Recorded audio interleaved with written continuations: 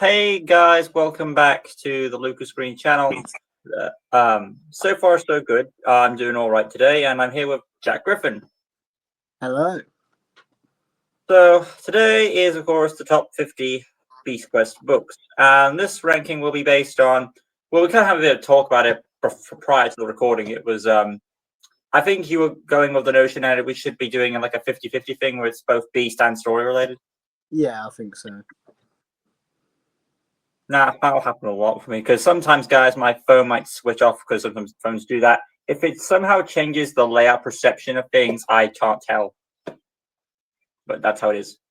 So let's just crack on with it as we do. And first up, okay, I had notes to go with these, so as in why I've chosen specific ones.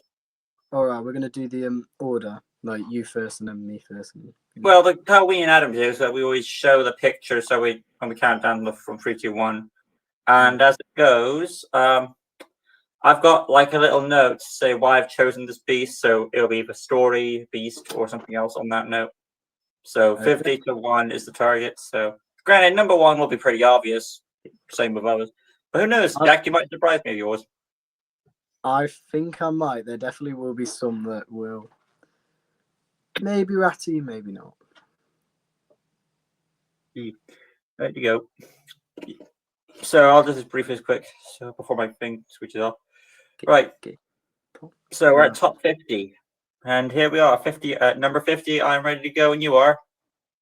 3, 2, 1. Mokoro. Wow, that's close. They're both crustaceans. Oh my Scorpion god. men. Both scorpion men. I wasn't expecting that.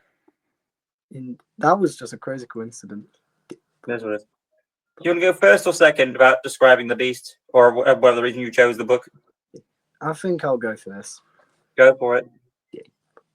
So my 50th is Sting the Scorpion Man.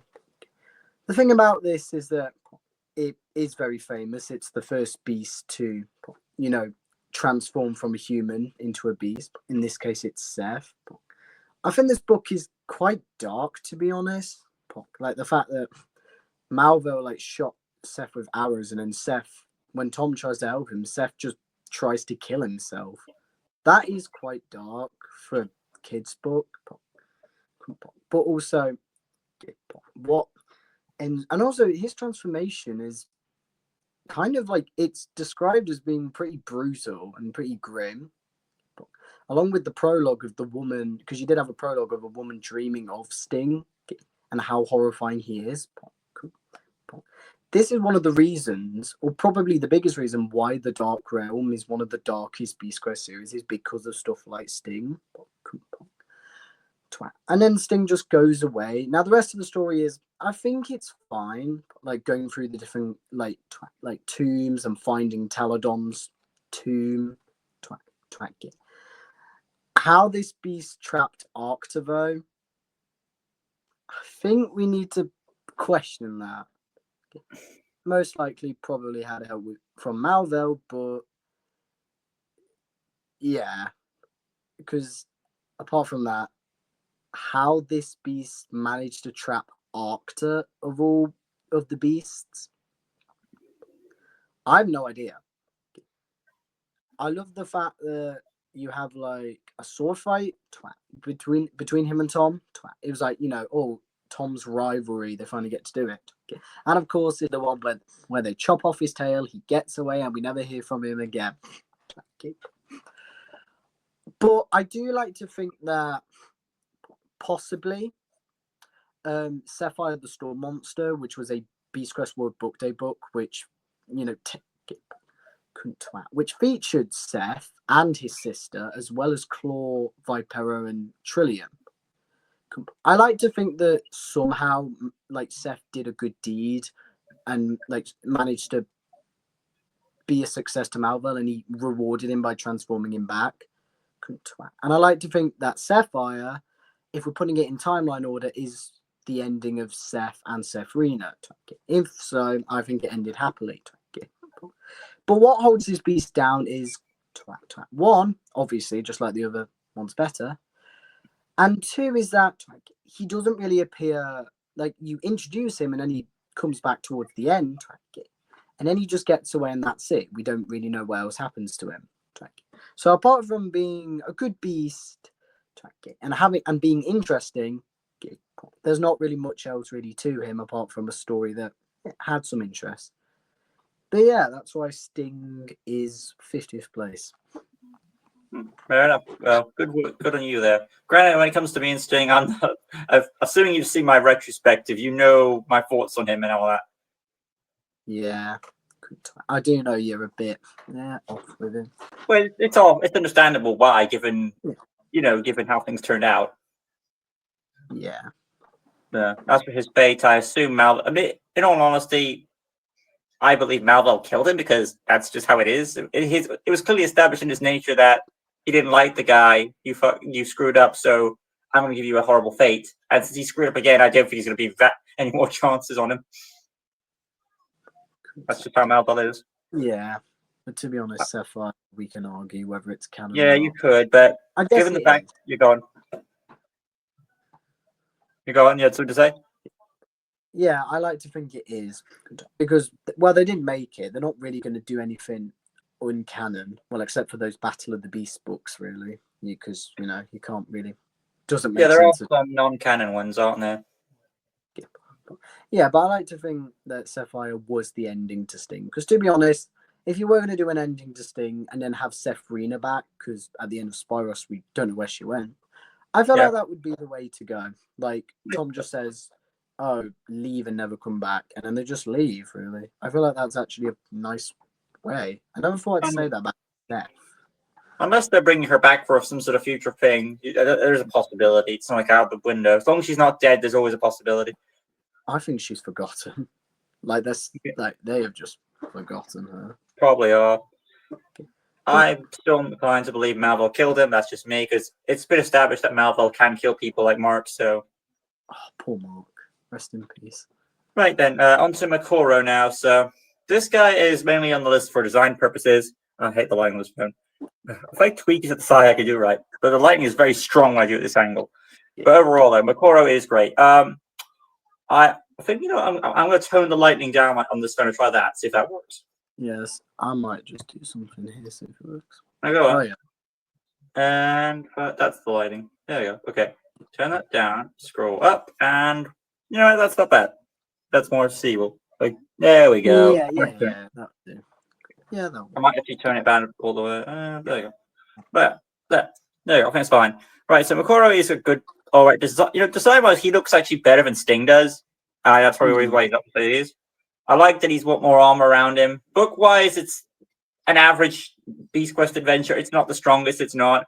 But like I said, some of these beasts are on here for design purposes, and I like the way Makoro looks. Cover-wise, if you saw this book in the store you didn't read Makoro, you'd say for a solo read in the shop, you'd pick him up.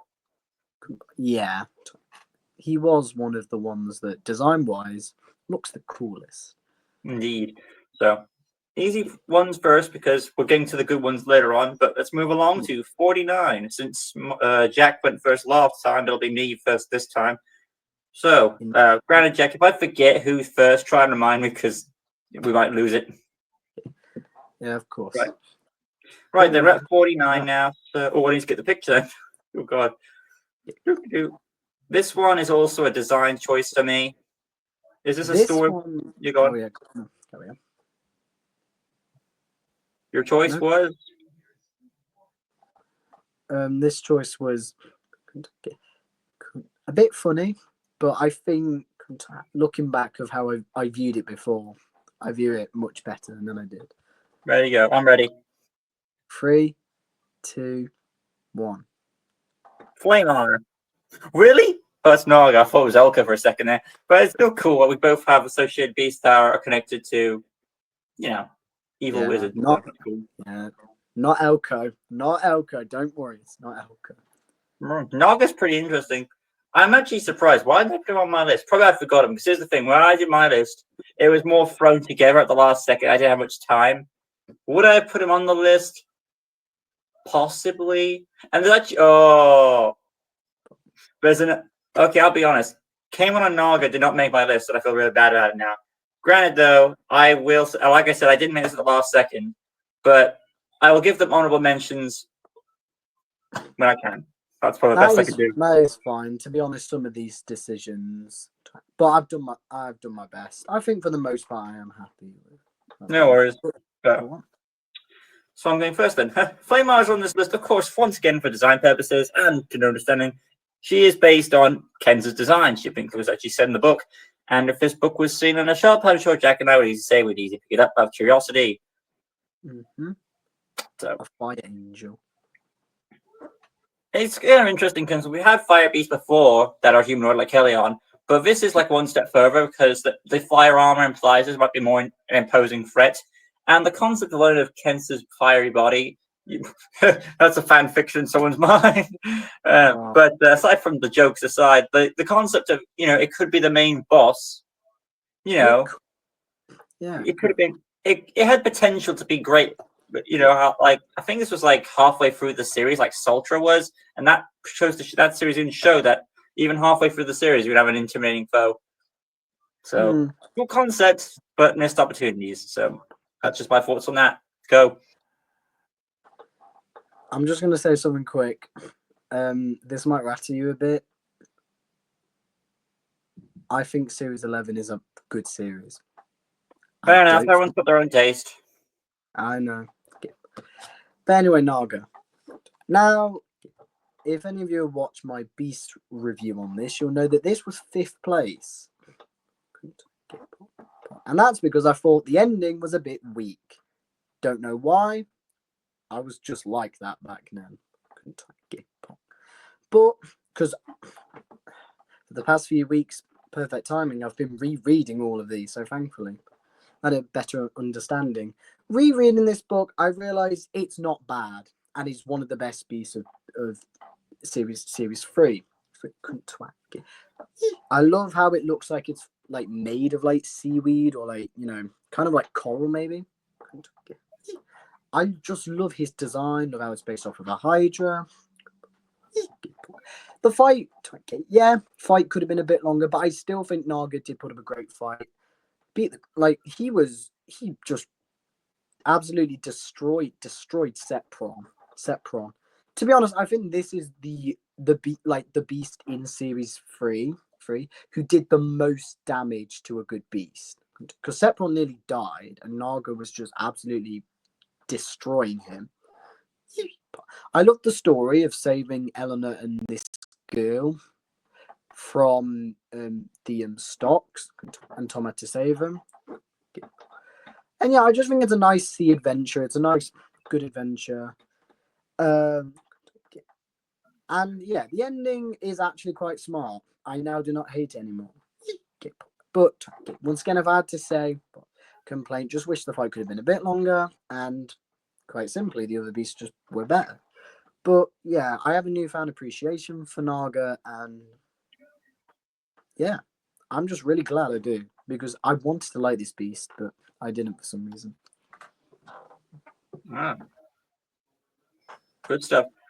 I like Naga too. It's very good. Story-wise, I'm more on the side of the story because the beast fight, as my retrospective says, it's kind of short, unfortunately.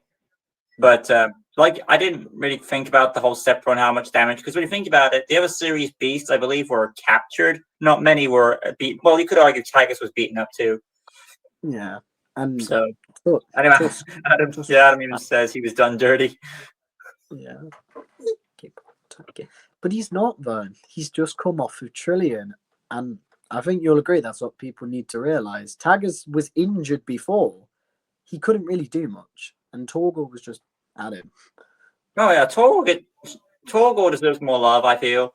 Because, well, I don't know why Adam did I reread Torgor, and he's immune to the golden armor, which is something not many beasts are good to. So that's a plus.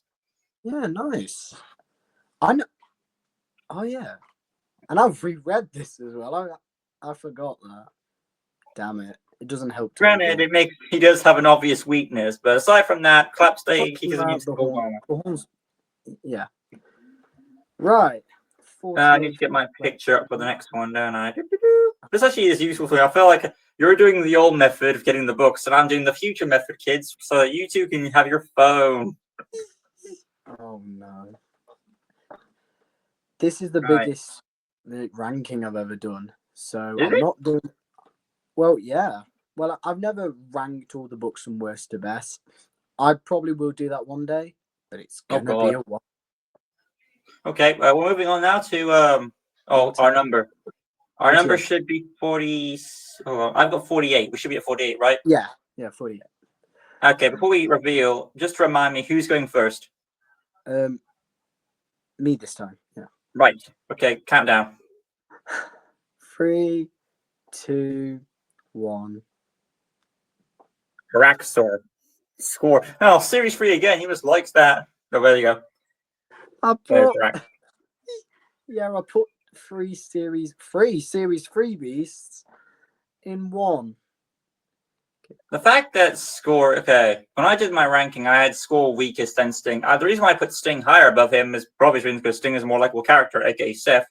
And Score is kind of a pansy. But all right then, so let's get on with this. Who's going first again? It was you, right? Go. This is gonna rattle some people. They're like, "Oh, why you put Score above Naga, above Sting?" I've always liked Score purely because of his ability to literally just weapons can bounce off of him. They do no damage to him. I also like how Tom used the whistle to get calm storm, Score, and get him under control. Yeah, there are other beasts that look better, and he is a Pegasus. But I do like how it's also set in the jungle. I like my jungle fights. I like my jungle beasts. And yeah, Score isn't the best jungle beast, but I feel like he's underrated purely because I do think like the damage he did do to Tom and Eleanor and the fight he did, I did enjoy it. And also this introduces Seth in the main series. And I think it was fine really. But once again though, Score was trapping Epos, so he managed to break a wing, but how he managed to trap Epos, I do not know. But for some reason, I can believe it more than Sting with Arcta. And yeah. And I think my only complaint with him is, yeah, like you said, he doesn't really come down to fight. But like I said, I still enjoyed the story, really. And the prologue of Score attacking that guy. And I think my only complaint is that I don't have more to say about him. Because at the end of the day, he has his highs, but once again, I think it also does just fall to his design, being a Pegasus design. But yeah. So a good book with not much to say about it. And that's how I sum up Score as a whole. All right then. So overall, we all how I feel at Score. I was going to say something about him. I get you're all right though. He is probably I think actually he's the only Pegasus beast, and you wish there's so much more potential he could have had with that. Yeah. So is what it is there. To answer your question though regarding how certain beasts were captured, I assume it's due to Malvel's efforts because Malvel had to have some interference because one, he knows of these beasts, the six good beasts. He had knowledge from Talon Scrolls, so it's more to do with Malvel, their boss, than it is to them. Their just job is to keep them captive, contained, as you will. So there's really there. Right then, on to Haraxor, which of course this beast is on the. Some would say, yeah, it's low. It should be higher. The reason why it's low is for obvious reasons. It's missed opportunity for potential. Design-wise, it's based on the Winged Dragon, the god Ra, or the Winged Dragon of Ra from Yu-Gi-Oh, whichever you will that. But overall, though, I wish it was. I wish it was done potential-wise because it can unlock its true power, I believe, due to some sort of eclipse event. So why not have the beast at its strongest so that your situation is more dire? Okay, design-wise, it's awesome, and I put it. It does. Adam's review on this did make me question things here because certain beasts are actually supposed to be from something else entirely, and like they're supposed to be legends, and actually this one's actually real. So there was a bit of mishmash between the story So it's understandable why it's low, but I do want to give it some love for the good points and possibilities it had. So that's where it is. Where it is. Solid. I haven't read Series 31. I'm probably gonna think it's decent. But yeah, I'm bet for a fact Haraxel was gonna be my favourite. I can just tell. Right. Let's move along then to a number. It should be 47, yes? Let me just check. Yeah, 47. And just to remind us who's going first. You. Very well. Countdown. Right. 3, 2, 1. Torgor. Irony, you just did series 3. Anorak Cross. All right then. So as you said, I'm going first this time, and of course, you've highlighted Torgor, so I don't know who's going to come up eventually. It's understandable why he's low on the list because, unfortunately, due to this has happened to a lot with Series 1 books. Because of the story you set up, you don't have much time for the Beast. So you can be hard on the first book of a series Beast-wise, but it's understandable why, because you want to set up the series that you've created. So give series one, the first book of a series, a bit of a break. For what he is given, though, Torgor is a badass. He's able to just... There are certain things I do question about him, but it is what it is. His bear trap, like, he's already got Tagus contained, but he's away from it. I don't understand why that plot hole, but whatever. Maybe Malvel did it for a taunt. The only thing I can think of is Malvel told him to leave temporarily for some sort of taunting tactic because he felt so confident in his, his place in Gorgonia. To terrorize the villagers. Indeed. So Torgor goes face. It's not only he faces Tom. He's more like he just ignores Tom's attacks and just walks to Tagus like a badass. He goes for Tagus. I like that even though Tom told his allies to stay where they were, they still came to help him against this guy. And it's Tagus who's the one who beats this guy. And okay, Adam, you said some rat about this book, but it's Tagus the one that weakens him and actually beats his horn. I think it is Tagus that gets his horns off. Well, one of the horns. I think. Yeah, it's one of them. But I think Tom was the one who chopped the horn off. But I think Tagus did. Like, oh yeah. Yeah, so say what you will that, Adam. I know you're probably going to give me some sort of comment on, right, oh, well, technically I said this, but still, I feel like Tagus should get some mention because it was at least Tagus's idea to go for the horns to give Tom the idea. So based on that assumption, he should have some big credit. And the fact that he's still able to fight him, despite the fact he's so weakened and wounded, that's the thing I like about Tagus, is that he's very committed to fighting, even while odds are against him, even with Trelion, remember that joy. So, good stuff there. And the Beast itself is great. The opening story premise is good. There's a lot more that could have been done with it.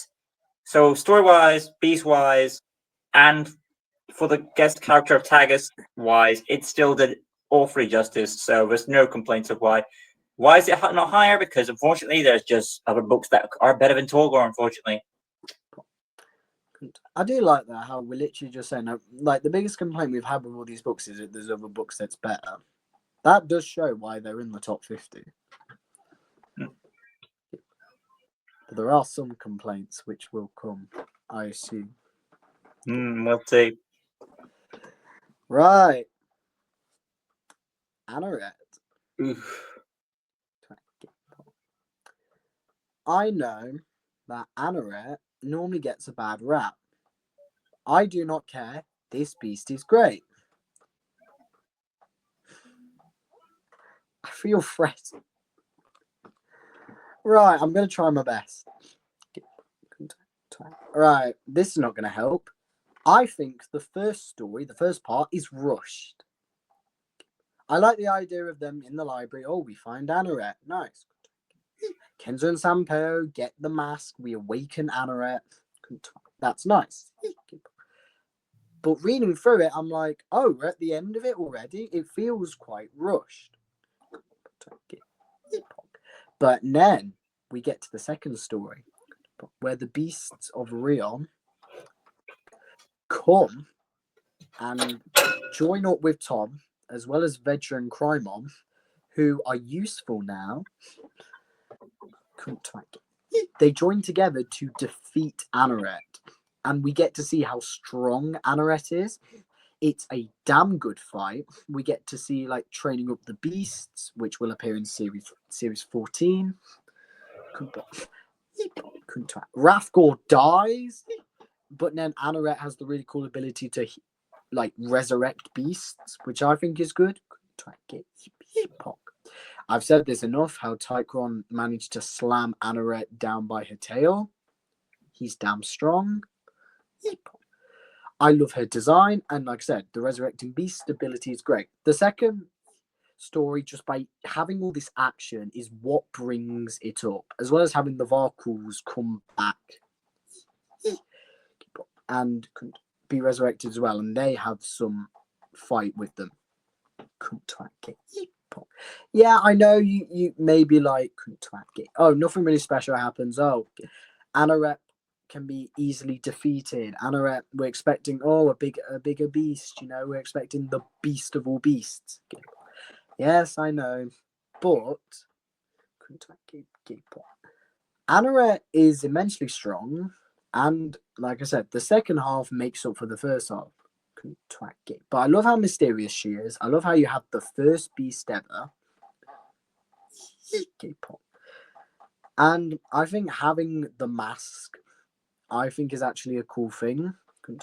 Because it doesn't show weakness. Like, it wasn't her fault that, her face can be torn off and become a mask. So I really do think Anorette is one of the most underrated specials. And why she is 47th place. Because of those reasons. So apart from the Rush story, Anorette's good. Get over it. And just please appreciate it. And that's all I have to say. Right. Well, she's good to you. Would you like to say what? Would you like to say something? No, I'm not going to argue. I'm just saying she's good to you, but you can't speak for everyone in the world. I know. Unfortunately. Right, we should be on the next number now. I believe the number is 46. Jinx. All right. I believe you're going first. Yeah. Oh. Yeah. Righty-ho, free. You go countdown. I'll say this beast you're actually going to like. All right, 3, go. 2, 1. Madara. It is Calderon. Yeah. Oh yeah, I'm going first. Series 29 is a great series. I think that's all we need to say. Series 29, great series, easily the best of the New Protectors era, and then it's all just gone down from there. Rafe is personally my favourite of the New Protectors. I love how he's a blacksmith like Tom was. And I just love him. We have an attack at his home village, which actually is the same for all of them. I can't really state. However, I love how Eleanor came with him. Eleanor, they're very kind. They have a dynamic. But what really steals the show is Calderon. The best design of any bear beast we've had. Better than Ursus and better than Yakarix, even though I do like both of those beasts. His design, like I said, damn good with the armor and the horns. Having fire powers, being able to grow bigger, and Calderon just being such a big, ferocious beast. I could not stop smiling when I was reading this book. And I think that's all I can say about it. It's a great bear beast, the best bear beast we've had. Great story. To be preceded by a crap one, but yeah. And a great start to a great series. And if you want to know, this is 3rd place out of 4. So the other 2 are going to be on there. Don't worry. Okay. But yeah. Hold on. Well, claps for Calderon. I do like the beast. He is the highlight. Rafe, of course, unfortunately, there are some issues where there's an obvious weakness and it takes him forever to figure it out. There are some issues with that book and him whining a bit. So, and I wish he figured it out for himself and Tom. But aside from those issues, I still enjoy it. Cool. There you go. Right then, Madara, of course. Granted, my reasons, of course, for this book is mainly minor. It's just because of a running joke that Adam and I have about this beast popping up now and then. But I do want to, it's kind of more like an honorable mention. Madara is a fun beast to tackle with. Her fur is intimidating when you can try to go, oh, she's going to be soft. No, she's hard. So she does prove a bit of effectiveness there. So nice little thoughts for Madara. I do enjoy the book for an occasional read. So yeah, brief notes on Madara, yeah. And there could have been another beast I chose, but I'm happy how it is. So, Yeah. go on. Right. I just. Right. Yeah, You thought there. Madara. Now, technical wise, I switched my camera for a brief moment, and that's mainly because I had to shut the door. So if there was a noise in the background, that's what it was. But anyway, though, it's sort of. Oh, thank God. Right. Right. Here we go. Okay. Scroll up. I'm at 45 now, yes? 45 indeed. Which means I should do this every time. I need to get the picture ready. Yeah, I'd get your picture ready after one little swipe. Okay. Alrighty now. I'm ready. Ready? Who's going first? You. Go. 3, 2, 1. Technos. At least they're both aqua beasts. Water related. There's been a lot of similar themes recently. There's been a lot. Well, that's a good thing, isn't it? Yeah, but Right. it's just so funny. Indeed. So, of course, good old Technos, who starts off a good series. He comes from series 26, and that's the series involving Chiron and is it a new wizard, I believe? Of evil? Zargon. Yeah, of course. So, I do enjoy this series. All right, there are some good beasts. I think it's mainly the strength is the beasts more than it is the plot, really. But this is our introduction. Yeah. Go on. The plot. I do personally like the plot. But yeah, I think the beasts are a highlight. And when I get to one of them, I will definitely be talking about it. So there is one on your list. Oh, yes, there is. Probably Chiron. But who knows? Maybe I'll be surprised. We'll see. Technos, I do enjoy. It's the kaiju thing. It is. I think it's the first kaiju beast we have. And if, for those who don't know, kaijus are essentially Godzilla-sized creatures, technically. Now, I don't think he's Godzilla-sized, technically. He probably is a bit smaller. I'm sure the stats will tell us when his stats are revealed. But I still enjoy. Still massive.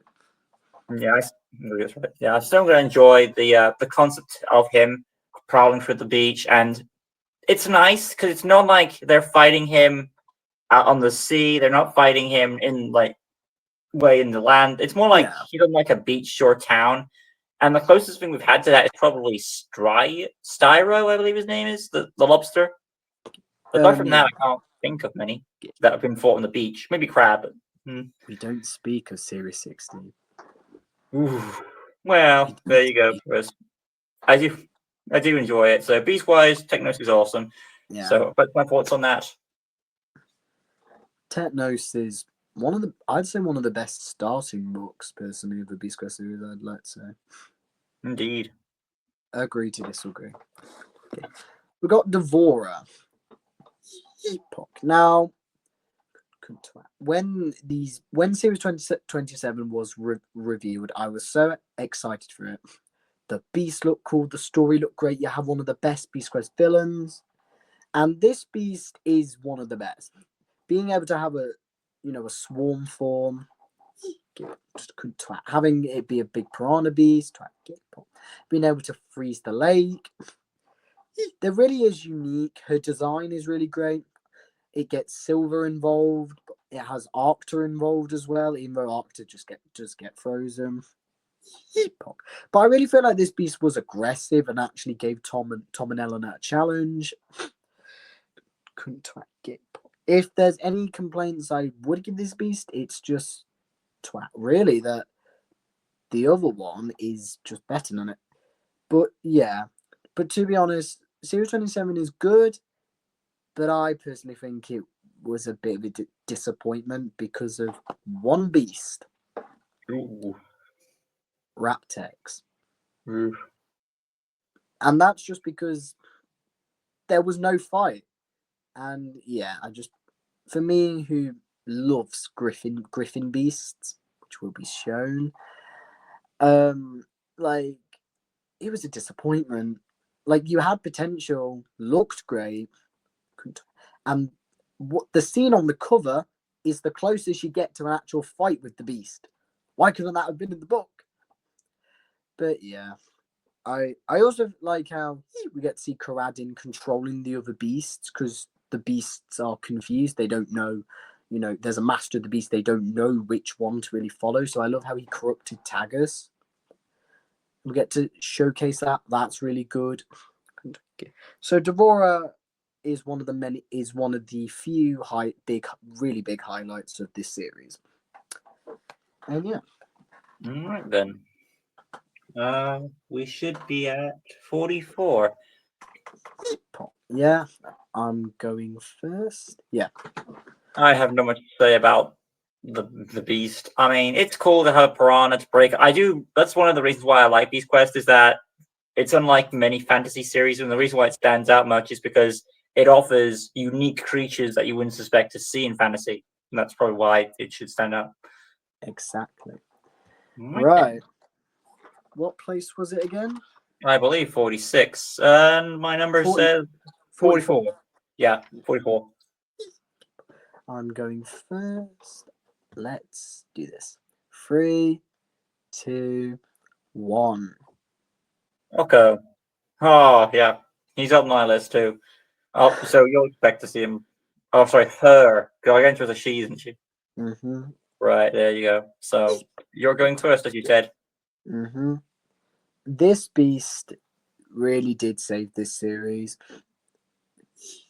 She's so fascinating. We get a fight with Karadin, and we get his demise, and it's so great. We get to see the beast controlling Tom. Just being made out of stone, just having an absolutely gorgeous design, and then Epos comes along, fights it, design, and of course, design. She sacrifices herself and defeats Gargantua, but it leaves you with possibly the actual funeral of a good beast. But then Tom gets the hint that all Epos will return. But Adora said Epos can rebirth in the flames, and she died in the flames. So it's not really. It's very obvious that Epos is going to come back. And to be honest, even if that wasn't the case, I think they'd bring her back anyway. But to be honest, the next few series have not been focusing in Avantia, so there's that. I also like how, where is it? By having Epos like holding Gargantua, it kind of looks like the Mexican flag by having the eagle holding the snake. I think that was a very nice and unique thing. But yeah, Gargantua and Devora really did save the series. It did end on a good note, which I am glad about. But yeah, I guess once again, if I had to say a complaint, I wish there was a longer fight with Gargantua. She does look like she'd be a really cool beast to defeat, and it could have been a really great fight. But we don't get that. But still, really badass beast. I'm guessing the reason why she's low on the list is because of those complaints you had. Yeah, pretty much. Yeah. Fair enough. Right then, we're on to my that is of course Okako. How I don't pronounce his name. Now that's another thing about Beast Quest is all you have of the beast is its name, so you have to decide how you want to pronounce that name, and that could be a bit debatable on fans. For me, it's 2Ks. So Adam, it could be a joke. I know Adam prefers to put as the 1K, so Okko. I always pronounce it Okako, but take with will. Cool. I feel like calling it Okko is better than saying, no offense, but personally saying Okako, it kind of sounds a bit off. Calling it Okko, I think, is a bit simpler. Yeah, I'm kind of similar with I call a beast his name, of course, Exicon, and I'm going to change that to Zirkin because I'm starting to get loose to it. Some of my names kind of go a bit off that now. It's like me and like Eleanor. I used to call her Elena, but yeah, Eleanor. I'm with Eleanor, so I'm going to say Okko to make it easy on myself now. Yeah, right then. So, right, Okko. If I butcher, I'm going to hell me. Orko is good. Now, I did say this prior that one of the things about Beast Quest is that there are certain series you don't know what to expect with the series. For all we know, there could be a new series that will come out and there's that's a book that'll increase me. Like when Haraxa came out, we never had like a winged dragon of Ra type beast, so that's a nice surprise. And that's the thing that engages about Beast Quest, that we don't know what to expect. With Raptex, yes, you mentioned there are sometimes letdowns with these situations.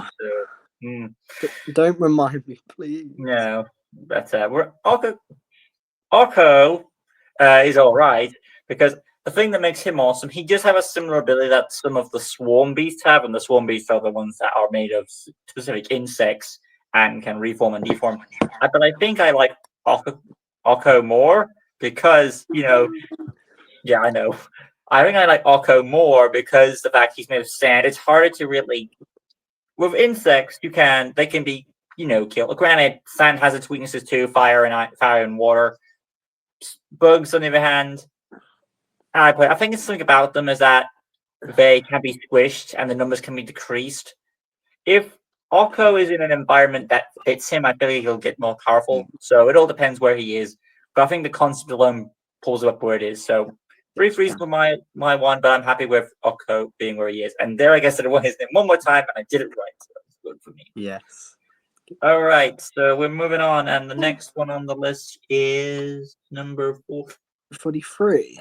Yes, that was him. And you are going first. This one I'm wondering about. I might get threatened. Adam might not like it, but it's more Adam's rage. Well, I will, but I think I've put it there purely because I can. Well, look on the bright side. This video will not be uploaded until probably Christmas Day or Eve, because Christmas random. This is his request, so you won't be having any rage for him until Christmas Day, possibly. I'll be counting down. I'll be counting down my final days. Righty ho. Here we go. 3, 2, 1. Merc, the beast that you're thankful for. And Malix. Indeed. My line was on. Who's first then? You are. Oh god. So of course, to no surprise, Jack, bear with me. And make sure my lighting is down. Merc is on the list for reasons, of course, thanks to you, reminding us that he has hypnotism, and thank you for reminding us that me and Adam, despite all our knowledge, has not reminded ourselves of that ability. And I'm sure, I don't know about this, if Merc made the list or not for you. That's debatable. We'll see. Indeed. Beast-wise, he's also on the list. He's next to Orko for obvious reasons. His slime body's hard to hit, and there are weaknesses. He does benefit through his environment. I like the little flame on his head. Design-wise, he looks. It's like taking a beast that is made of an element, but adding a bit more to it. You wouldn't suspect fire to be on that creature's head. So I think that there are some unique concepts to go with him that make Merc enjoyable for the read. And I believe he's in Series 6, which is actually a good series, considering it's a follow-up to what's considered my favorite series. So that's not a bad thing. So there you go.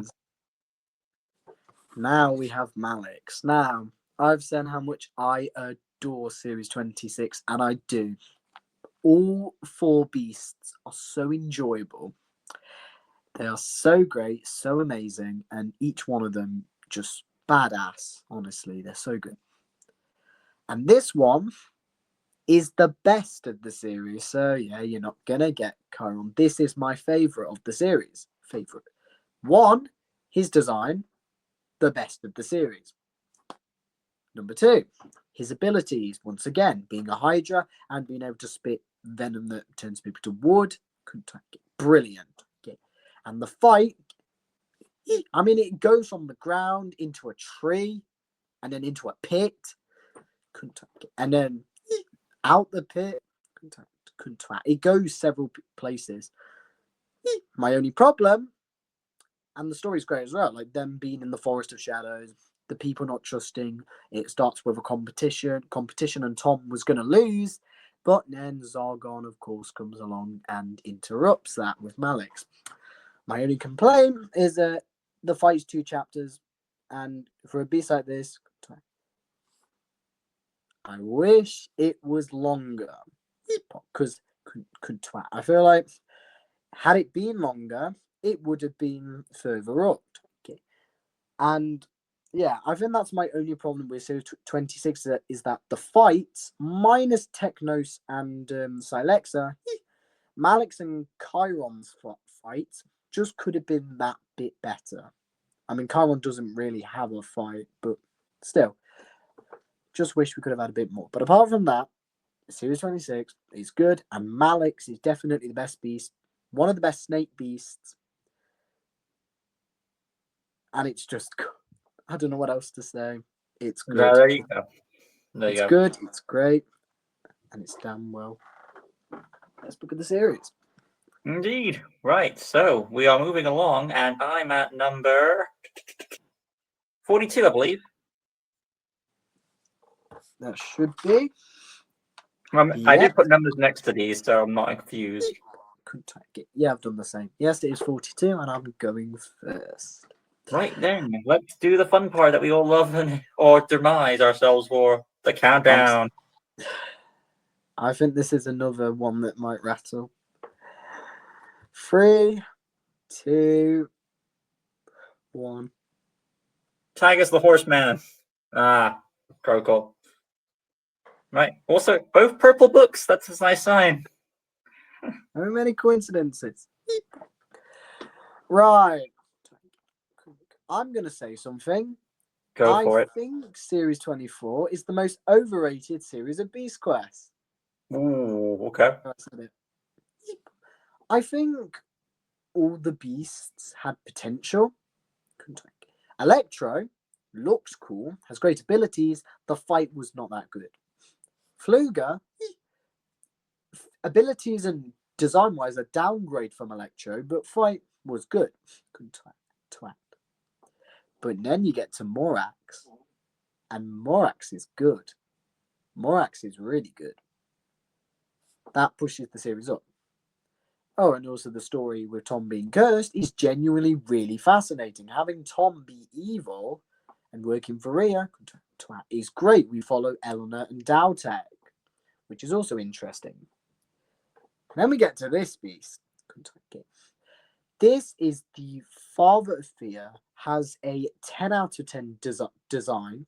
Abilities are good, design, but it's the fight. The fact that the beast is Tom. Eleanor has to fight her friend.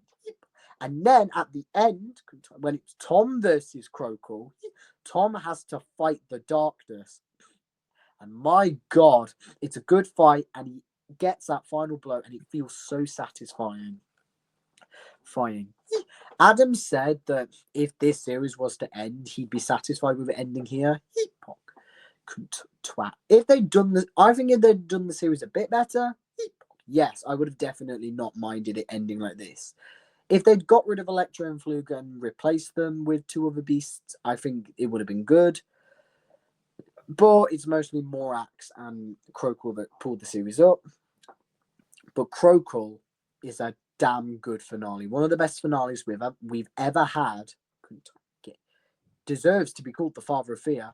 And along with another beast, if there was a final boss in Beast Quest, a big one to finish it off, it would be this beast. I think you can agree with me there. Oh yes, the Kingdom Destroyer. So there you go. When it comes to Series 24, are your issues more beach related issues or are they more store related issues? I feel like it is more beast related issues. Right. Well, fair enough there.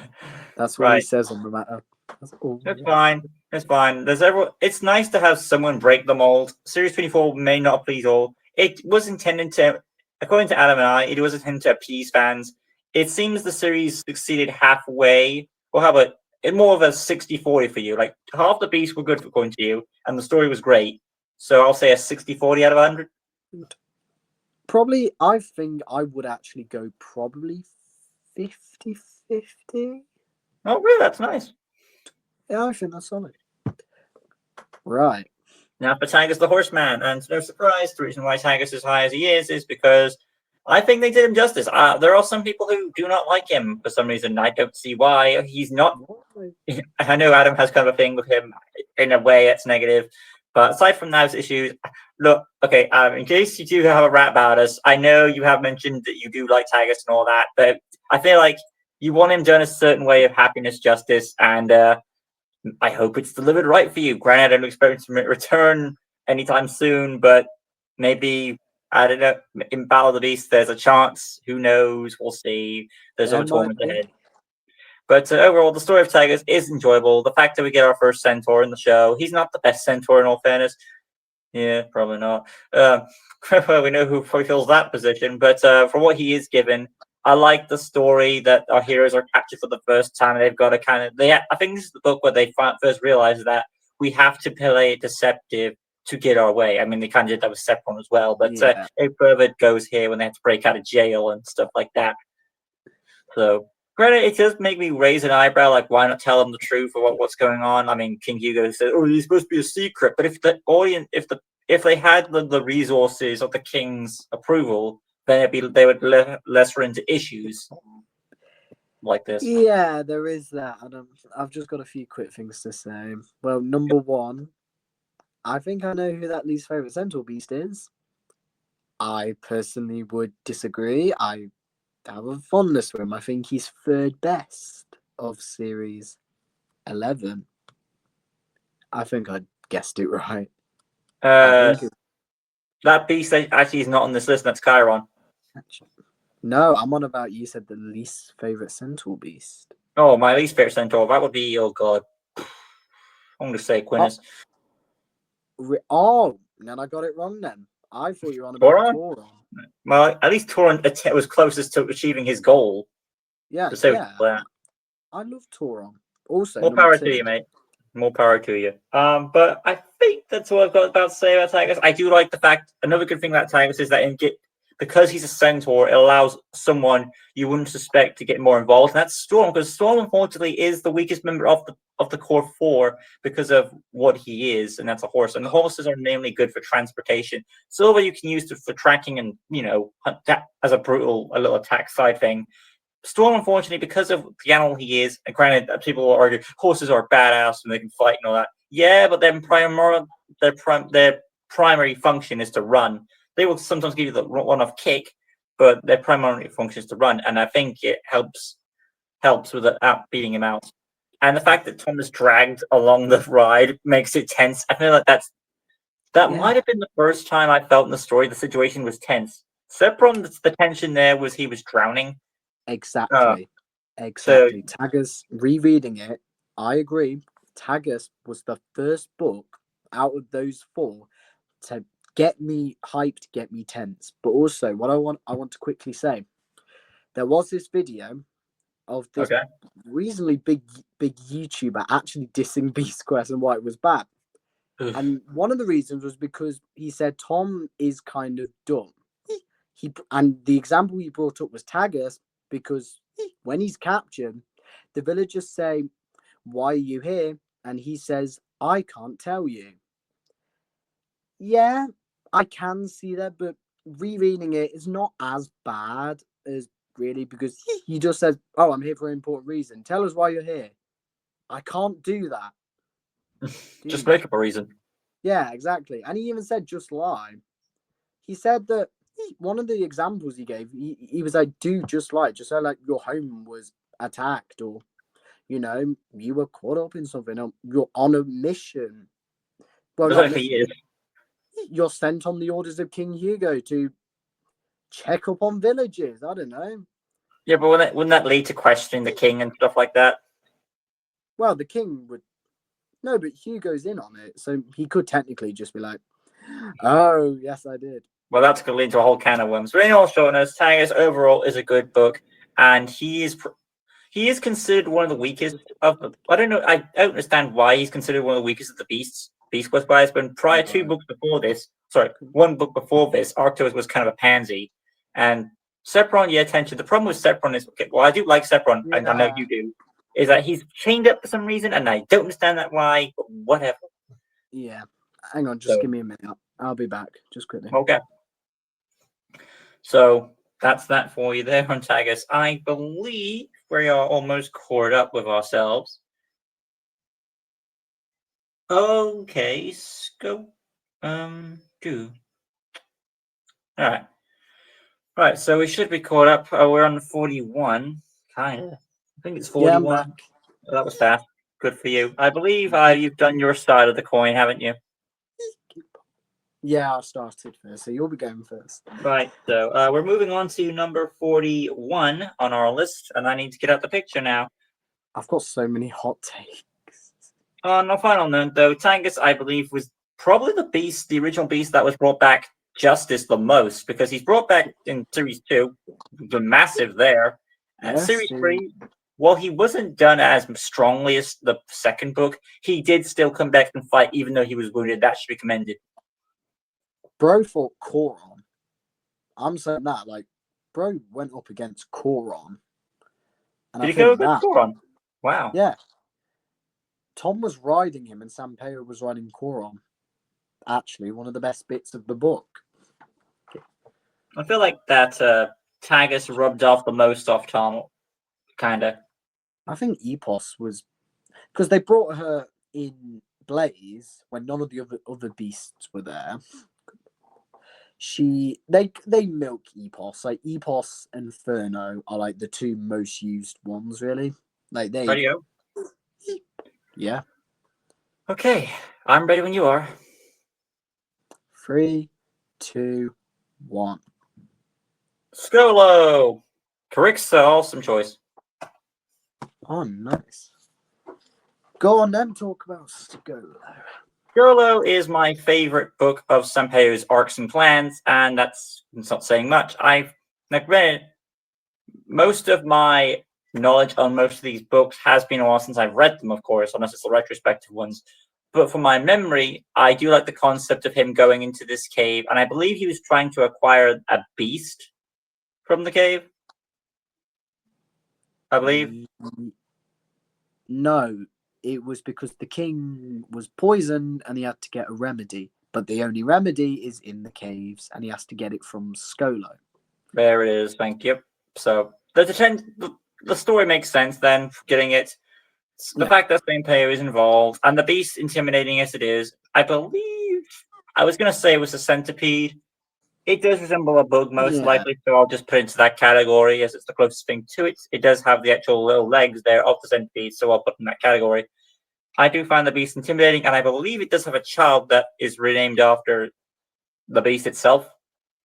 Talador, named after Talador the Swift. So it's a happy read, and I'm going to enjoy rereading it when I get the chance, so I want to give it a commendable. When it comes to other Sampaio plans, do you think this is your favorite one of his schemes, or do you prefer something else that he's done? No. I think Skolo's decent overall. That's fine. I think if I had to say which one out of all of Sampaio's plots, oh god. I mean, it's not really his plot, but he was a part of it. I'd probably say series 12. God help me. I would say maybe series 12. I mean, I know it's not his plan, but he was still a part of it. If you want to go for that, fine. But, right then. But if I did have to go solo, and there's not really many, I'd probably just go with series 8 because that's the only really main one I remember. I don't know. I mean, it's mostly just him, Kenza's big plans. Right, go for it. Correct, sir. Now, another unpopular opinion. I like Series 18, The Trial of Heroes. Yes. It might, yeah, it is just basically kind of a rip-off of Series 13. However, if we apply that we can diss about newer series because they rip off other series, then we can diss about Series 5. Because Series 5, apart from a few differences, is basically just a remake of Series 1. Well, I'm sure it likes Series 18, so I'm not in that category. I mean, I know it's a rip-off. It's considered a debatable ripoff of Series 13. But here's the thing: I like it because it does do some changes that I like. Exactly. I'm glad we're on the same page. I've always liked this beast. Well, I'll get into it. Sora. Now it does have probably, in my opinion, the worst Beast Quest book. Sora, because the beast is barely in it, and the piranha pirates are really the only interesting thing in that book, which I believe they were actually taken. Yeah, they were taken from the Beast Quest mobile game because they do appear in the Sepron level. So that there is that. There also was with the ice goblin things in Yakarix, though I don't know if they took that from the book or Yakarix, but there's that. Also, the Firehounds appear with Rykar. Krytor is an interesting bat beast. The fight was good, but apart from that, abilities-wise, he's not really that great. I do think Fang is the better bat beast, come for me. I know Adam does say that. And Drogan. Drogan's the second best, and Drogan is a good beast. Adam, I know, we all know. It's a very common thing to know that you hate your monkey beasts. But guess what? Claw's good, Tychron's good, and Drogan's good. Because the thing with Drogan is, I like the fact that he uses weapons around him. He actually uses what's around him as a weapon, like a log as a club, which will be the thing that comes back to bite him when he gets knocked out for a brief period of time. But there's that. And then we get Carixa, which just absolutely badass. Great fight, great design, badass. And I love how the story was Amelia trying to redeem herself from all her previous actions. And I think that is just really amazing. That's great. Only reason it's not higher is because, like I said, I just prefer the other beasts better. But I think personally, between Koldo and Carixa, I'd say this is better than Koldo. Yes, I do have an attachment for Koldo. I know you also have a attachment for Koldo. Adam doesn't, though. But, of course, I will be the one to say that Carixa is the better of those two humanoid solid ice diamond beasts. They do look similar, kind of. But yeah, Series 18, I think, is a good series. I don't really see anything wrong with it, and Carixa is easily the best book. Great beast, and once again, like I said, having Amelia redeem herself, I think, is a really cool aspect. Very good. And yeah. We're moving. Righty-ho. We're moving on to number 40, literally 40, right? Number 40. Oh, damn. Great. This video is already over an hour long, bear in mind. It was supposed to be the top 50 when we just got to 10 done. 10 Great. done. Great. Okay, let's get rolling then. I'm ready. Oh, one more thing. Who's first? Me. Go. 3, 2, 1. A Styron. Oh, I hate the lighting.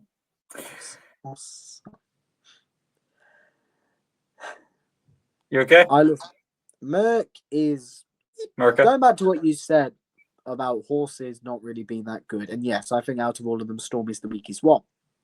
But then you get this beast. You get a horse beast, and they make it interesting because of not only the design and have it with claws, have it resistant to fire, clearly, because it's puffing fire out, but also just a great book, being able to shoot spikes from its tail and prove us wrong that horses can be terrifying and they can be cool beasts. And I think that's what I like about Series 12. Not only is it a dark series, it's got beasts that you wouldn't, like, you go in thinking, oh, Merc is just a horse beast, not really going to do much. And then you're proven wrong and you realize, oh, this is one of the best books of the series. I think the fact that Merca did prove us wrong shows already just how good this beast is. I also just like the story with it, and the defeat of Merca was just damn great. And I think that's really all I need to say about it.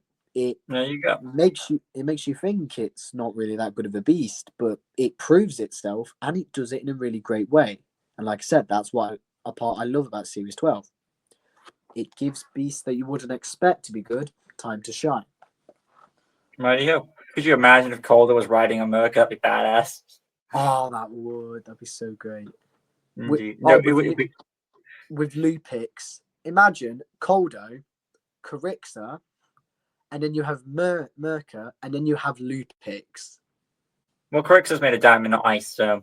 Well, yeah, but I mean, there's not really many other ice beasts we can really say, and I think, well, to be honest, I think that would be unique having the one diamond beast. I suppose, but if Calder was riding Merca, it would be pretty cool. It would. Right then, let's move along. Okay, 39. Hold on, I forgot about my one. Asiron. I'm just going to be brief with my thoughts of him. He's probably the best book of that series. I like his concept of what he can do, his ability. In shortness, I enjoy what the story brings to the table, and I like the design of. He's kind of like this jackal type skeleton, and there's something about him that has an intimidating glare. So that's just my thoughts on Asiron. It is brief, but I still enjoy it. I like Series 28. So many like hot takes, really. No power for you, man. I appreciate that your opinion. It's mainly your tastes are more a bit different to Adam's. Me and you sometimes have a bit more of a good vibe, but you and him, no, there are sometimes where you can be. But from from this video right now, from what I'm getting off, is like you're trying to make sure, hey, Adam, there are some good points to these. Yeah, this whole live stream is Adam. I'm here to prove to you. I'll prove you wrong. Bear in mind, Miss Adams, this video is supposed to be Adam's Christmas present, which he doesn't know about because I promised him that I would do it. And here's the thing, he did not know I was going to do this video. He just knows that he wanted this on Christmas present. It was instead his birthday present, whatever it was. Instead, I did more DAX. So this is technically his Christmas present. He does not know about it, and you're dissing him on his Christmas present. Nice. Merry Christmas, Adam. Have a happy New Year. Merry Christmas. Whatever. Moving on. I said my thoughts on Osiris, so I need to plan a picture for my next, and that number would be 39, I believe. Yes, it is. Adam, please forgive me. A bit late for this. Well, it's a bit early at this point. It's not in our too time, late. though. Well, in our time, it is early. By the time this video is released, it is not. I'll redeem myself, Adam. I promise. I've got some picture like. Yeah. Wait, when you say you redeem yourself, are you saying you redeem yourself in this video? I don't know. I'm just trying to. There definitely will be some pics that Adam's going to be like, yes. Moving on. 3, 2, 1. Israel. Following it up with Vigrash. Okay, who's first? I believe it's me because I start one last. Yeah, you. Luckily for me, my thoughts are broad. Israel, I like the concept of her and her environment. She's around the undead and what her abilities she can do. She proves an imposing threat, and I do like that she is more of a monstrous beast. She is kind of got a lizard vibe. She also has the horns. Okay, I need to make the note to that to Adam because I don't know if he knows that. So if you're watching, I'm gonna have to tell. Okay, by the time this video is released, I technically have told him, but in our time zone, I haven't told him, so I will tell him off this video. Okay, but overall, I did enjoy Israel. It's the concept and the. I think it could be a bit of the. It's a bit of the beast and the story and the concept of where the environment takes place that makes it kind of creepy. So those are my thoughts on Israel. I also think it's funny how we both had Series 12 Beast. It's funny. But Vigrash, now, this is the Griffin that's good. Vigrash, straight up, is one of the darkest beasts. She has such dark thoughts, and also like what she tries to do to Tom is also quite dark. I love the fact that the fight takes place in the sky, on the ground. I love how I believe. I don't know if it's this one or something. Oh no, I believe the Queen of Chaonia's, because I believe this is set in Chaonia, I think. I believe the Queen's daughter gets kidnapped, but I don't know if that's by this beast or Merca. I think it's this beast, but I'm pretty sure her daughter does then get kidnapped and it's by one of the beasts, but I do think it's this one. we'll go along with it. So, along with the story of her getting kidnapped, we go up against this big griffin beast. Like I said, very dark, great fight. And overall, it's just such a dark and action-packed book. And for saying like I love griffins, this is a real treat and is easily the second best of the series. I've always loved Vigarash.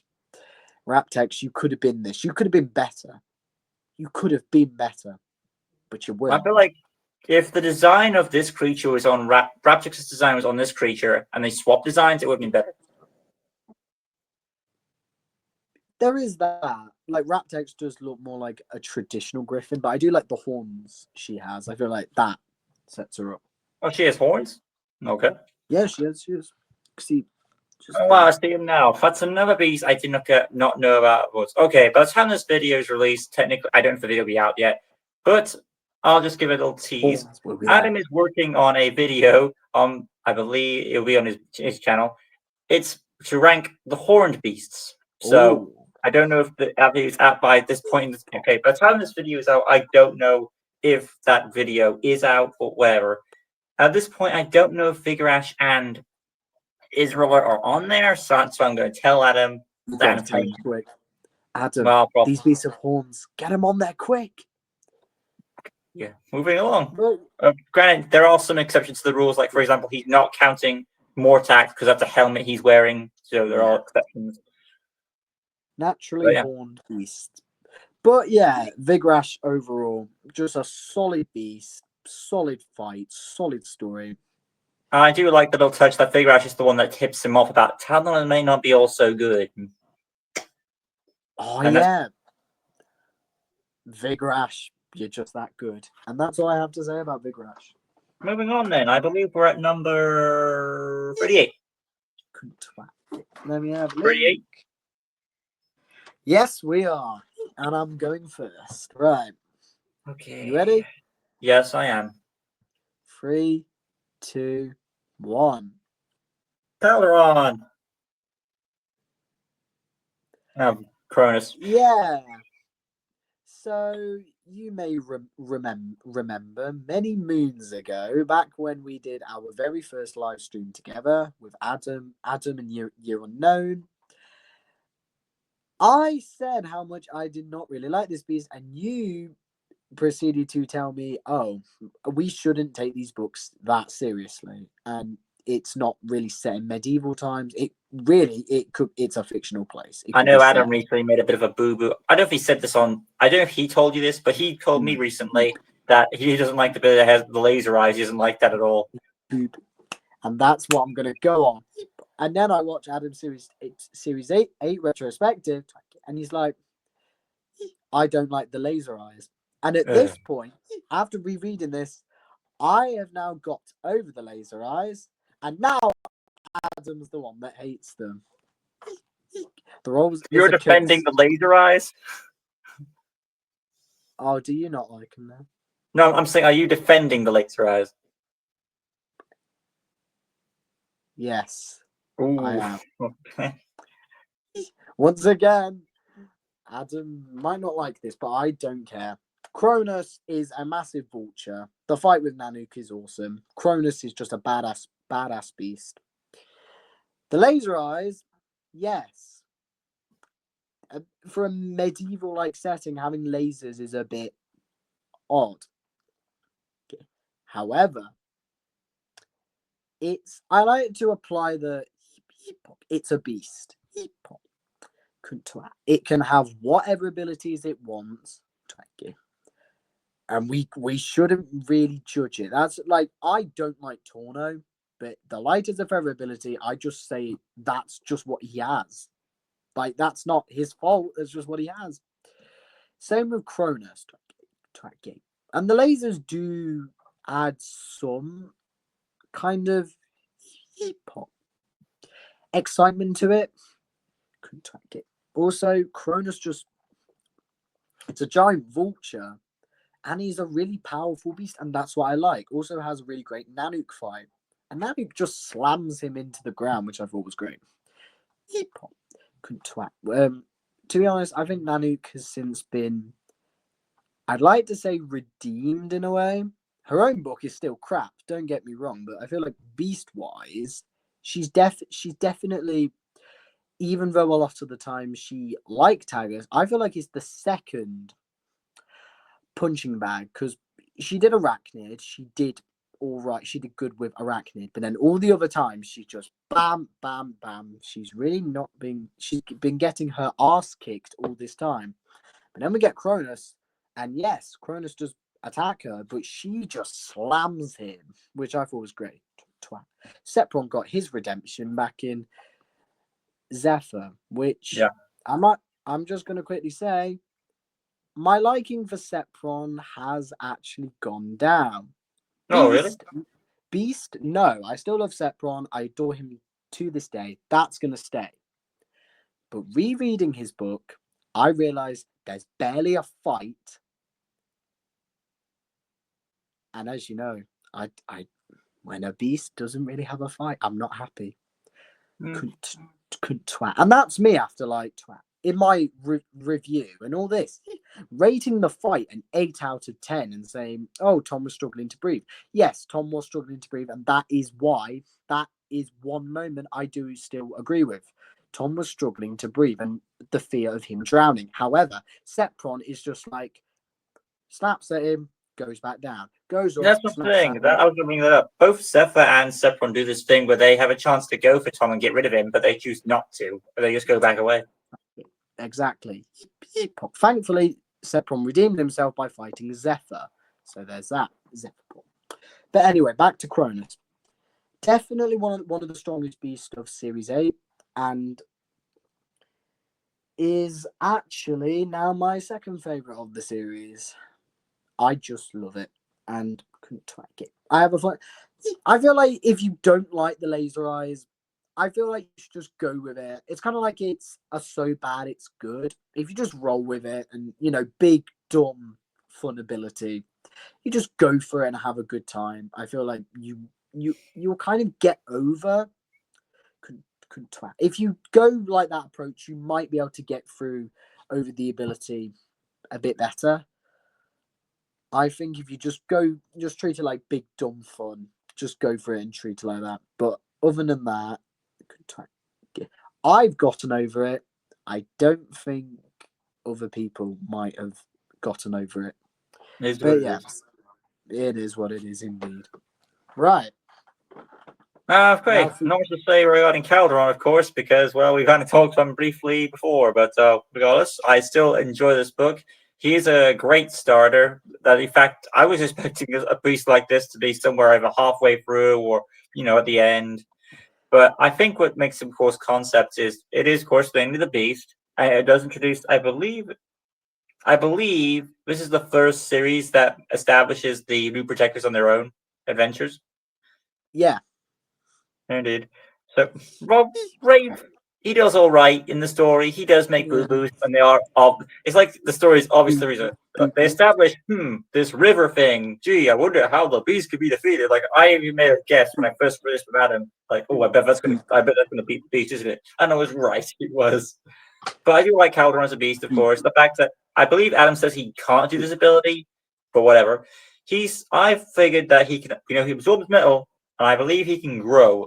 Adam's dissing that ability on one of his videos, but debate on that now. Yes, he can grow. He grows big. So he is like Power Rangers. Make my monster grow.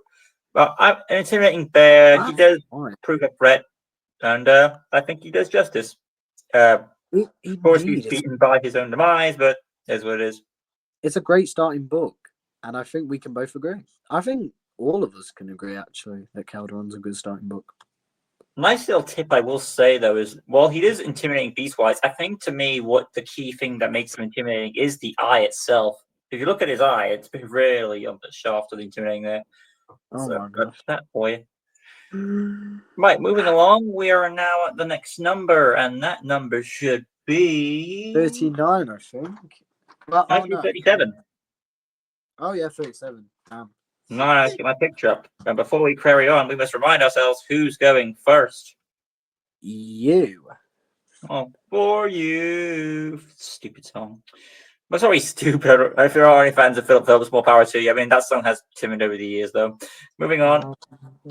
Right. 3, 2, 1. Koron. Funny that you were talking about Series 8 recently. An arachnid. Go on, then. You know I love Koron.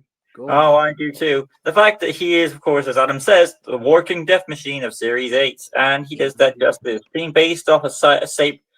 Now, Adam hasn't really introduced this concept. I mean, we have established there are chimera beasts. This isn't really more of a chimera, it's more of a hybrid, or like a cross-species genetic type thing.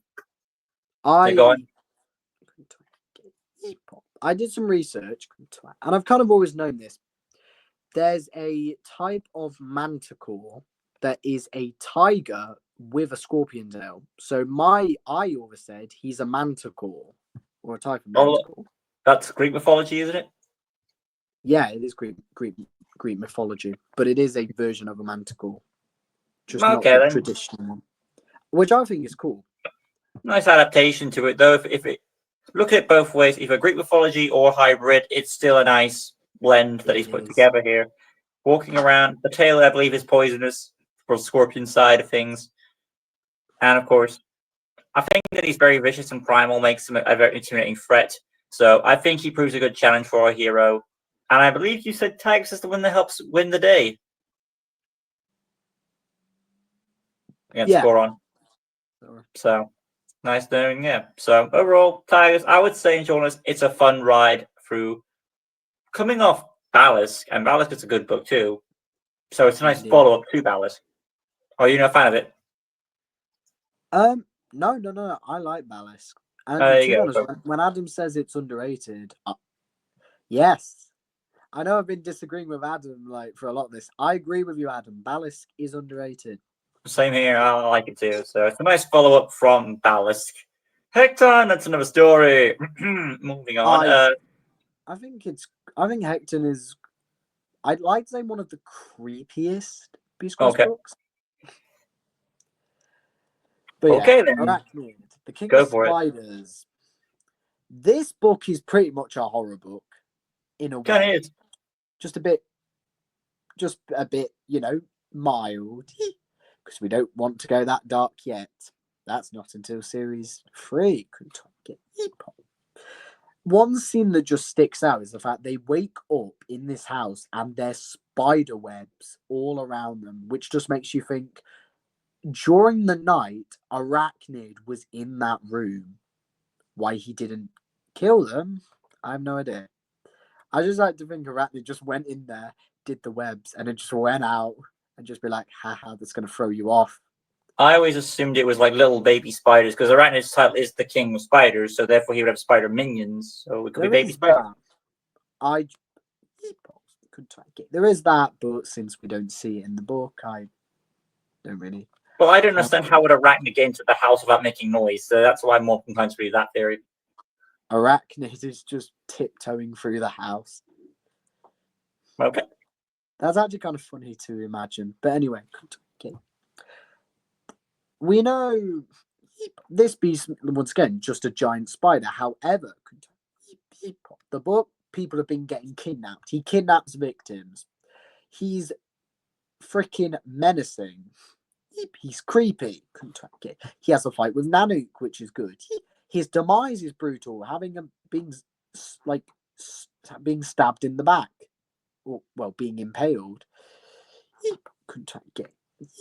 But also just there's so much enjoyment in this book, and once again, like I've said with Beast Quest, and like I said with Merca, you may think it's just a giant spider. It'll be cool, but it won't be anything great. But then you go into this and you realize, it's got some horror elements in it. And I think that's what makes Arachnid stick out. And yeah, that's just what makes Arachnid stick out. And a great second last book in series 2. One of the best series is. But I think we all know what first place is, but we'll get to that. We are moving on then. I believe we are at number 36. Yeah, 36, and I'm going first. And we've got another funny situation. You'll see what I mean in a minute. Right. Okay. 3, 2, 1. Pyrano. My pair. Okay. So 2 series, 2 beasts in one. I'm not the biggest fan of Vipera, as you know why. So this will be interesting to see how you go with this. And who's going first, remind me? Me. So I get to talk about Vipera. First up, this beast, like, he couldn't twat. The thing with these next 3 beasts, well, not next 3 beasts, well, spoilers, Vipera's 4th out of Series 2. And the other three beasts are on this list. Vipera has a cool design. A snake man with 2 heads, very simple. The whole desert setting and the story with, healing the people and Tom and Eleanor goes out there is great. Now, I know you said, well, Eleanor's a bit useless because she gets bitten by Vipera and that's that. I think that actually causes tension and raises the stakes because if he doesn't defeat the beast could get him next or Eleanor could die. Yes, I guess you could say, oh, he didn't need to call on Epos. He really didn't need to call on Epos. But we've got to make use of one beast. So we'll just use Epos because why not? I think Vipera is genuinely a great beast. The fight with him was good. And yes, I think out of all of them, story-wise, I want to say is second weakest. I say the only weakest story is Claw. But Claw's not bad. But yeah, I'd say this, yes, I will say this does have the second weakest story of the series. However, I think the beast and the stakes do make up for it. And I just have such a fun time with this beast. We get our first desert beast and we see how the heat really impacts our heroes. So there's that. More power to you then. I'm fine with it. I think for me, it's just the fact that Vipera takes so long to act in his book because it's more story focused, really. Aside from that, though, Eleanor, I mean, even when she's taken out, Tom still has allies with Storm and Silver to do something, and that's probably what it feels to me. The reason why Eleanor was taken out was to give Storm and Silver more time to shine, and it feels more like a stage thing there. I was like, okay, we need her, else we give these guys time to shine. So they're all that, and the fact that I feel like Viper would have done more in the book, and the fact that he didn't is a missed opportunity. So that's what I'm for. Yeah. And the fact that Viper kind of got a week beaten is kind of there. So on the bright side, though, this book makes me appreciate lore a bit more. So that's still a plus. So we got something out of it. I mean, one beast has to be the weakest, so that's just how it is. I really did. I mean, I could see why you put it last on your Series 2 retrospective, but I was like, Lucas, no.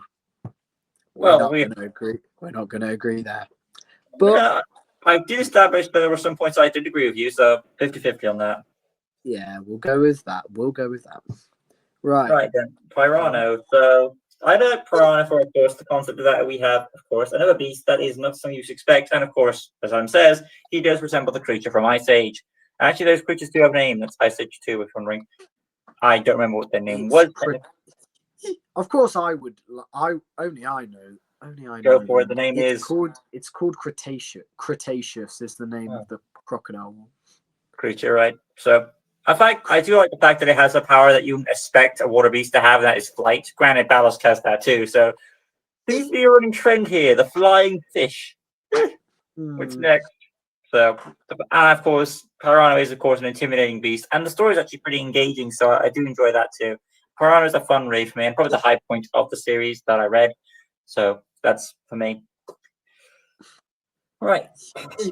To be honest, out of the 2 beasts of Series 31, Herazor and Haraxor and Haraxor, Herazor, either one, and Pyrano, they do look to be the highlights of the series. Although, to be honest, I'll watch me just be like, oh, I like it more than you two, to be fair. Know me, I'll probably end up saying, oh, it's good, I like it better. but we'll see. Mm. I mean, to be honest, Series 30 was decent. I do agree with you there. It's not exactly the We best. move along to number 35. Right. And the first person is. you. I'm Right. ready. This is where the funny gag ends. Okay. 3, 2, 1. Lycaxa. Nice ultra. There's another Series 2 beast for you. Once again, 3 Series 3 beasts in a row and 3 Series 2 beasts in a row. Will it continue? We shall see. Okay, let's crack on. And going first would be. Yeah. Yes, indeed. So, Lycaxa, of course, I'll have to make this list for obvious reasons. There are multiple. First reason, the story is great. The beast, of course, proves quite a challenge to our hero. That's 2. And, of course, Battle of the Beast needs no recommendation of how far she got. And Lycaxa is a she, isn't it?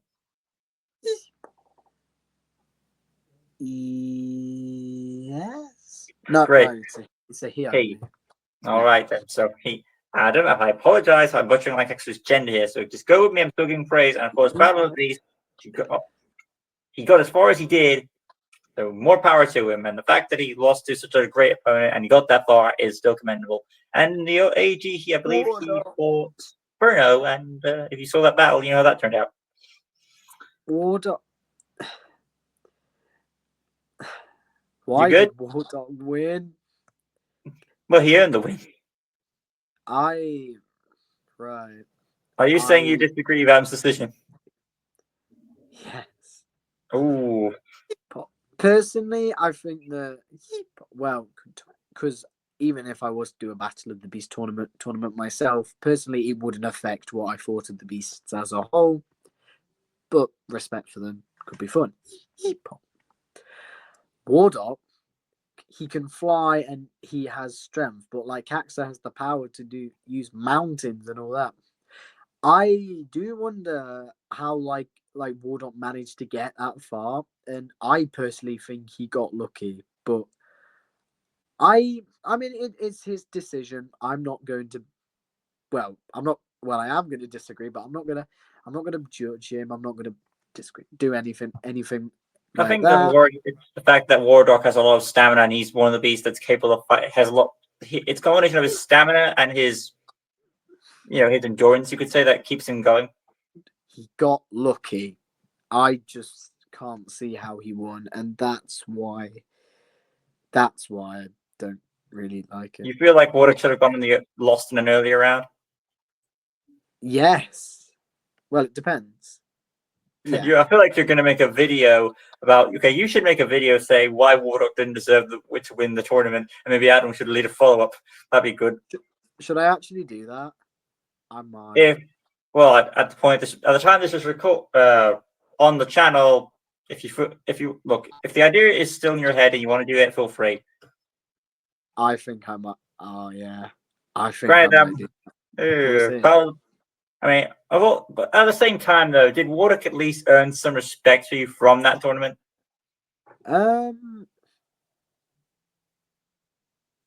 No. Oh. I think he's not. He's the worst book of series 15, and he's not bad. There's worse books than him. He's not one of the best beasts, though. I do think he is in the lower category in terms of beasts. And Plexor, Quagos, and Zurich. Yeah, Zurich. They're all better. I'm sorry, Lucas. I know you love Wardock. I know you do. I mean, it was kind of me who started the trend of why he was underrated and why he should get the love he deserves. #Wardock.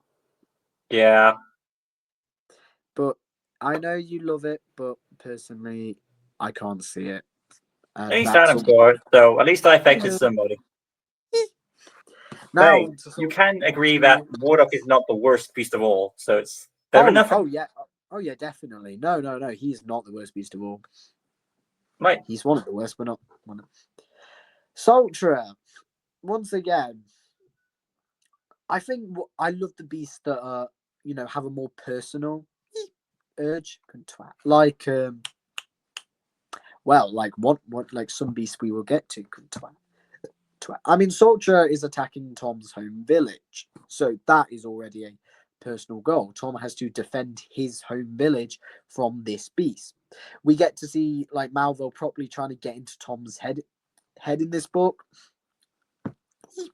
I love the way that Adam Blade writes how he writes how they write, whichever writer it was, they write how quiet it is because the birds have all been turned to stone, and it creates this just eerie feeling. They go and camp near the lake because the lake of healing. You think that's going to play a bigger part? It really is just there to camp out with the other people. I like to say this book, because it is Tom's birthday in this book, I like to think that we also get introduced to the compass, the destiny and danger compass, which has been retired. Like, I don't know when it stopped using it, but they don't use it anymore for some reason. In this book, it's Tom's birthday, and I take this as when he turns 12. I like to say from Furno to Claw, he's 11, because then he's 12, and then for most of the other series, because they talk about it in the Holy Bible, the A to Z of Beasts, they talk about how his stats, they say he's 12. So I like to say that he turns 12 in this book, and then he's been 11 these past few. And you think he's remained 12 throughout all the other adventures? He can't have. Come on. I like to think he's 13 now. Okay. Around there. I'd like to say. Because I feel like with a lot of these series, they take place like every weekend. Every weekend, Tom just goes and does a quest. Or, every few weeks, realistically, every few months. But that's just Tom's average weekend. Goes on a quest and then comes back home and waits. Sultra is such a unique beast. Twat. She looks really cool. Her abilities are really great. And her fight is good as well. I do wish there was a bit more, but we'll go with that. Arctor, they summon him. He gets rid of the fog. He could have easily just attacked Sultra, but he doesn't do that until Sultra is literally strangling Tom, and then Arctor just bitch slaps Sultra, like bam, and then causes Tom to get the sunlight and then make Sultra evaporate, and that's it. Evaporate. Why he didn't do anything further, I have no idea, but there's that. But yeah, Sultra is a great beast. Twat. Love her. First really, big, evil, challenging beast. I just wish her fight was a bit longer. But apart from that, she did lash out quite a bit. So there's that. Right. Moving on. 34. Yeah, 30. Yeah, 34. And who goes first? Me. Go for it. 3, 2, 1. Crestor. And Noctilla. So, Series 10 is one of the best series. I think we can all agree. Story is absolutely great. And it gets emotional, especially in Tecton, for Taladon's death. Spoilers in case you've not read the series, but Taladon's death happens in Tecton. And it's genuinely so sad. This series is also the end of Malville until Series 20. So we all thought he actually died. Noctilla is just a great beast. First off, we get to see. I love how in this series we get to see how the Knights of Forton are actually strong. Like we get to see how strong they are. And then we go into their beast form, and they're great. The image of when he first transforms into Noctilla here. Oh my god, it's been a while. Like that on its own is already like creepy. You get Taggers to come and help. I love the tar. He can couldn't twat. Here's the thing. In this book, it says Noctilla is a he, I believe. Okay. Makes sense, the name.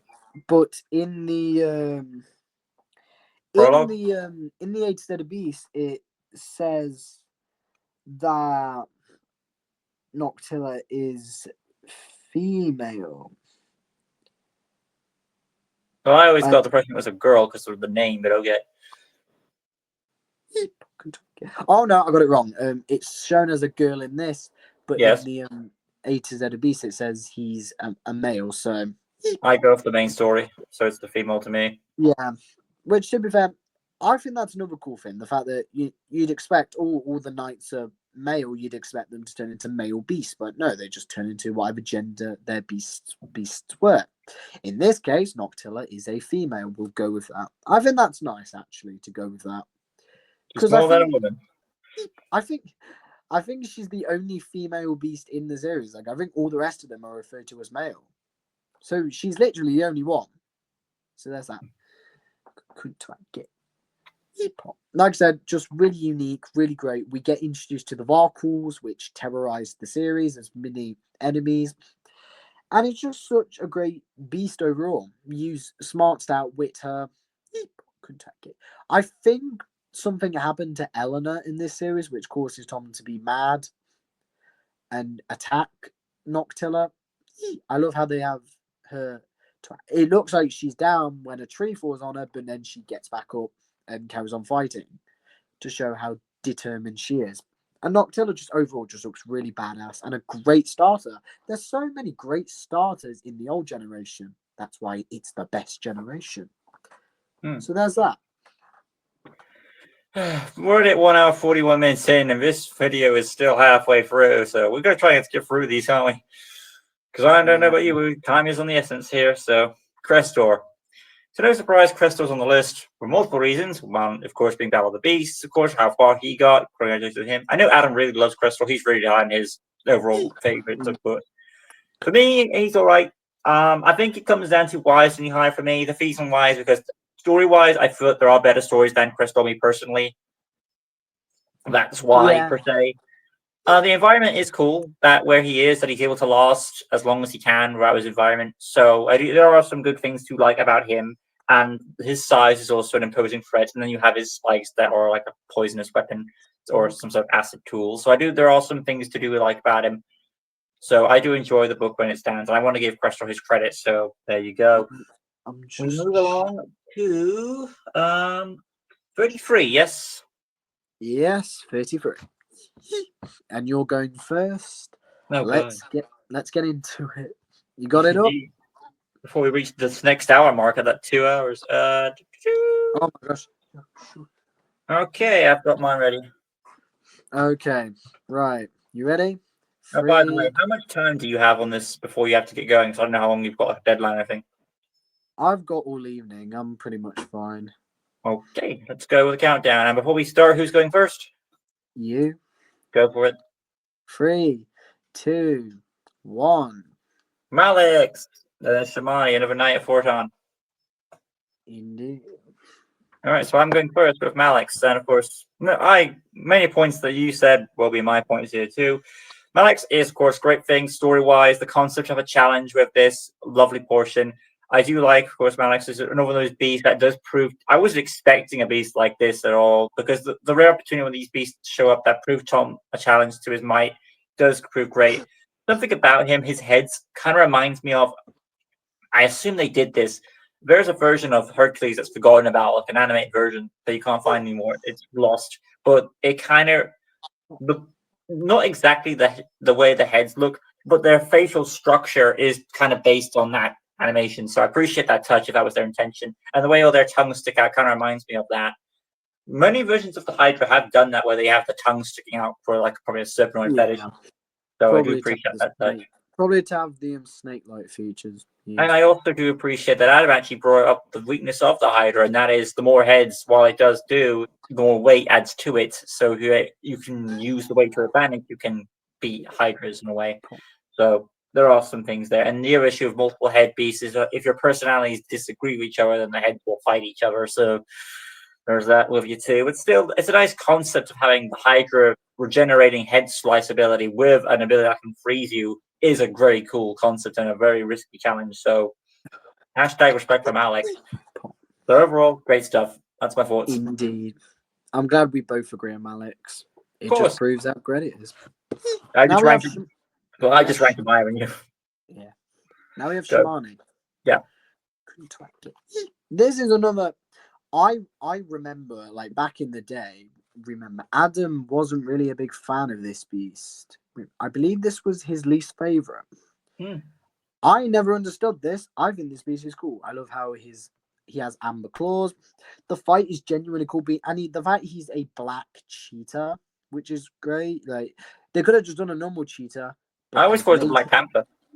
It's not. It says it's a cheetah, a black cheetah, which is that's actually really cool.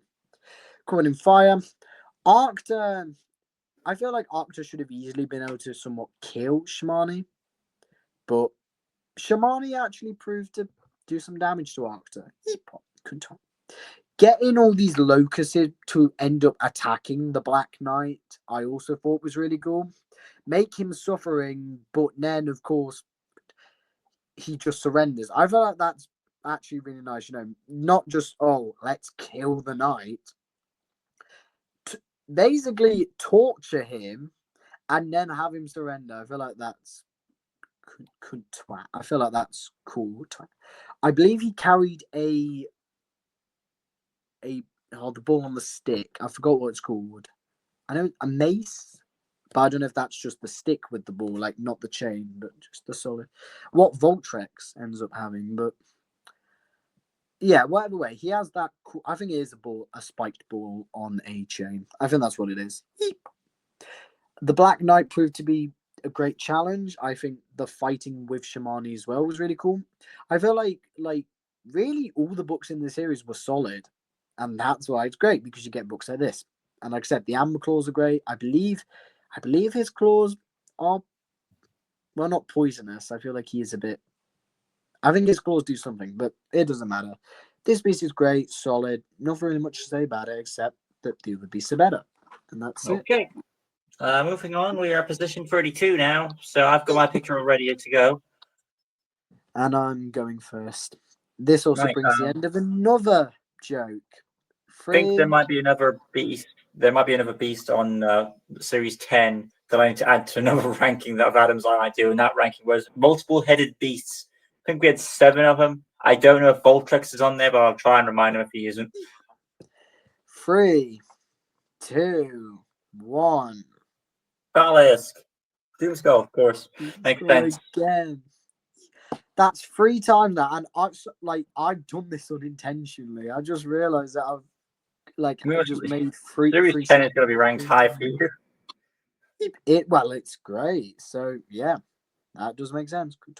Okay. Doomskull is just a badass design, pretty much. Stinks. Design. The story is great. The defeat of Malvel, the knights coming to help Tom. It's a great finale. We honor Taladon, who's literally just died. I mean, the opening of this book, it's one of those openings where you're like, oh, something's bad's just happened. It comes straight off of Taladon's death. Tom is feeling just so down. King Hugo gets kidnapped by Doomskull. Kidnapped. And this, being called the King of Fear.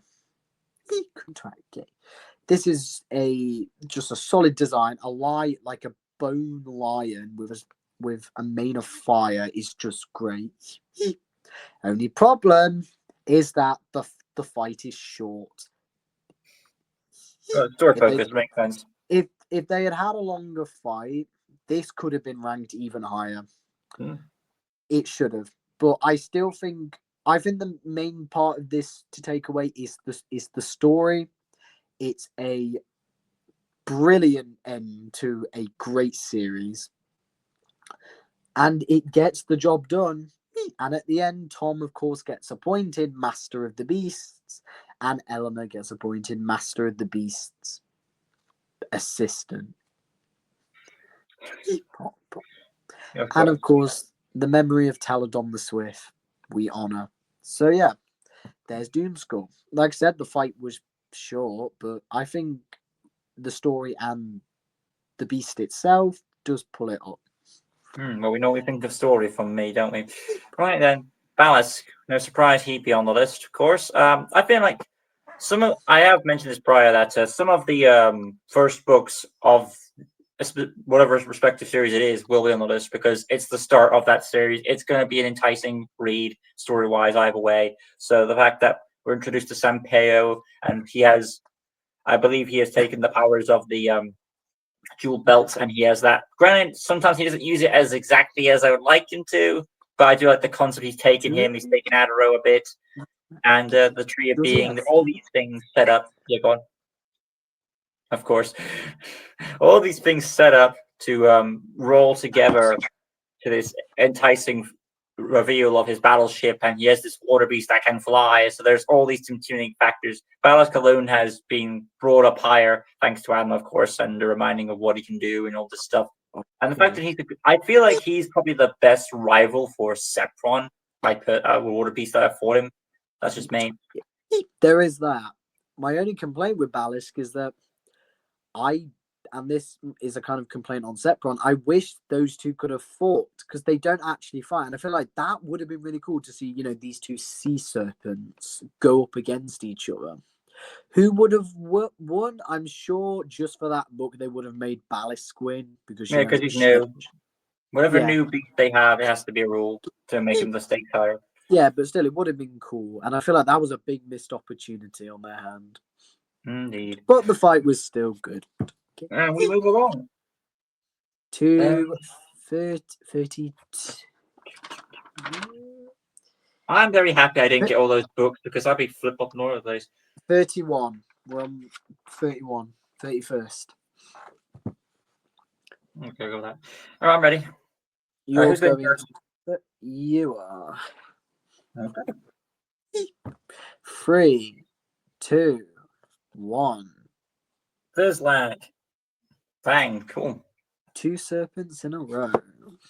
Indeed you do. Right, so of course Vizsla also on the reason for many reasons. Beast-wise, he's an alright beast. He's kind of got like a cobra-fying cobra. We've never actually had a cobra snake in the show. Well, hold on, Torpex, sorry. I was gonna say. How did I forget? Okay, Adam, I know you're watching this video and I apologize for disregarding Torpex for 1 second. Torpex? He's not really a cobra. I think he's more of like a python. Oh, am I misjudging those heads? Because I might be. Sometimes the heads seem a bit fatter, so it might be me. If I am misjudging and near the cobra. I think Malix was said to be a bit of a cobra. I think he had I don't know if it was his head or just how he was. I believe they described him as a cobra, having a bit of a cobra in him. I think it wasn't. All right, then. In shortness terms, though, Vizsla is an all right snake beast. He does prove a threat. I think mainly for me, though, it is the story. I do like the concept of it's kind of like how you put it. It's like a better version of Vipera, where, well, for me, may not be, because you have a snake beast, in the desert, so it's there, and you have a cat.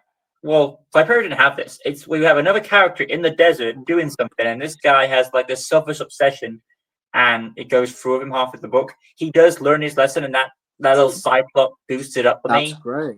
So that's why I put it up. I would say if Vipera was on my list, I would probably still put it above there. But reasons why I have explained. If you want to put Vipera above him, more power to you. The beast is all right. He does prove a friend. He does. I would say that Vizsla does last longer than Vipera. He actually shows himself to be more of a looming threat. He does confront them a few times for their final battle, so there is that, where Vipera didn't really do much to him. I know you like him, but I've just explained why I prefer Vizsla over Vipera, so there you go. To be honest, I think I'll give an honourable mention to Vizsla. He did come close. And yeah, exactly. I love him. I love the fact at the end, though, how it was Eleanor that had to unlock. He couldn't get this treasure, I believe, because they were women warriors or women. Okay. It was a women tribe. I think that was nice, showing Eleanor just doing something. I think that was great. And yeah, the thief learning his lesson and Vizsla just having an army of snakes. Great. I believe Silver got bit. So, and he was he was poisoned. That was good. Well, that's a similar thing to how Vipera was, and we have another character who was poisoned. So kind of 50-50 there. Characters, they're just poison. And of course it's Eleanor and Silver. It's not Storm. Though, Storm had his soul sucked in Equinus. So. And we move along to number 30. No, Literally 30. hang on. I almost forgotten who you had to do yours yet. Go for it. Well, I mean, is there to be said about Fang? In my opinion, still the best bat beast bat. The fact that when he's near you and he's flapping his wings, you go blind is just great ability. The fight is genuinely good. The fact that Tom had to fight blind, I think that was great. Fight. And I like how the miners at the end were, instead of being like happy, they were angry at Tom because he flooded the mines. They lost their jobs. They're out of work. And they were angry at him. Of course, them and the mysterious man in Merc, they all reunite against him in Vespic. Couldn't get you. So that's great. It's so satisfying, like I said, just to see this beast terrorizing the mines, everyone going blind, Tom fighting blind, and the fight overall was just great. And this beast to me was my favorite of Series 6. It's still my second favorite, but it still has a place in my heart, and I love Fang. So okay. First of all, apologies, I forgot about you didn't do your book yet, because sometimes these lists can get you wishy-washy. Second of all, yeah, I do agree with you on Fang. I believe I put it. This, if I'm wrong, if I want to say, this mine situation is regarding Velmal, and he sent Fang to guard the miners, right? yeah, I believe so. Okay, thank God for me there. Right, so very good. And now, guys, we can finally move along to our next book. We are now at 30, and we are nearly at 2 hours in. I've got 2 piles of books here because there's so many, and I've only nearly finished the first pile. Prepare for. Before we go on, of course, we might remind ourselves who's going first. Me. Go for it. 3, 2, 1. Ferno the Fire Dragon. Hi, Coron. Yeah, Ferno would also be an honourable mention. Oh, he never made the list. He was close though. I mean, come on, it's the first book. And he was originally going to be on the top 50, but then other beasts came and overtook him. Well, but like you said, it's not just beast-wise, it's also story-wise, so. Indeed. But though I was surprised how many beasts were below Ferno, which I was surprised by. I believe you're going first. Yeah, he's still important, and he's the first Beast Quest book, so he is, of course, great. But we've got Coron. You pretty much said stuff about Coron, so I'm just gonna do a few things. I've always loved this beast. He's so terrifying. He looks so awesome. Badass abilities with the scorpion tail and acidic saliva. Badass. Tagus gets involved. He gets a good strike. Couldn't twat. Sampeo and Tom have this great fight. I love how Tom used Coron's own weapon against him. Yes, the first walking death machine. And yeah, pretty much he's my favorite because of just how much I was just having so much fun with this book when reading it. And Coron, just to me, he's always just been the best. All right. And that's all I'm going to say about it. Fair enough. All right, of course, Ferno the Fire Dragon has to be on the list. Technically, it's not on Jack's list, but it's what it is. But somehow, you still have to respect this book. It is the first book of Beast Quest. It's deserved to be respected. The Beast alone has proved himself time and time again, not just in the series, in Battle of the Beast. He has grown his strength over time. The fact that he's also killed Malval is really awesome, too, because he's the first beast that was corrupted by Malval. The fact that he gets his hashtag revenge for him, it's very satisfying. He does start Tom's journey off, and not the average boy. The thing about Tom is, in this book portrays Tom as the average boy who goes on the adventure and all this stuff, but later as the series progresses, they try to make him Destiny's Child with the Destiny Compass and stuff like that, and it all depends on your taste. Do you prefer Tom as the farm boy, the one random kid who gets the lucky adventure, or do you prefer him as like he was his destiny to do this because of his father connections? What you thought?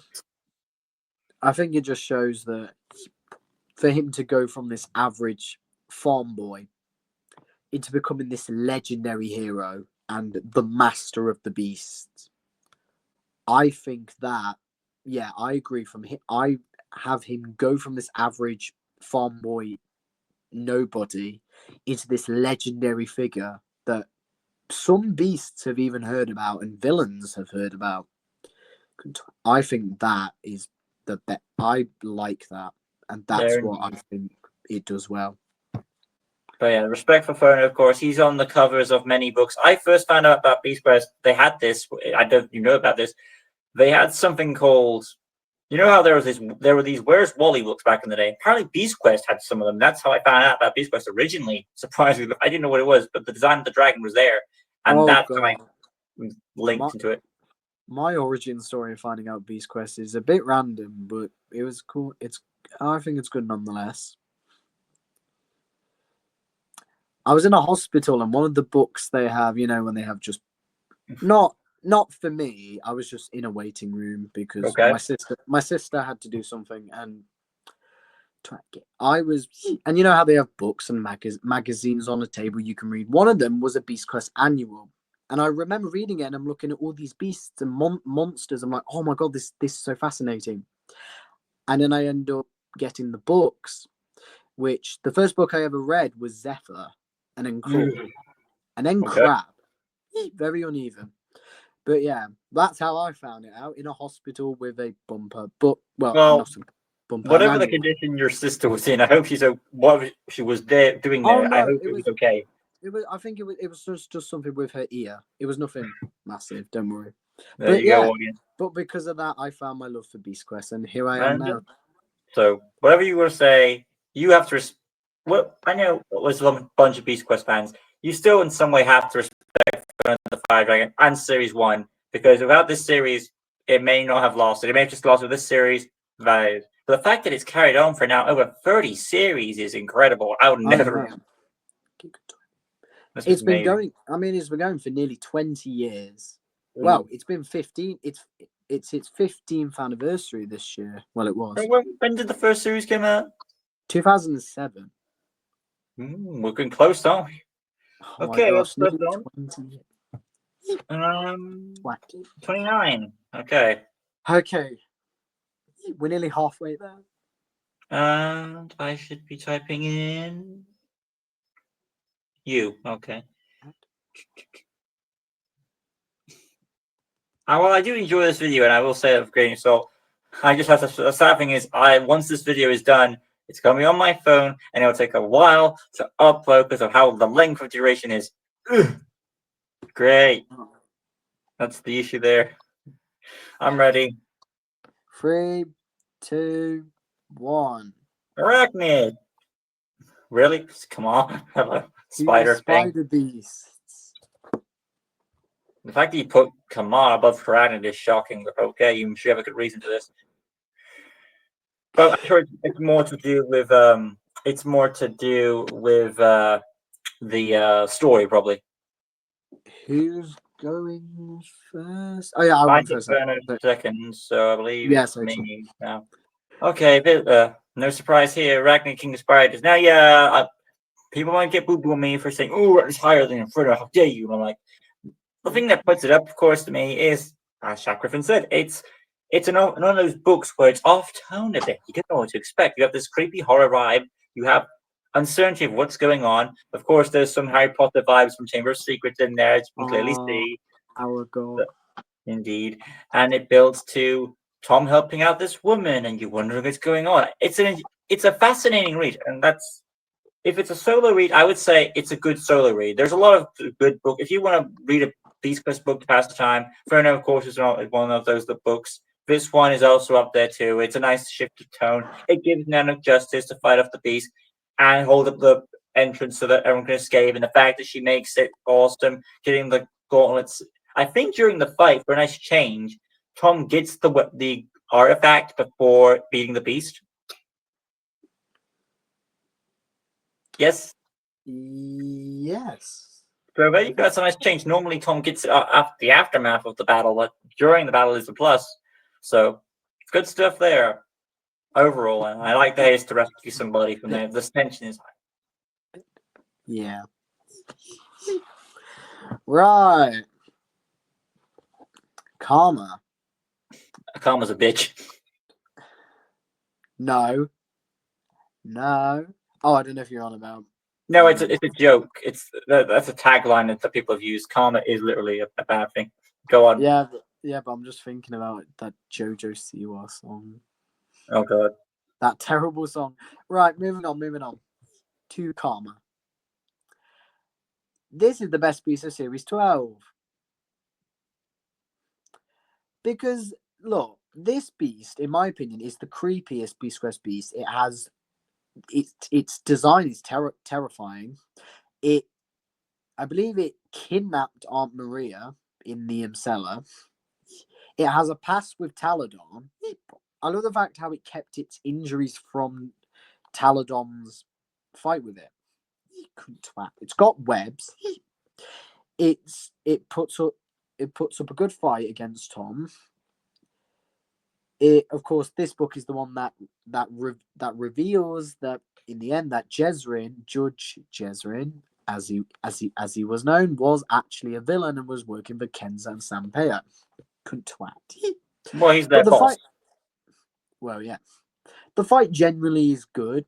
And I just, like I said, I really enjoyed the darkness this beast has a history with Taladon. But like the beast that really you can tell does not like Taladon. He says he'll do things to Tom just like Taladon did to him. And then Tom just retaliates saying, I'll do what my father did to you 10 times worse. And he just gets so pissed off at that. But yeah, I can see why you might not like Karma, but I think being the creepiest Beast Quest book has a great story and a good finale to Series 12 overall. I think it has to be appreciated for that. I believe I pronounced his name as Kamar, but feel free to go for the name difference if you want to go that. Karma. To be honest, I think if I said Karma, the amount of karma is a bitch jokes you can say, I think that'll be fine. I think we can keep I just pronounced it Kamar to avoid the conflict there, but okay. I believe it was called Karma, but either way, no matter. Yeah, it's not bad.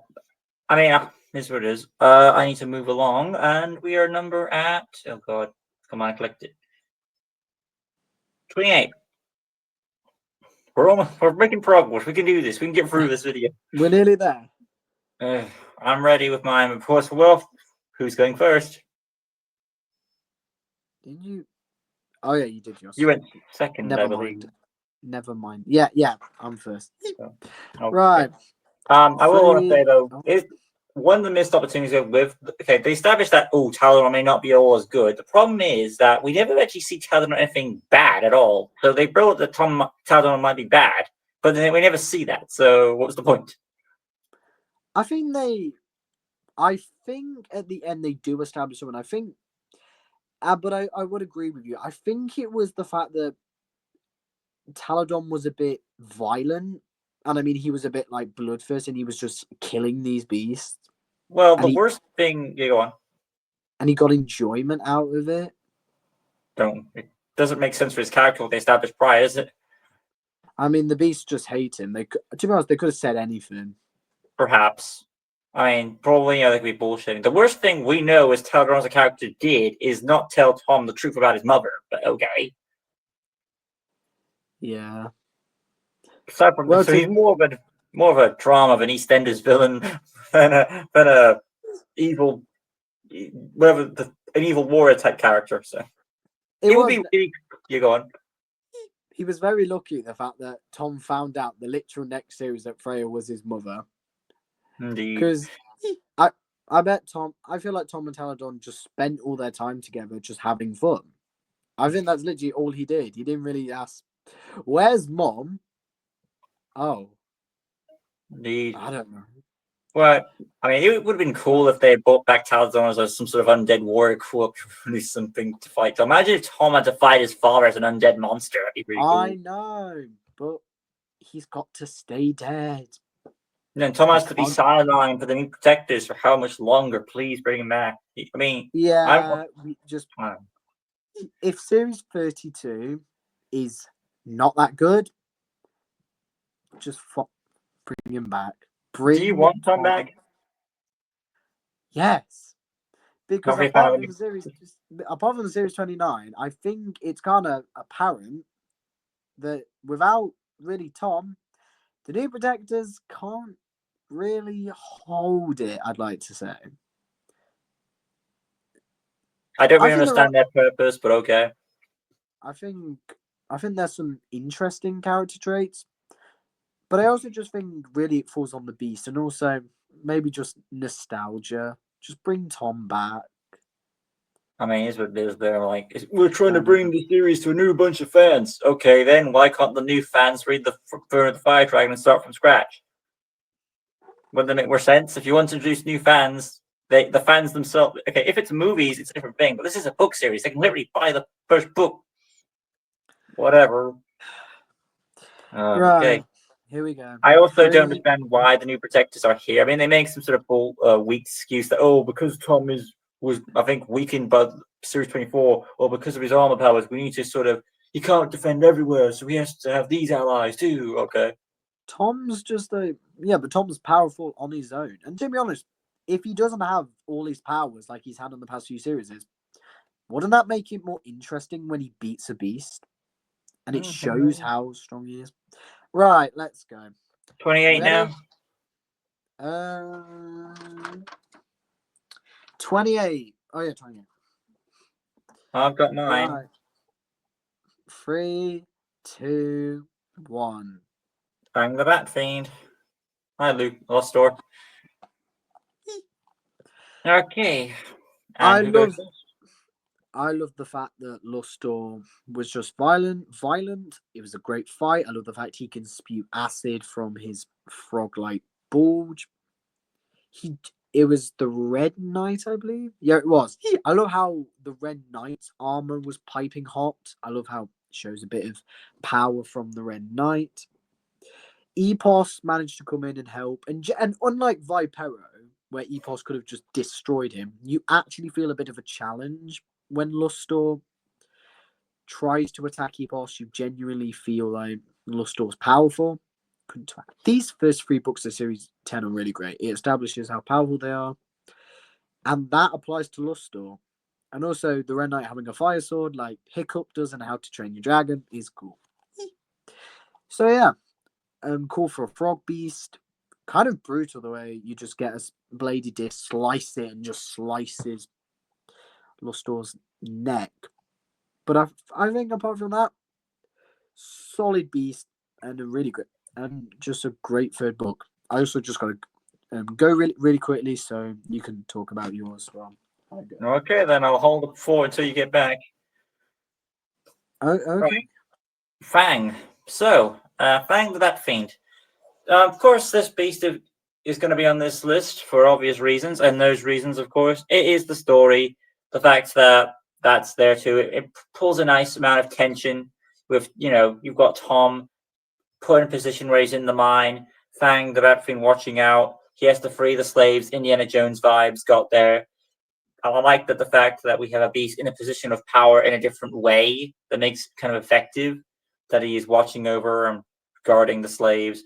And then Tom has to go and fight blind, as Jack Griffin has portrayed, that he has to do that. So I think it has a nice mixture of elements into play, and that they have to flood the cave to get him out. So there's a lot going through there that puts it on spot, and I do enjoy how things turn out. So overall, I'm happy I put Fang here. It is a nice little shift, and it is on Series 6, a nice good follow-up to Series 5, which, of course, I've established I do enjoy. So there you go. And we are making steady progress now. Moving along, I'm now at 27, and that would be I need to put the next picture in. I just finished Fang. Yeah. Hopefully. I heard most of it anyway, so. Well, yeah. I was still in the room pretty much. I just had to sort something out. Oh, indeed. Okay, so we're at 27. Yes, we are. I'm ready. 3 books. We're nearly there. Nearly halfway. Right. Who's first? You. Go. 3, 2, 1. Eric. And you've got Came On. I was expecting she to be here somewhere. We ain't seen a special in a while. It's actually been since we. And your first special. of the ranking. Off Okay. you go. Right, I'm up. So Ferric, the Iron Soldier, and has proved really effective in multiple sources, both Battle of the Beast and, of course, the book itself. It is a debatable topic of which is better because him himself is mixed in with the story so much because of what he can do. It makes him blend in with it, literally blend in, because he can literally take an ally of Tom's and turn it to his own silver minion, part of his, as I've put it, his Iron Legion, reference to the Avengers Age of Ultron. So there's a cool concept there, and I do like his design. His armor is kind of fused with skin, and his husk. His design is really good, and his face with the reaping steam going through it. I do like a lot of his concepts, and he has a nice brutal belt. And the most important thing about him, it's not I, it's we. Granted, here's the thing with how Adam's done it. I feel like his now. As we have established, Ferrix has this we capability, like Venom. We are Venom. He believes in honor, and he believes that he should treat his minions equally, which is something rare for a villain to do. So the fact that you have someone, but it makes sense for someone like Ferric, who is a knight, to go for that concept. And the way Adam portrayed it in AG at the end of his run is that he made out that Ferric looked like his minions were a tool for his gain of power. When it's established in Ferric, the book itself, he treats them as equals. He doesn't treat them as tools. That was established in Ferric, the book itself. So I feel like Adam kind of did it a bit wishy-washy there. That's me personally. I do love Valadace. I do, Adam. I just feel he could have done the character a bit more justice. That's just me. I know you felt you did your best, but that was my fault. Overall, I love Ferric. It's a good book. It's a nice concept of what you can do with a beast. And overall, I enjoyed how Ferric was portrayed. Adam did say that he basically had this story arc where Ferroc started out saying we, but then as his run came and his minions were destroyed and he started getting nervous, he was saying he went from we will win to I will win, basically ended up being a bit selfish, which I think is good. I do think it is an interesting arc. I personally did enjoy it, but that's just my opinion. You don't have to agree. I just felt like as a knight, he should have kept his honor code. That's just me personally. More power to you. I don't blame you. Came on the Gorgon Hound. Couldn't twack it. What more can I say? This beast can split itself into three unique fight in an old rundown castle. Nanuke's kind of pointless. She literally just appears at the beginning and then at the end, and that's it. Silver gets injured and has to be brought back to Avantia. It's basically Silver just takes a break. He gets time out from one book and then comes back at the end of Tusk. I also think that Cayman genuinely being, of course, has the jewel which gives Tom the ability to split into his shadow form, which has been shown to be useful. It's been shown to be useful and also disadvantage at the same time. At pop, but I love how she looks on the cover. Her drowning, I guess it's the only thing I don't really like just her jumping on the old drawbridge and then just drowns. But I used to think that, but to be fair, it's all right. But I mean, drowning is not the most interesting way to die, I guess. But Cayman definitely proves she's a violent beast. It proves how powerful she is, and it's just such an enjoyable book. And yeah, that's all I got to say about it. The fact that you have a lot of Series 3 and 10 beasts, they must be good series for you and must be high up there when you do a series review. Oh, yeah. Ranking. Retrospective is going to be crazy. I don't think you've even started yours yet, have you? I'm waiting to... So the plan is to... New year, new beginning. I'm going to start in the new year. I think it's nice. Right. We are on number 26. One more. And then I'm going first. Right then, countdown. 3, 2, 1.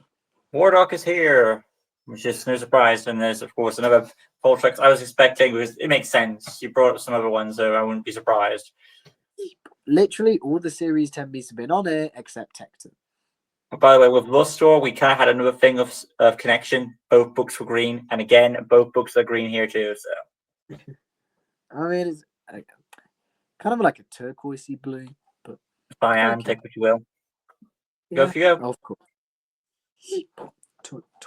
Voltrex, the end of Series 10 books on this list. My favorite. As you know, I love my water beasts, and this is definitely one of the best. Sepron actually puts up a fight and does well. Does get battered, like Grantley. He does get battered, but he get. And the fact that Tom has a fight with the Blue Knight in the water, you have what has been described on the fandom as Malvel's annoying creature, where it's just a humanoidist creature beast. Like tempting Tom and taunting him. That's cool. Ferno nearly died, being washed up on the beach. The ending where we get him back in the water is nice. The fight with Voltrex. I mean, 2 heads, having thorns on your tentacles is great enough. And I think out of all the beasts, it definitely is one of the most interesting. And definitely for me the most enjoyable and one of the best water beasts. So there's that. And we come to the end of pile 1. Okay. Well, we'll be brief on Warlock since we already know why he's high as he is. But granted, at least I didn't make it so predictable he wasn't the first choice. And of course, the reason why he's not the first choice is because I feel like there are better stories and overall that perception. So, Warlock, congratulations to how far he got in Battle of the Beasts. Yeah, Jack probably could say he got lucky, but still, he's not the worst book in his opinion, so that's the best I can say from his regard. Story-wise, I do appreciate that he doesn't give Tom a break at all, which is very shocking because many beasts that you build up, and he's the first book, but that's the thing about him. Many first books, you have to build up the series or whatever plot you've got going. He does not. He shows up right at the get-go as soon as the story is established, and he does not give Tom a break. Going from chapter to chapter, building up to the point he's out, and boom, he falls. And then finally taking him out, skin of his teeth. Great stuff. Congratulations, Warlock, on your victories in Battle of the Beasts. That's all you go. And the fact that you're able to get through so much is impressive. You good, Jack? Yeah, I'm just checking something. All right, you're up. Well done. I think we're Warlock done in December. Are we done in December now? Well, I check my notes. yes, we are on the 25 mark. We are finally at the halfway point. Wow, Convo just barely made it. Finally, we are finally on the middle of the road. 2 hours and just gone 2 hours and 20 minutes. Let's get on with this. Right. 3, and by the way, you're going first. Actually, no, it's me. Okay. 3, 2, 1. Convo. I actually did say Convo before my beast was revealed. If you pay attention to what I said, No, sorry, I was too busy looking at. I truly expected Tusk. Tusk, of course, is like for me, he's the high point of series. Is he the high point? He might be. Might be. I had to watch my retrospective for series 3, but I think I ranked it pretty high. You put him second place, so he must have been. Oh yeah, came on, of course. Yeah. Of course. Good to get. The fact that you have Tusk above came on is shocking. So that because I know Adam and I like came on best, but feel free. I understand why you have K. So I've always had a soft spot for Tusk when we did the collab, and in my original review, Tusk was number 1 review because review number 1. Mammoths are great. I love them. So to have a mammoth beast is great. Have one of the best beasts of series 1, guarding being Ferno, being so big, so terrifying, and so strong. And of course, the fight with the rebels, teaming up to take down the beast. Also had poisonous tusks. It just shows how much of a big threat she was. And the reason why she's better than came on is because before you had a great fight, and then you get the fight with the rebels, you get Seth coming back in and having a fight with Tom. Gate. So much shit happens in this book, but that's why, to me, not to Adam, because we know what he thinks of this book, but to me, Actually, he this changed his is. opinion. Pardon? He likes Tusk now. Yeah, well, yeah, he hasn't. He appreciates them more, but he still doesn't really. Okay. Like. Hi, Adam. If you're watching this video and you do, yeah. If you do, Adam, I do apologize, but I believe you don't. But to be honest, I don't blame you. But I disagree. I think Tusk is the best of series 3. Rhymes 3. Just so much that happens in this book, and it's just so action packed. And Tusk is just such a strong beast. There you go. And yeah, he's the halfway mark, 25. I said Conwall is mine, and of course, starting off another series puts him up there. That's why he's high as he is, because Malvel is in a position of power. There's a bit of debate of what Tavania is. I believe that's what the kingdom is called. Yes. Yeah, Tavania. Some say it's another dimension. According to Adam's theory, he believes it's far off in another portion. I'm more inclined to believe Adam's theory because of what he said, because there is a plausibility. Granted, either one is plausible. But what he said is that here's the thing: there's only one Malvel in that realm. There's no Malvel in that area, so it's more likely that it's far off. So alternate kingdoms live in the same realm is kind of interesting, because normally you have it in a different dimension. So the fact that you have that is kind of cool. Be awkward. Because imagine if you, Jack, had a counterpart elsewhere, you'd go there. But here's the thing: they established that you can't have the same counterpart on the other island. So does that mean if Tom went? Hold on. Do we ever see a counterpart to Tom on that island? No, we don't. The only counterpart we've ever had to Tom was in Arax with Nemiko. It would just raise questions of what can and cannot be on the island. I do see it as I mean, I can say it is just an alternate version of Avantia, and it is close. But I do like to think it's a foreign land, because if so, like you said, we'd have an alternate Malvel, an alternate Tom, an alternate Eleanor. And considering that it's a kingdom in itself, Malvel's been Malvel gets thrown in jail. There's beasts, and of course you've got a new master of the beasts set up, trained by Freya. I like to see it as a distant land.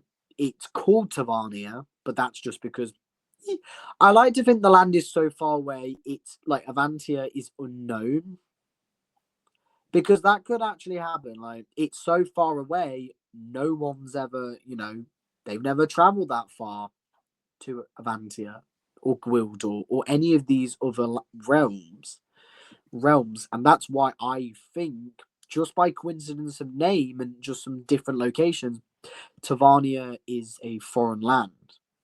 Indeed. But that's my opinion. Fair enough. So overall, the concept alone is still cool. It does continue on the arc, which I consider the reunion saga, and the reunion saga to me is 5 through, according to Adam, 8 would be the last of it, I believe. Hold on, because at the end of 7, they're in an alternate kingdom and need to get back to their realm. I believe they do get back, so 7 is the last one. I'd like to consider series 5 to 8 as the Freya quadrilogy, because it's about Freya. But really, though, series 8 is not about Freya. Well, the main goal is to get her back, as well as Silver. Back from where? Tavania? No, are they still at the end of series 7? Are they still in Tavania? Yeah, series 7 is set in Tavania. Series 8 is in Avantia. Yeah, what I'm saying is, are Freya and Silver still in Tavania at the end of that series? Yes, they are. That means it's series 8, and series 8 they're getting back, obviously. I think the reason it's a quadrilogy is because it starts with Tom going to Gwildor, and he doesn't return to Avantia until the end of series 7. But then we've just got to finish up those last few bits of that trilogy, and as soon as Frey and Silver are back, it's done. Like the whole quadrilogy is done. Well, the I thing mean, is, though, yeah, I feel like Freya doesn't get much to do as she did in the first two series of books because she's kind of benched, really. She's put into the background. She doesn't get much to do. She does redeem herself. The problem is her redemption is done off screen or elsewhere, so you don't need to go along with that journey. So it's like it's more of a reunion of characters, like, oh, we need to get our friends back type deal. That is what it is. So Freya saga, reunion saga, both suitable. If people are wondering, the first saga would be like the Teledon mystery saga. Like, who is Teledon? Where is he? Where is he at? That's called the Teledon Mystery Saga. Well, kind of is, because like in series 1, he's asking about his father. In series 2, some kind of follow-ups going on. Series 3 has a bit of follow-ups. So many characters keep bringing up Teledon, and I could find out more about him. And he finally gets to meet him, and he's chaptered and all this stuff. So first 4 sagas about his father. The next 4 sagas about his mom. Sounds great. And then after that, you kind of mellow out the series with like 9, 10, 11, 9, 10, 11, 12, 13. So 5 extra ones.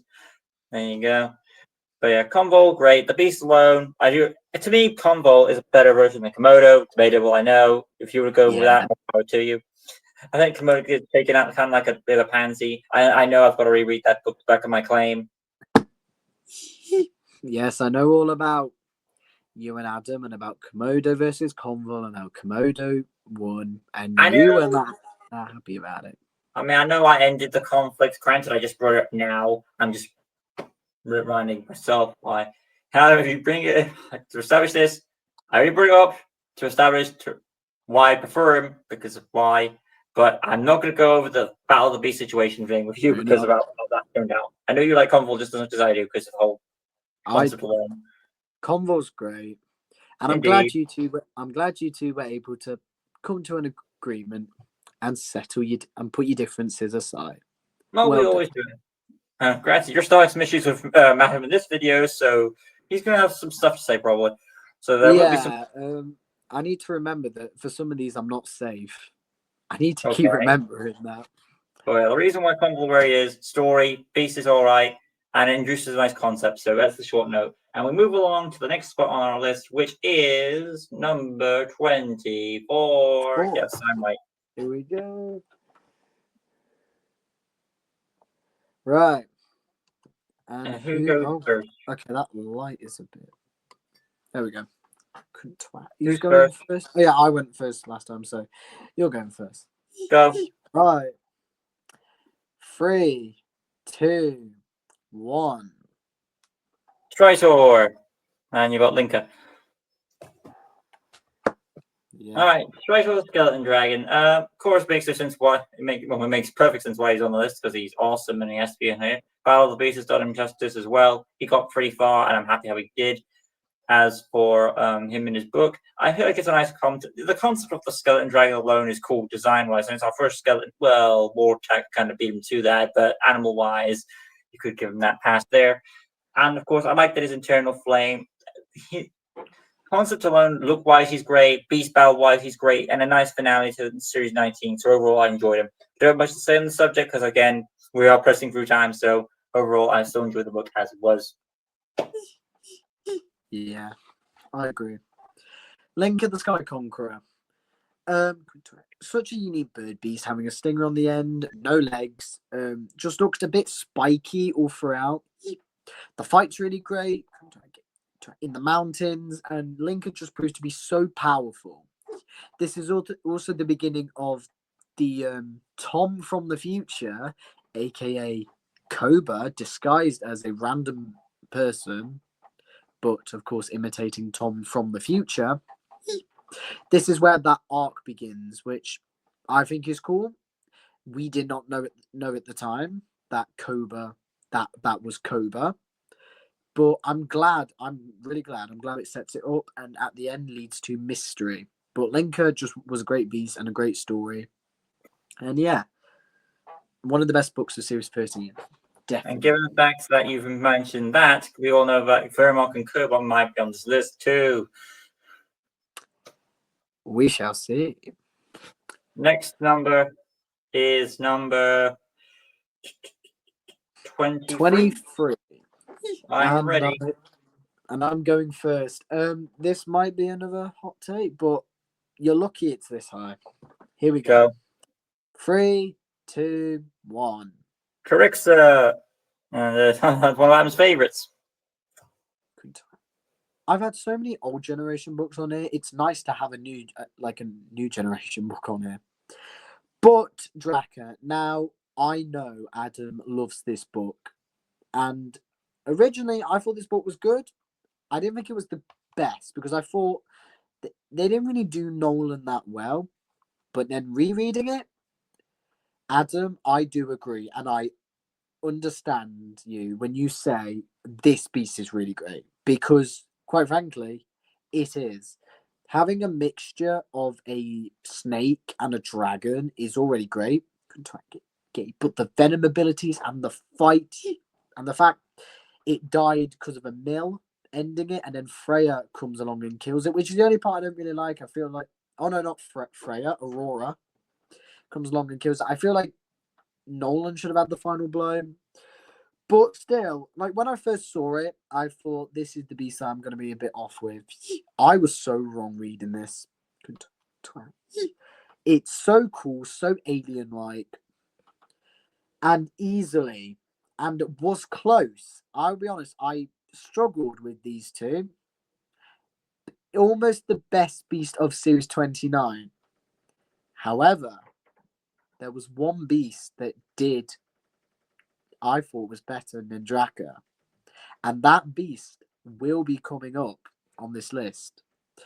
But just to end this off, Draka is an amazing beast. And really, really, after the disappointment that was Garox, boosted this series up by a massive proportion. Okay, we move along now. I still have to do mine, don't I? Carixa, of course. Of course, no surprise, Carixa is here and mentions prior, but I'll still go over them. It is while Series 13 is great, and it is, of course, established to be a ripoff of the series, it is technically not to me. I mean, there are elements about it that are familiar, but what makes it different is the fact it's treated as a competition. Series 13 was established to be like some sort of quest to earn the title. This is more a competition to see which one gets it, because they both have a lot of debates of who's worthy to. So it does have enough changes that make it different compared to the other one. So take what you will there. So I'm fine with that. We introduced ourselves to Amelia. Well, she's introduced in the first book, but the fact that she goes on a nice journey of competition with Tom, she does prove to be another good ally for Tom. Some people have established that, Tom should get with Elena. No, it's always Amelia for me, that whoever want him to pair him with love-wise will come those terms. Yeah, I disagree because, and I'm not just gonna say this, but Amelia's like a few years older than Tom. I'm in a few. I believe it said she's 18 or something. Yeah, no joke. I believe it does say she's like 18. So that already, I'd be like, and Tom's like, I want to say he's late 12 now. Come on, he's at least late 12. He's 13 now. I mean, you would want to see Tom and Elena get together. Yes. You do? Because, well, the age gap, they're the same age. And personally, 2, they've had all this chemistry. And 3, because I feel like generally, like, they do work well together. And I could actually see them being together. I know Scalamanx did. And by the way, I have read all the specials, just don't have them from Falcor physically, but I do plan to. In Scalamanx, yes, you do have the love potion, and yes, Eleanor was, yes, but I think she's more weirded out by Tom's just sudden reaction. And apart from her, there's really no one else I could partner Tom with. For me, it is Eleanor because of those reasons. I know it's very obvious, just get the 2 main boy and girl ones together. It's obvious. But I genuinely think out of everyone else, they would be the best because of the fact that they have all this big dynamic we've had all these seasons. So yeah, that's why for me it personally is. But if you go for Amelia, that's fine.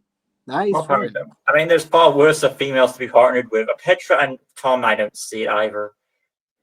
Oh no, no, Ooh. definitely not. No, not Okay. Petra.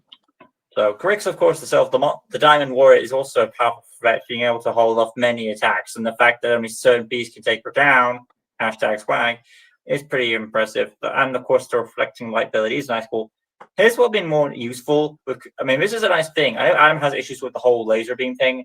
If they had done it or just explained that Coronis's eyes could cause them to reflect like a solar beam eye, maybe that would have helped instead of being a laser beam. I don't know. There are ways Yeah, you can do I'm just saying there are ways you can do a laser beam without going sci-fi in it. In the like the Calix's yeah. diamond ability. But anyway, we press along. Number is best 22. 22. Okay, go into the top 20. Here we go. I And need to get it's my you, picture. you go. And it's you going first. Okay, I've got my picture. I'm ready. I'm going first, am I? 3. Oh, you ready? 3, 2, 1. That's big. Hi, Brutus. Right. I'm off first one to you. So Vespic, of course, she's going to be on the list. She is, of course, the Bug Queen, Wasp Queen, of course, and she proves as a nice threat. And this is establishing. I always get confused with this. Freya is the one poisoned, right? And she's the one who needs the antidote. Yeah. Okay, I'm right there, thank you. And of course, we have Vespic taking over the Queen's castle, and of course, which makes sense because I like that her little dainty vibe is like she takes over the Queen's castle because she's a queen too, so she feels entitled, and she fights Tom like a Street Fighter character in there, which is a nice fun concept. I like that she does that kick move, it which literally looks like one of Ryu's moves. So you're like, she's a fun character to work with. Tom and Kess the fighter, there are high stakes involved getting the last degree for the potion. It's a fun little coup de grace. I love the book too. I know Adam likes it more than me, possibly. His opinion on the book has a bit diminished on Vespic, and there are other beasts he likes more so much. But I still find her a fun ride to read, so it's a good one. I don't blame you. Brutus, the Hound of Horror. Yes, over Draka. That's going to piss Adam off. But I'm going to say this. I just preferred the story for Brutus better. I love his ability to breathe the fog. I love how menacing he is. Couldn't twat. The fight was great. Him having a army of hounds, I always thought was good. And leading him into a forge, I thought was a cool concept. Yes, he's not immune to fire, but I think just the fact that Brutus was just so violent and just so damn cool, just really shows how great he is. Yes, Draka does have a better design and all that, and I do love him, Adam, but personally, I put Brutus above him because I can. Well, I know Adam has some more thing for Carnivore than Brutus, but take what you will with that. Of course. Right. Number wise, we should be at 22. 21. You're right, 21. Daddy. Yeah, 21. And who goes first? Me. Go. 3, 2, 1. Torpix. Hi, Mictus. Speak of the devil, Amictus. The thing with Amictus is that she's damn beautiful, for one. I think we can agree she's one of the most beautiful looking beasts. If you're a bug fan, girls, I know there's some fans who are like, yeah, bugs are cute. I mean, but I know some people are not fans of bugs. I know that, and they think they want to squish I it. know. Having probably the best area of all Gwildor, the Rainbow Jungle, once again, the name just sounds beautiful. Having used her babies to attack is great. I love how violent and just how great of a fight she is. And of course, the ending, which I think me and you should quickly discuss. I personally think that I mean, there's both the reasons. Velmal technically won because he got away with Freya. However, Tom set out to free the beast, and that's what he's done. I think you can look at the ending either way. You can pick whichever one you pick, and I think that's what I love about this beast ending. You've got two ways you can interpret the ending, and that's what I love about it. And yeah, Amictus has always been one of the best bug beasts. It's the best beast of series 5. Yes. It's not Coldo. I do prefer Amictus. But still, it's a damn good beast, looks great, and has an ending. Like, if you have an ending which you can interpret multiple ways, that's really damn cool. You can choose whatever, what ending you prefer, what ending you want, and you can say that. People will go for the other ending, but that's just up to them. There you go. I mean, I'll get to my thoughts on Series 5 when my books appear, because they'll be on there somewhere. Then we move along. Yeah. Torpix, of course. Now, here's the thing with me. I always thought Torpix was a cobra, and the reason why I thought that is this lump of his neck. You can see it stick out on the side. I always thought that lump was part of his. That lump of his neck that goes around on the side. That could have been. Yeah. You could think that is part of his head, but if it's part of his body, I always misinterpreted it. So there you go. Of course, Series 9. It's not. Some people are not really big fan of how. I mean, the rough parts early on, but the concept of alone. That there actually is a beast in this kingdom that is here, and it's called Torpix, and he's one of the most powerful to guard this power source, the Eternal Flame. Malvel is weakened on the pits of hell. He still tries to fight Tom. Nice, cool stuff there. He is weak, but he still doesn't care. He's still going to go for it. The fact he gets trapped into the Eternal Flame, nice demise. Torpix proves his own, holding him back, and he proves justice in Battle of the Beast. So overall, great book. He deserves a good high spot on the list, and I think I did him a good spot. Well, and he's near the top 20, so come on, I did justice. Right, that's moving on then. We are now at 20. In the top 20. Right, and you are going first. Okay, just got my picture now. I'm going first, and here we go for the countdown. 3, 2, 1. Lapida. Nice, Livka. Hello. Right, so, Lapida. Are you shocked? Yes. Okay, well, Lapida's at this spot. Of course, this is the wrap-up of Malvel's big plan to release an army of beasts. This plot does remind... I don't know if you've seen Power Rangers, but it does remind me of Power Ranger plots, where you have a villain try to resurrect an army of defeated monsters, or in this case, monsters from a place, in a tomb, bring them out, and then take over.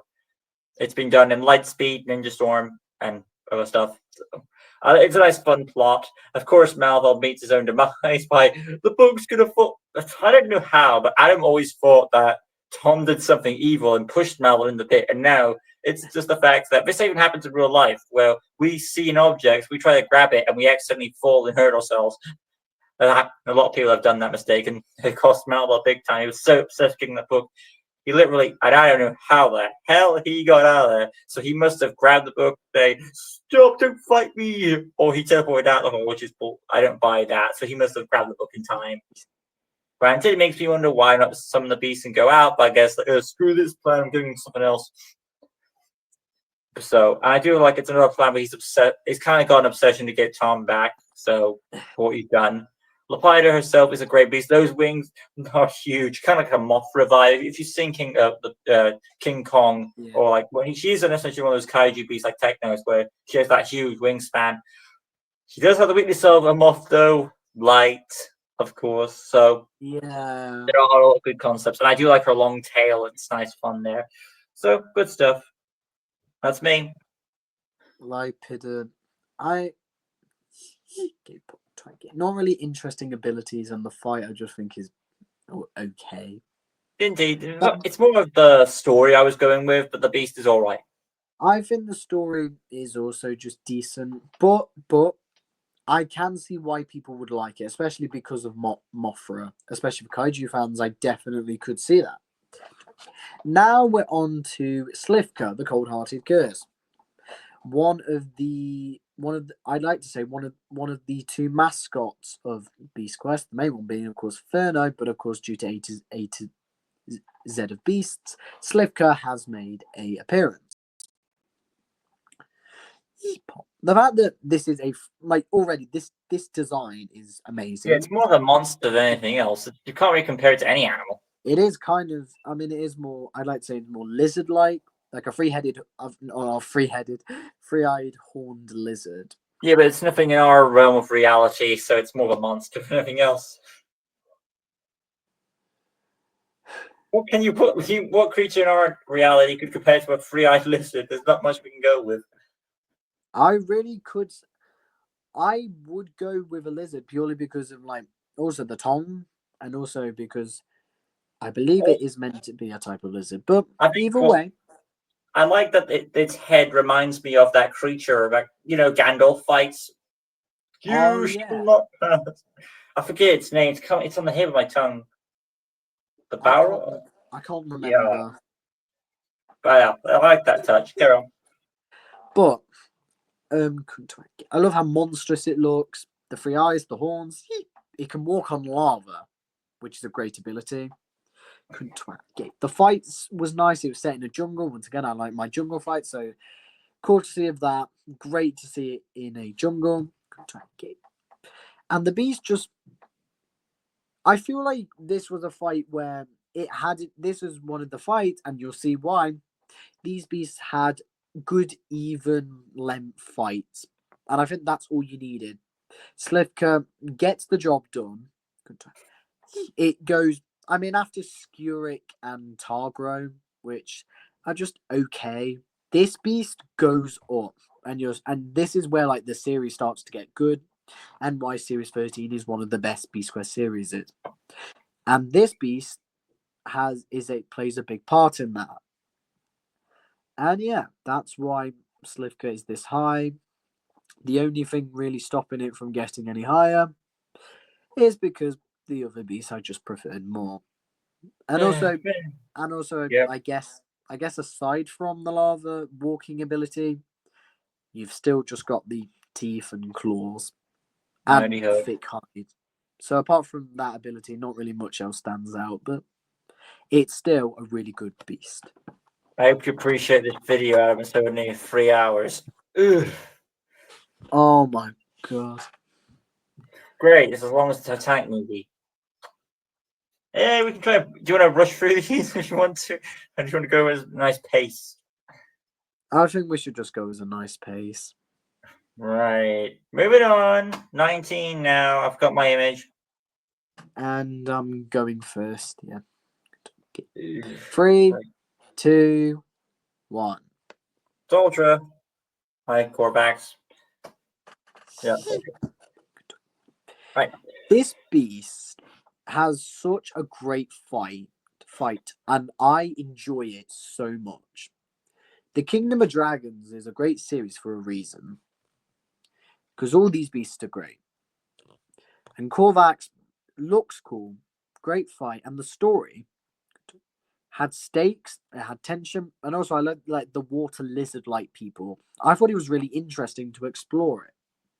This is, of course, the 100th Beast Quest book, and what a 100th book it is. It's amazing, action-packed, and out of all the dragons, I think it definitely has the best fight out of all the dragon beasts, personally. And yeah, it's just so great and action-packed. There you go. For my end, I've got Soldier the Stone Charmer. So, no surprise, Soldier will be on the list, of course. It is Tom's first tension of he's got to go up against, really. Every other battle before this has been Ravage Battle of Beast Quest. And then finally, we have something that breaks the tension amongst them all. If someone has this, if someone's a fan of Beast Quest, no. If this is your first read of Beast Quest and you read this, and you're one of two things. You're A, expecting all the books to be like this, and I'm sure that's not the case, or B, you just found a good read and you were in for a shocker. So Soldier, of course, proves to be, she is kind of a mix. I know Adam has said she's compared to a Siren and a Medusa, and the Gorgon Medusa. Yeah. She's also compared to a Cyclops due to the one eye, technically, so you have 3 creatures in there. given that it says. Now, another issue is with the golden armor is that certain beasts can wear the armor, and the thing is here, I will say is they can wear the armor, but they can't use its power. That's what I'm getting off there. That's the only explanation really you can think of. Yeah, and it does say the armor can grow to fit its user. But you can't use the specific ability of the armor. If they could, then that'd be cool, but whatever. There is They have to that. be worthy. So there's that for you. And of course the concept of building around the environment. It's creepy, the atmosphere. The fog makes sense because she needs the fog more for a survival ability, because without it she kind of is vulnerable without the fog. Yeah, vulnerable. She does feel Yeah. different to Malvel's other beasts. She feels like, as I mentioned, I call her an assassin more than, because the way she operates, she's specifically designed to really get Tom and his own village. And that's one of the things about series 2. But I know that at the point you said it was your best series ever, and I can completely see why, because it is more of Malvol's grudge against Tom, and he wants to make sure he doesn't win, and it follows up for the other series, and it does itself justice. Exactly, the grudge, it carries on, and like I said in this book, this is when Malvo starts to get into Tom's head, and you really feel that. So overall, good stuff. I know people are going to complain, oh, why doesn't Eleanor help him? But he literally asks himself that he wants himself to handle this, and that's more of Tom's pride getting in the way, because as the story progresses, he's put in a position where he is the Destiny Child. He feels the need to do it on his own. He has to be reminded, of course, several books where he can't do this on his own. Ben 10 does that too, whereas here it doesn't feel as bad as Ben 10. I like Ben 10 as a show, it does, but it's more portrayed as an episodic show for kids, where you have to get whatever episode you're doing of Ben 10. Okay, you do an episode of Animo, and then they watch another episode about another character. Yeah. So they have to remind kids about learn friendship and all the heart of the cards and all that stuff. Whereas it doesn't feel as jarring as like here Tom has, because of Tom's pressure on him, because of the Destiny thing, he does occasionally need to be reminded. But there are situations where you can fight beasts on your own, and it just goes to show each of the characters does get their moment to shine, and it is a nice wrap up to the big battle, and it goes to show what other things, and it makes you curious, like what other beasts could be in Malvol's arsenal that we haven't seen yet, because he's got something like this that is completely different than what you expect, and who knows what he's capable of. So interesting. Eleanor did also, she did shoot an arrow on a rope to help Tom, so people can't really complain she did nothing. She did do something. Indeed. Okay, we move along, and I need to get my next picture up, and I hope we can get through before we reach 4 hours in, or there'll be some really boo-boos. It's 18th, right? 18th place, and you are going first. Very well. I'm ready. Right. 3, 2, 1. Trelion. Nice Strider. Purple too. Nice one. Alright. Of course, Trelion will be on the list right after, so kind of similar to thing how you had series of books next to each other. I was debating, of course, how I went with it, but I recently, as you know, I went for Trelion as the best one of the two. I'm assuming you pronounce it as Trillion, but Trelion? Trillion. I feel like calling it, it's spelled like you'd say trillion, and I think calling it Trelion, I'm not offending, but sounds a bit off, like Occo. I suppose, but the word line is in the name too, so I can justify myself on that.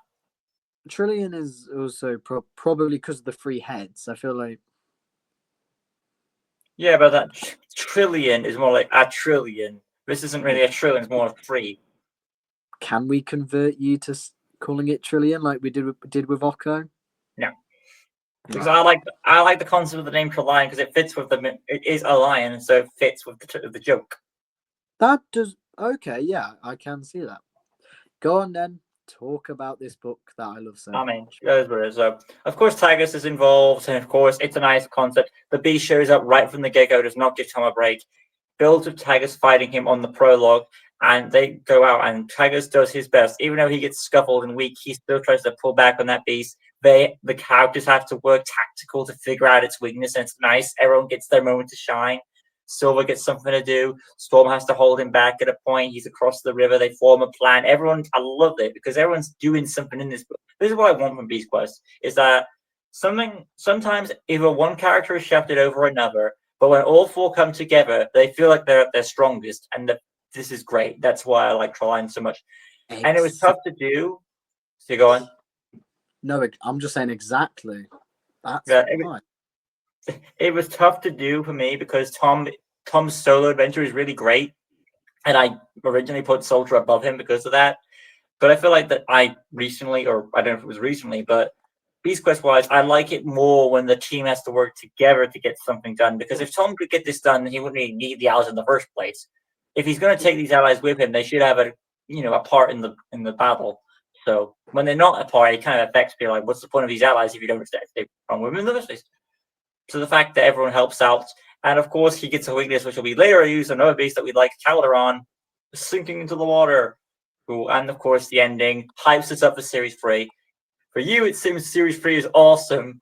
And for me, of course, Series 3 is, I don't know how to put it right now because I still have to retrospect the other ones. We'll still see. As for that whole concept, will I get to them all? Possibly. It will take time. I know. I'll take my own time with it. Retrospectives will get out when they can.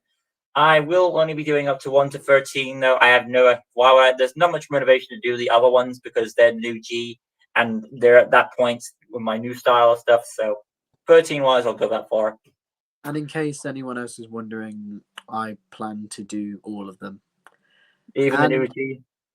Yes, because to be honest, I feel like we're going to talk about all of them. We've got to give each one their time to shine. But I respect you for only going to 13. I don't blame you for not really doing the other ones. Right. So all my good points about Trelline are justified, and we move on to Stritor. Indeed. I think fight-wise, this beast does have the weakest fight. However, having a skeleton army, having an incredible design, and having cool abilities, this makes Stritor a badass beast. It's the one.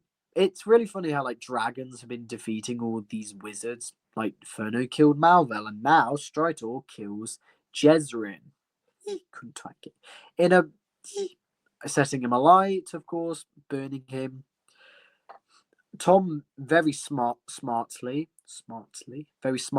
used his shield to blow up Stritor. That's clever. Eleanor and Petra took care of the army, and then of course in the end, I like how all the dragons fly as Furno comes to collect them. We see veteran Crymon, we see Vetrix, we see Quarg. They all come back. We get to see them. Porn. It makes me think: are only Quarg and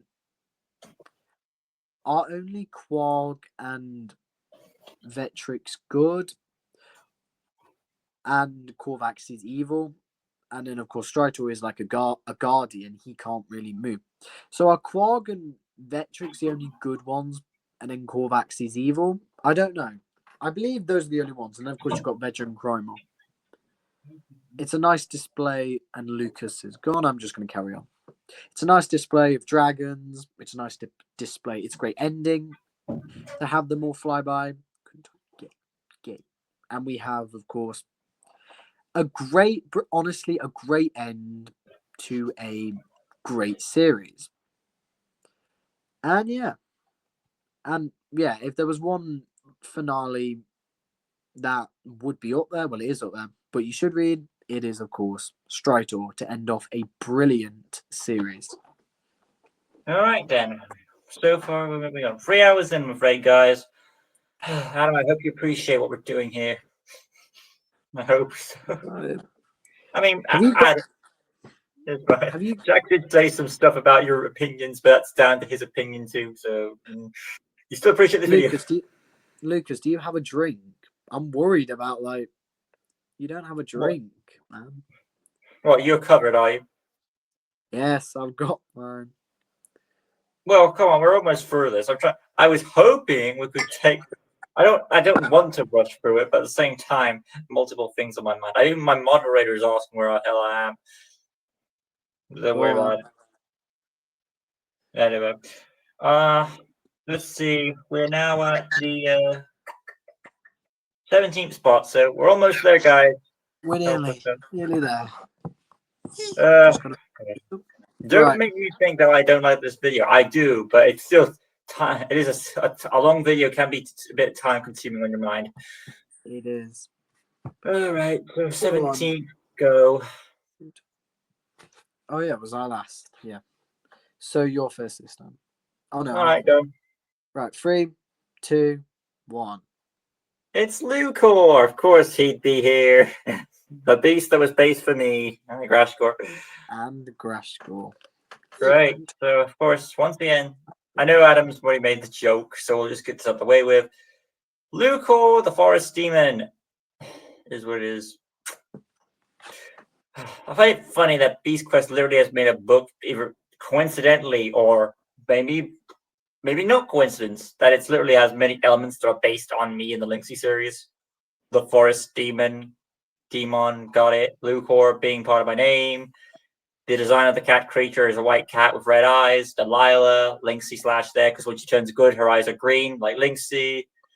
And of course, also the inspiration, of course, is on the Cheshire Cat. Nice concept there. All fun there. And story-wise, if you read through, there are some other implications about the beast involving the Lynxie series, which I found kind of cool. The fact that Lucor also kills Malvel is a nice plus. Not many beasts can do that unless you're referring to the Fire Dragon. And then, of course, a nice little cutie thing about Lucor is if you look at the rear back of Lucor, his tail is a little tiny cutie little thing. You can't see it because you don't have Lucor. So a little kind of tail. So you would expect that from him. So, and of course, a creepy design on the mouth. And his eyes are creepy too, because if you look at his eyes, they're like a little there. Oh god. They do. They look like they're just a red. Little plus. Right. Like a little plus in the eye. It's kind of weird. So there you go. Those are my thoughts. Lucor had to be on the list. It is the book. It seems to be the book based on Beast Quest's love for me. So if that's the case, thank you, Beast Quest. Appreciate it. And now on to your request, your book, of course. Grashcore. Grashcore was for the longest time my favorite special, and then he was my second favorite. He is now gone down a bit. Also, it's nice to see a special come back on the ranking. It's been a while. However, I absolutely adore this beast. Having the Beast Guard show, and in the most tight prison, the Chamber of Pain, which Wardop I will give Wardop this. Apparently he managed to knock out Grashcore, which I'll give him that. He was somehow able to knock out Grashcore. Must be good. Okay. A badass design. Abilities are great. And the fight was also good. Having Sepron, Inferno, and Epos come to hell. And the fact that we've said this several times, Grashcore was willing to destroy the Chamber of Pain and just do everything he can just to get Tom, to get this one prisoner, just shows how dedicated he is to his job. And also why he is called the Beast Guard, because of how menacing he is. I guess the only thing that really drags down is that the fight was good, but could have been just the littlest bit better. That's how you know how picky I am. Could have been the littlest bit better. And the illustrations in this book are crap. They are so damn horrible. In my opinion, honestly, just the worst. They are so... I can't be bothered because of time. They're just so bad. I mean, and inaccurate. You have Furno with four legs and wings, which is wrong, of course. His arms are the wings. It's just, the illustrations are so crap. I also liked having Sebastian as a companion, because Eleanor was, of course, trapped in the Chamber of Pain. Couldn't get knickers. I feel like having Tom team up with this other companion was great. And Sebastian was a dick. He's honestly an enjoyable character. I wish maybe other times we could have seen more of him, like a trainee maybe, but as such, we don't. But it's a nice little, Eleanor's gone for most of the book, and Tom has to deal with this other boy as his companion, and he's a good companion. So yeah, Crash Score, brilliant book. Has gone down, but is still just really good. You just broke an nice idea that I missed opportunity. I just realized Tom's met all these people on his quest. Some of them have become warriors and stuff like Sebastian, as you said. So here's an idea. Why not have the new protectors be those four, some of the, like Sebastian and other characters he's met, instead of these new guys? Would that make more sense? Exactly. People that you know. Because they've been forgotten. Because they've been forgotten about. I mean, sometimes they bring back a character in a previous book, but look that. Like Malvel, because they got bored at that point. Oh boy. And also Kenza and Jezrin were gone, so of course they had to bring back Malvel. What else could they do? We are now at number 16, I believe. We're nearly at the top 10. Okay. Okay, here we go. And I'm going first. We're going to try and get this done before we reach 4 hours, because I do not want to have it. Yeah, I think we should be able to. Right, I'm going first. 3, 2, 1, go. Zirkin! And yes, I'm calling him Zirkin now, because I know I'm sick of the name Exocon. Yes. And Arax. Having, Adoro be a part of this and stealing his soul was great. Arax, I have always admired as a really cool beast. He has a great fight. Furna's involved. You have, of course, the evil Tom, Nemiko, which we get a fight there. The fight, of course, ends up just Nemiko gets destroyed. Destroyed, and then Arax has a great fight with Tom. Tom uses the weapon against the beast, kills him, and he couldn't try and kill. I love how tension building it was. I love how action packed it was. And I've always admired Arax for his design and abilities. And just, he seemed a bit more evil, like choking Tom, going after Adoro. Arax always seemed like he was just that one bit more evil than really any other beast. There are, of course, beasts that are more evil, but we'll get to that in a minute. But yeah, okay. Arax solid special. Is Arax part of Malvel's army, or is he just a solo beast that he's not to do with Malvel at all? He is. I think it was actually just a solo beast. Oh, because there was a bit of debate. Like, I always thought he's part of Malvel's army, like he's another one of his assassin beasts or something to kill him. It's based on a gargoyle, but I guess not. Yeah. Because here's the thing, I always got the concept, like, why would this piece of such an obsession with Tom, and a person who has an obsession with Tom is Malvel, and it makes no sense. Watch after this. I'll go and research it, and I'll find out that Malvel was the villain. But even if he was, I feel like just Arax being that bit extra evil showed that he was just evil to the core. Okay, and of course we have Zirkin, and we all know why Zirkin is on this list. Of course, it's his plan to destroy the golden armor. So congratulations to him. And he does follow up to a series that is considered debatably the best, and we'll leave that. So Zirkin, of course, is a great villain. Me and Adam did not know he was the bad guy until we read the title of the book, so we feel stupid idiots. I'm assuming, Jack, you figured out who he was in the series we've read. Yes, because I watched the reviews. Oh, I did not care for spoilers back then. But to be honest, I feel like either way I could have figured it out. out. You watched the reviews before reading it yourself?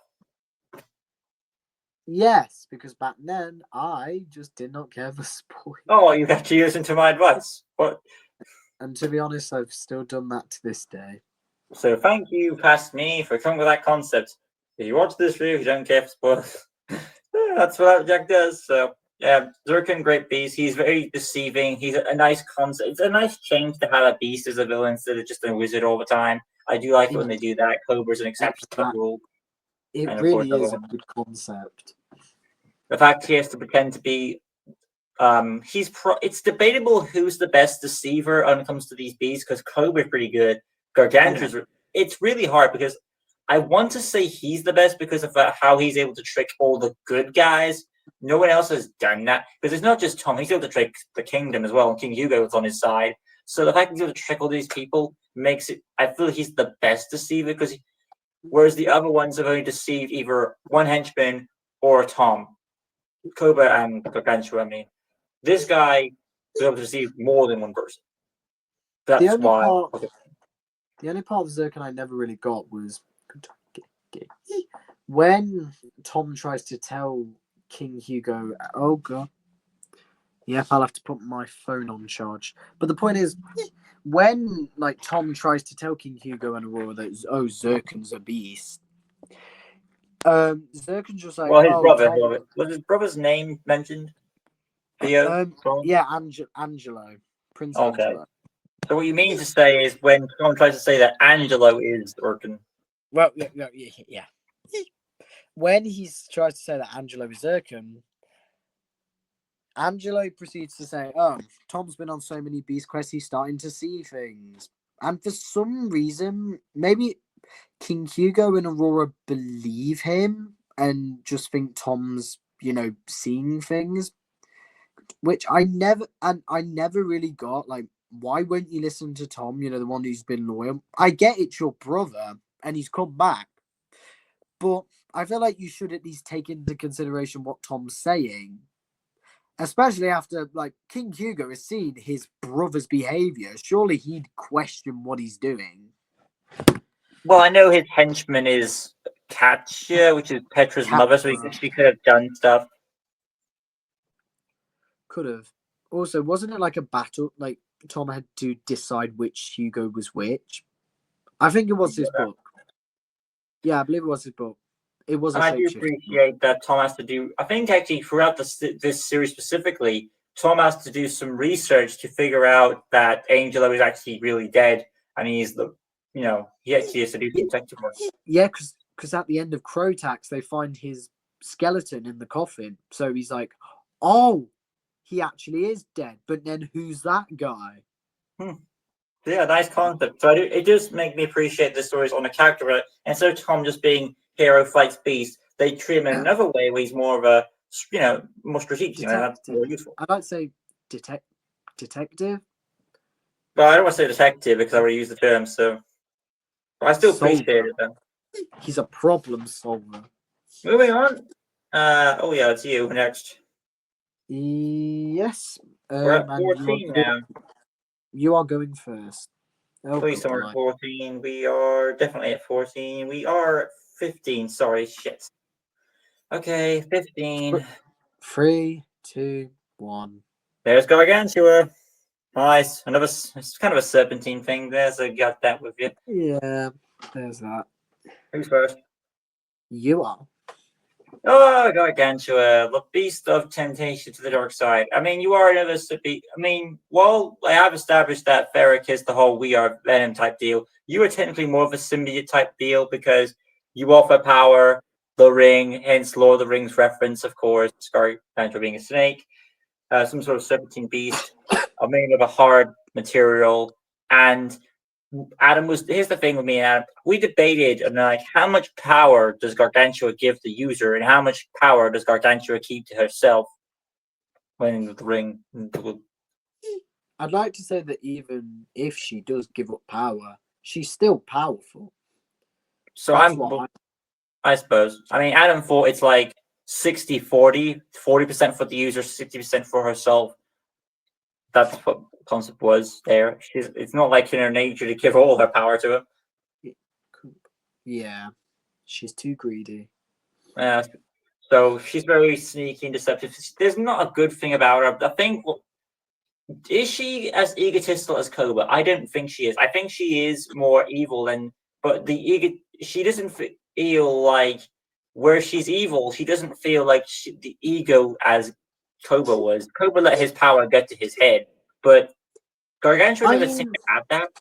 Yeah, go on. Yeah, I mean, technically, Gargantua is the main villain of the series. Like, Karadin, yes, Karadin was a bit of I kill beasts, and he did boast. However, it was Gargantua that controlled him and made him kill his brother. Which I think it's interesting how you could technically say that yes, Karadin is the main villain, but Gargantua is the overarching villain of the series. I always criticize Gargantua as the main villain, but okay. Yeah. I mean, it's what it is. I mean, to be fair, Karen does look very intimidating with the whole. He just literally looks like we did mention the whole Venom thing, but he has that creepy mouth open and all the eyes. I know I think out of all the villains, he's the most creepy looking. Out of the villains. No, now you could imagine if that power is given to Tom. Here's the thing why I look about this. One of the reasons why I like Gargantua so much is that we know at this point Tom has been tempted by the dark side. He has seen what that is. And as soon as he gets tempted by the dark side again, I love how he reacts to it. He says no without question. He's so strong-willed at that point. I love how far because play what you will about Series 24. You can. But because of what Series 24 did to him, it develops him as a character, so he's able to conquer this thing much easier. If Series 24 did not happen, you would probably believe that he would have gone for it. Exactly. So I know you were a bit while she was 24, but you can respect it.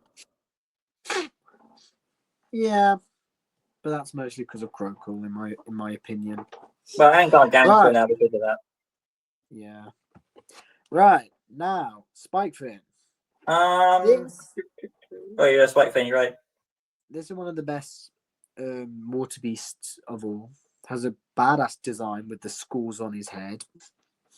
The fight in the house. I love how violent and literally so many great moments in this fight. He kept coming back and going for Tom, and Tom retaliated back. When it's a fight, it's really good. It's a great fight. Spikefin uses his trident.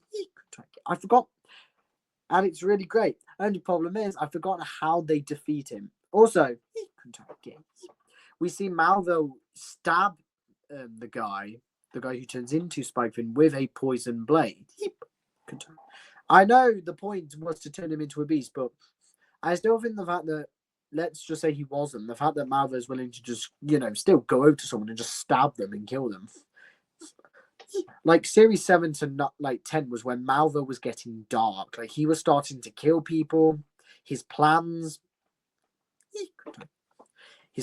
were dark. He had like bigger plans, and he was not afraid to kill to get what he wanted. And that, I think Spikefin does show that well, as well as having a great beast and a great fight and a great challenge for Tom and Eleanor to go up against. There you go. And I think, if my memory serves me, it was a point in the story where Malvo was so close to getting the Eternal Flame, he needed one more obstacle to stop him, to stop Tom. So Tom was put in a position where he had to choose to go after Spikefin or go after Malvo. Yeah, fine. But that's a nice concept. Yeah. It really was. Of course, Tom's got to choose saving the beast because that's who he is. Right, what place are we on? 14th? Yeah. 14th, I believe. And I am going for first. Okay, here we go. 3, 2, 1. When you're ready. 3, 2, 1. It's Vermok. Hi, Crestor. I knew you ranked him high. I mean, what can be said about this beast that hasn't been said? Out of all the beasts, I'd say this is the one that did the best. Like, considering it's a water beast, it did well fighting in the mountains. The venom he can shoot out of his spikes is great. Now, I know he did well in Battle of the Beasts, and this is probably the only time I'm going to bring it up about one of them, except Wardog. But the fact that Crestor did get runner-up and he did get far in the other tournaments just shows just how strong he is. It was a great fight. Like I said, it was brutal. And Crestor gave Tom one of the biggest challenges I think he's ever had. Adam has talked about how Series 7 is his favourite series and is his opinion the best series, minus 24. And it's beasts like this that makes me, agree with him why Series 7 might be the best Beast Quest series ever, because of beasts like this. Series 24 is no longer your favourite series then? I think it's middle of the road. No, fair enough. Oh boy. Are you going to reveal what your favourite series is, or is that being a video? That will come in another video. Okay. I believe I have to mention about Vermok, don't I? Yeah, go on. course, we know why Vermox's here. We can guess who's going to be on the next spot. So that's obvious. So it's building up to who know who. And of course, we established. I know they was mentioned in Linka, but I think it was more better. And the evil Tom, or Tom of the Future, however we call it, was more portrayed in this book than he was in that. So that's why I put it in. And the fact that you have the creepy beast with Vermox, who is, of course, a naked rat, and they do make it intimidating with the ruins, it does build to what's to come. So it is naked rat. It is interesting the fact that out of all animals, you used a naked rat, which is great. Made an intimidating beast. They're building that uncomfortness. So the beast is supposed to be foreshadowing of what's to come. Naked. All right. Now moving on to 13th place. Lucas, you are going first. You ready? Good. But we already know mine's Cobra. I'm just going to say it right now. So we'll just see what yours is. Okay. 3, 2, 1, go.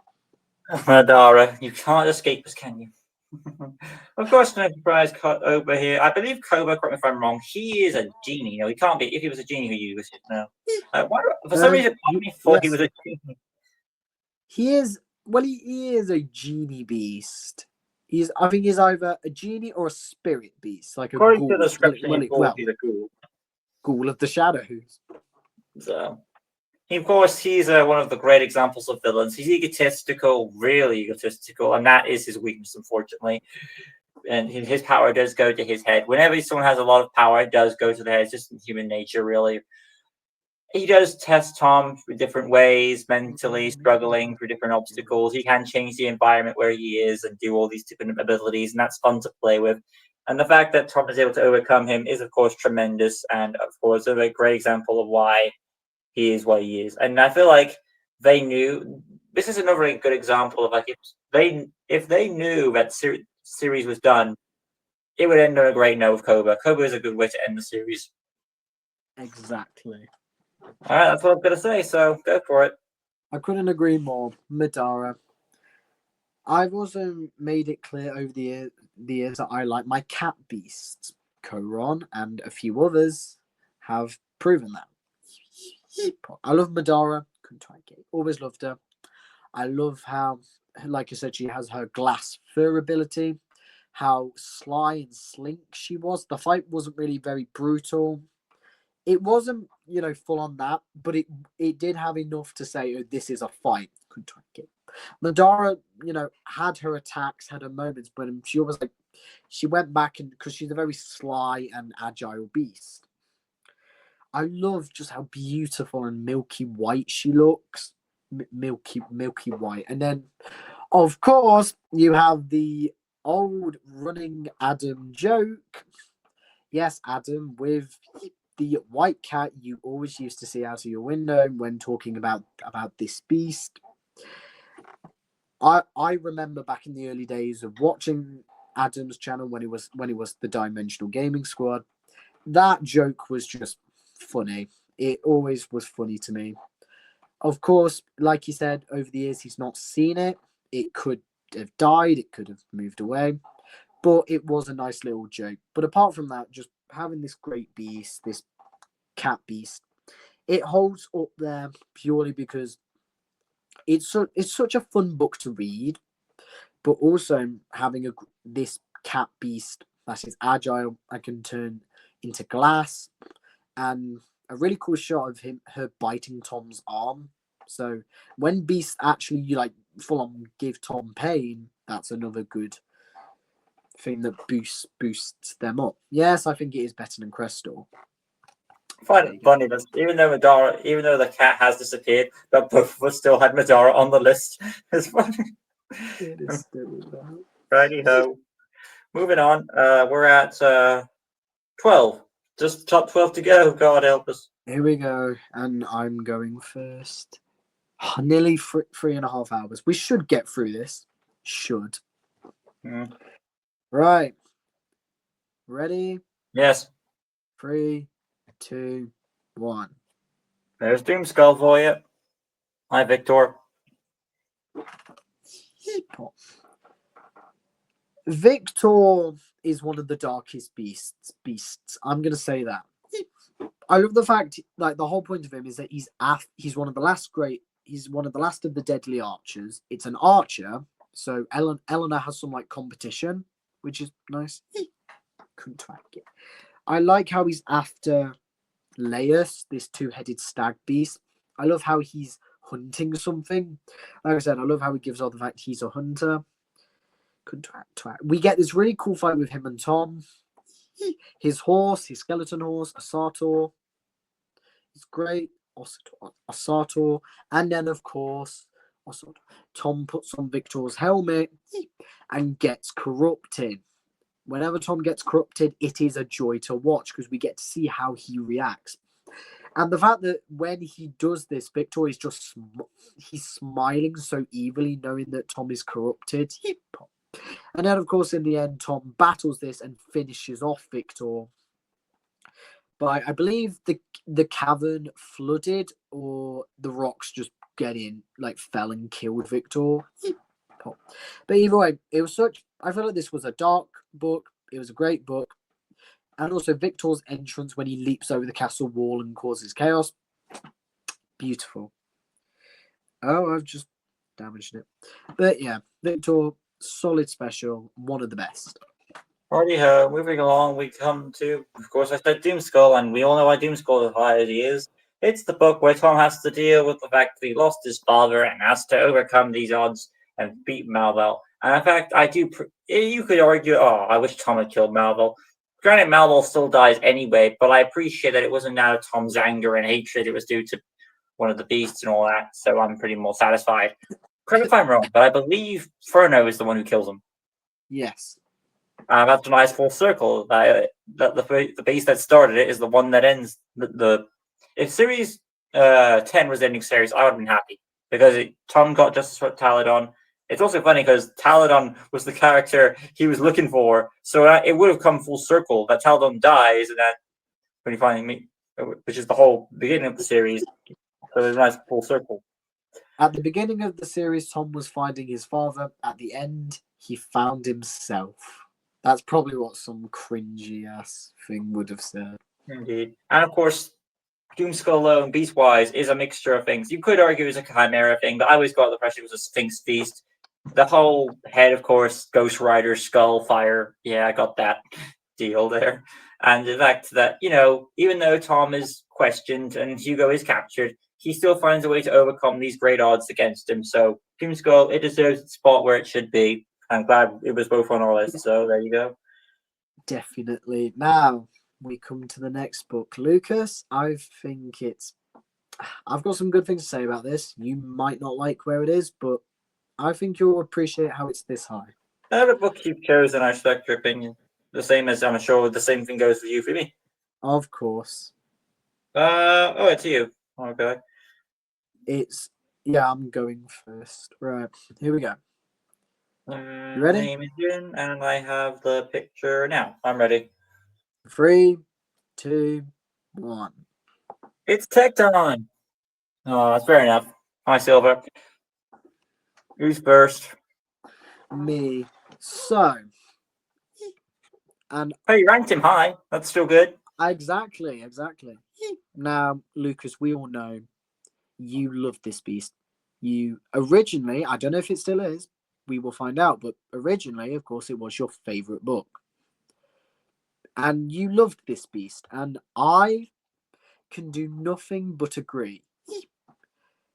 Having one of their companions and having it be Silver become a beast is a freaking brilliant move. Whoever came up with that is brilliant.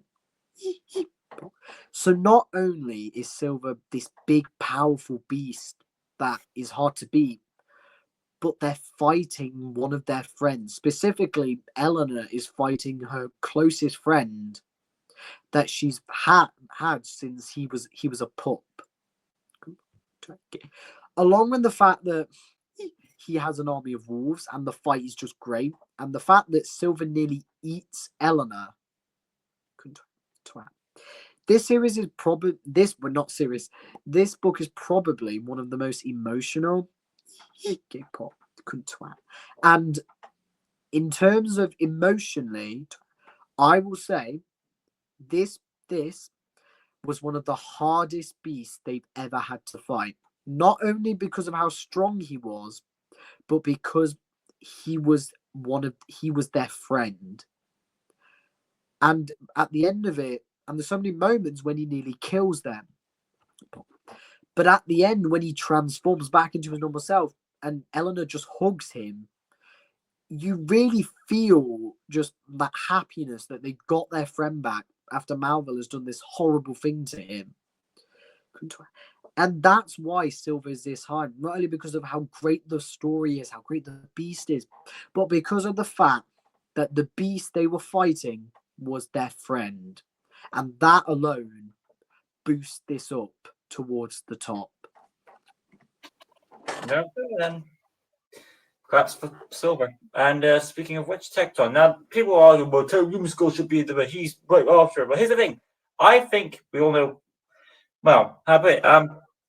Taladon's death itself, I feel, is a more emotional loss than the aftermath of the loss. That's just me. Okay, well, I mean, ask yourself this. Would you be more emotionally stressed out just when your father died or a bit time after? When your father died, yes. Exactly. So, obvious reason is obvious. I mean, take what you will with that. I mean, so the first emotion when a person dies, the first emotion that comes to your mind is sad. Second emotion, anger. And those emotions are both shown in this book and in the follow-up, which actually leads to a mistake, because here's the thing. I didn't mention this with Doomsday, but I'll say it here. Tom's actions kind of lead him to revive Malvel in a way, just so he can beat him up. I think it's trapped in the eternal flame, and Tom makes a decision to get him back, not just to do that for his help, but so he can kick his ass. Or maybe it's because I forget, or maybe he brings him back earlier on and then he regrets it. Or maybe it's one of those two. I don't remember any of them. So. Well, we all know that Malvel is brought back by Tom in some way to get out the eternal flame, and it either leads to Taladon's death or it's a result of revenge for. It's either way. Those options are great. Tecton alone, I do like that Taladon is willing to help. We don't actually see Taladon help his son much. And I guess the reason why he doesn't do that is because he's concerned that he will die, and he doesn't want to lose his bond with his son that he has. Also, isn't Taladon, like, Taladon's meant to be the master of the beast? You'd think, like, when he revives, he'd go back to being master of the beasts. But I guess he feels like he's still his son do so much good. He feels like he's earned it. But he hasn't given him his powers until he dies. Yeah, that's what I like. Like, Taladon's dying, and Tom's like, he might live, dying. But then he looks and he realizes he's wearing the golden armor, and that can only mean one thing. Taladon's died. And yeah, it's just emotional. Indeed. And it's fine, because I do appreciate that. This thing, with any story or a comic book, they could have easily brought back the character, because that's what comic books do. And the fact that they don't, I appreciate that, because a lot of comic books, if you cheapen the death, if you can bring him back, he's magic. But the fact that they don't, with all their magical powers, they don't bring Taladon back. It makes the loss more real, and the stakes. Anything could happen. When Mark died, he stayed dead. When Taladon died, he stayed dead. No one has ever come back from the dead. And funny enough, wrong. Cobra imitated both of them. Even more emotional weight to that loss. So it was also and I like the fact that Magral was a prequel. It wasn't. They didn't bring Taladon back. It was just a story, and it's genuinely interesting to see how Taladon ended up. Of course, we actually see Tom's dark side. I mean, yeah, Tom has been corrupted before, but this is his actual dark side, because he's finally in a position where he's lost something and he has reason to be angry. He has reasons to go one step darker. So I don't know if Malvel planned this in any way. He just took exploitation of what that was given to him. There you go. I don't think it was exploitation. He wanted to kill the knight. He didn't know. I think he came to his senses and stopped Tecton. Tecton being an armadillo beast, nice concept. We don't get an armadillos rarely, so it's nice there. overall, I feel like Tecton should be higher than Doomskull. I know people just say Doomskull is a great finale. I feel that, but I think that it's the more emotional story to me is the Tecton one than the Doomskull one. That's just me. I think it's just that Doomskull is a better beast than Fair Tecton. enough. It's a debatable thing because both points are good. I mean, I was focusing more on Tom's thing than the Beast itself because I feel like Tom is more important than the Beast, personally. But, Yeah, I think we can all agree that Taladon's death is not in that way, but the best part about Tecton. we are now Right. at top 10. Thank God. We're nearly at 20 finally. minutes left. Fuck. Yeah, that's literally the for at this point. It took us about it took us about 40 God. minutes to get to the top 10. Oh my God. Right. You're going next. We're at the top 10. Note to self that Jack will not be doing a video for a while, knowing this video was over 3 hours. I'm gonna be. I will definitely be resting. I will go. I will go into a rest period for about a week. It would be really fun. It would be really funny if Adam's like, I don't appreciate this video, and we would be pissed. We'd be ticked off. Like, we did this for over 3 hours, and you're not happy with this video. I mean, yeah, Jack said things, but come on, give us a break. Adam, please. We did all this. Hope you like. Mainly me. I mean, I just asked if you wanted to assist. Okay. I would like to. Here we go. 3, 2, 1. It's Tremor, the Earth Lord. Hi, Stealth. Series 4 and 5. Back to back. Series 4 had to get mentioned somehow. Even I couldn't leave it out. Okay, who's first? You are. Of course. My homeboy of Series 5, and that is Tremor. Now, granted, though, my opinion is I just said that, I had Series 5. The fifth book of the previous series above the sixth book. And in this case, it's the fifth book. And if for those who are expecting, yes, I will just say Amictus is next. So get to that. So I'm giving it away. I'm sorry. It's not really much of a spoiler because you can predict slightly. I mean, the same goes for you, Griff. I mean, Jack. I mean, when you brought one book followed right after it. So it's not like out of nowhere. So this one, though, I feel like the loss of, as I said prior, with the more emotional bit is more stronger than whatever is prior. Whereas Tecton, losing the father right then is more emotional than the aftermath. This one, in series 5, the loss is more better than the no, I would say, but still, this should be up there. Tremor fights, and then you have the rivalry between Freya and Tom getting around. Her identity is finally revealed. Insert Star Wars joke. I am your mother. Really? Maybe that was the intent that it was supposed to be a Star Wars thing. Who knows? Well, think about it. You have a character turned to the dark side by an evil wizard. And Tom is like, so cool. Maybe it was intended. Who knows? So, I mean, think about it. You also have Taladon, a kind of Obi-Wan character. Knowing more information doesn't say anything. Is what it is. So, it's fun. It's a nice ride. It builds that emotional peak. It's a fun little. Tom has that emotional concern, what he's going to do, how he's going to react. It all builds. You have a great beast fight with Tremor. I know Adam has said that Tremor is not a centipede. I believe you're going to go with that support on that. You can look at the beast there. Jack, do you think Tremor is a centipede, or would you prefer another creature? I would personally go more of a centipede. I think Adam compare him to like a mollusk or something. Go with that, which you will. Overall, though, Tremor should be here. We all know why, and I think I said my dues on it. Stealth the Ghost Panther, Series 4. Yes, I know people's thoughts on Series 4. I think it's a good series. I think beasts like Rashuk and Blaze are okay. Rashuk, I do think is better than Blaze, but there's that. And then, of course, you've got beasts like Luna, which is underrated. The only really, really good one is, of course, this beast.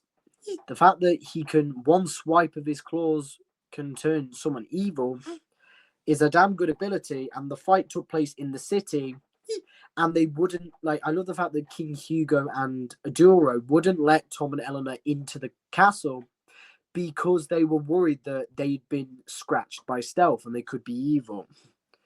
Cunt, twat gay, pussy pot. There's a lot of great shots, pussy pot. There's one in the prologue when stealth, pussy pot, when the boy first encounters stealth, Luke, and he picks up a rat, and in the moonlight, just seeing this massive panther with 3 tails eat this rat. Look, once again, horror setting, and then stealth is stalking the city, turning people evil. We saw the people, Owen and the people at Stonewyn, got infected, and then the fight with stealth is just great. Ends it off on a great note, brings Taladon back. And yeah, nothing much to say really about stealth. I think the only part is that his design, it has its high points, but compared to some of the next beasts, their designs are just better than stealth, which is something I thought I would never say. Normally, designs are always good, mostly. There you go. Okay, Mictus the Bug Queen. I'm just going to reveal it because I know I mentioned it prior, so it's there. And then you've got to count down for yours, but I haven't really mine. All right, 3, 2, 1. Mine is Griff. Hi, Griff. Adam will be happy. He'll be up in his hands, probably. Griff is amazing. Who's first? Me. Go ahead. Adam, you can say joy now. Griff is up the side.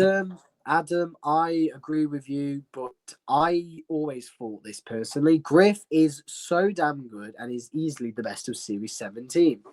Her design is beautiful. I love how she has like a crown around her face. You can see just the blades on her. You can see her wings. Every bit of detail she has is absolutely amazing.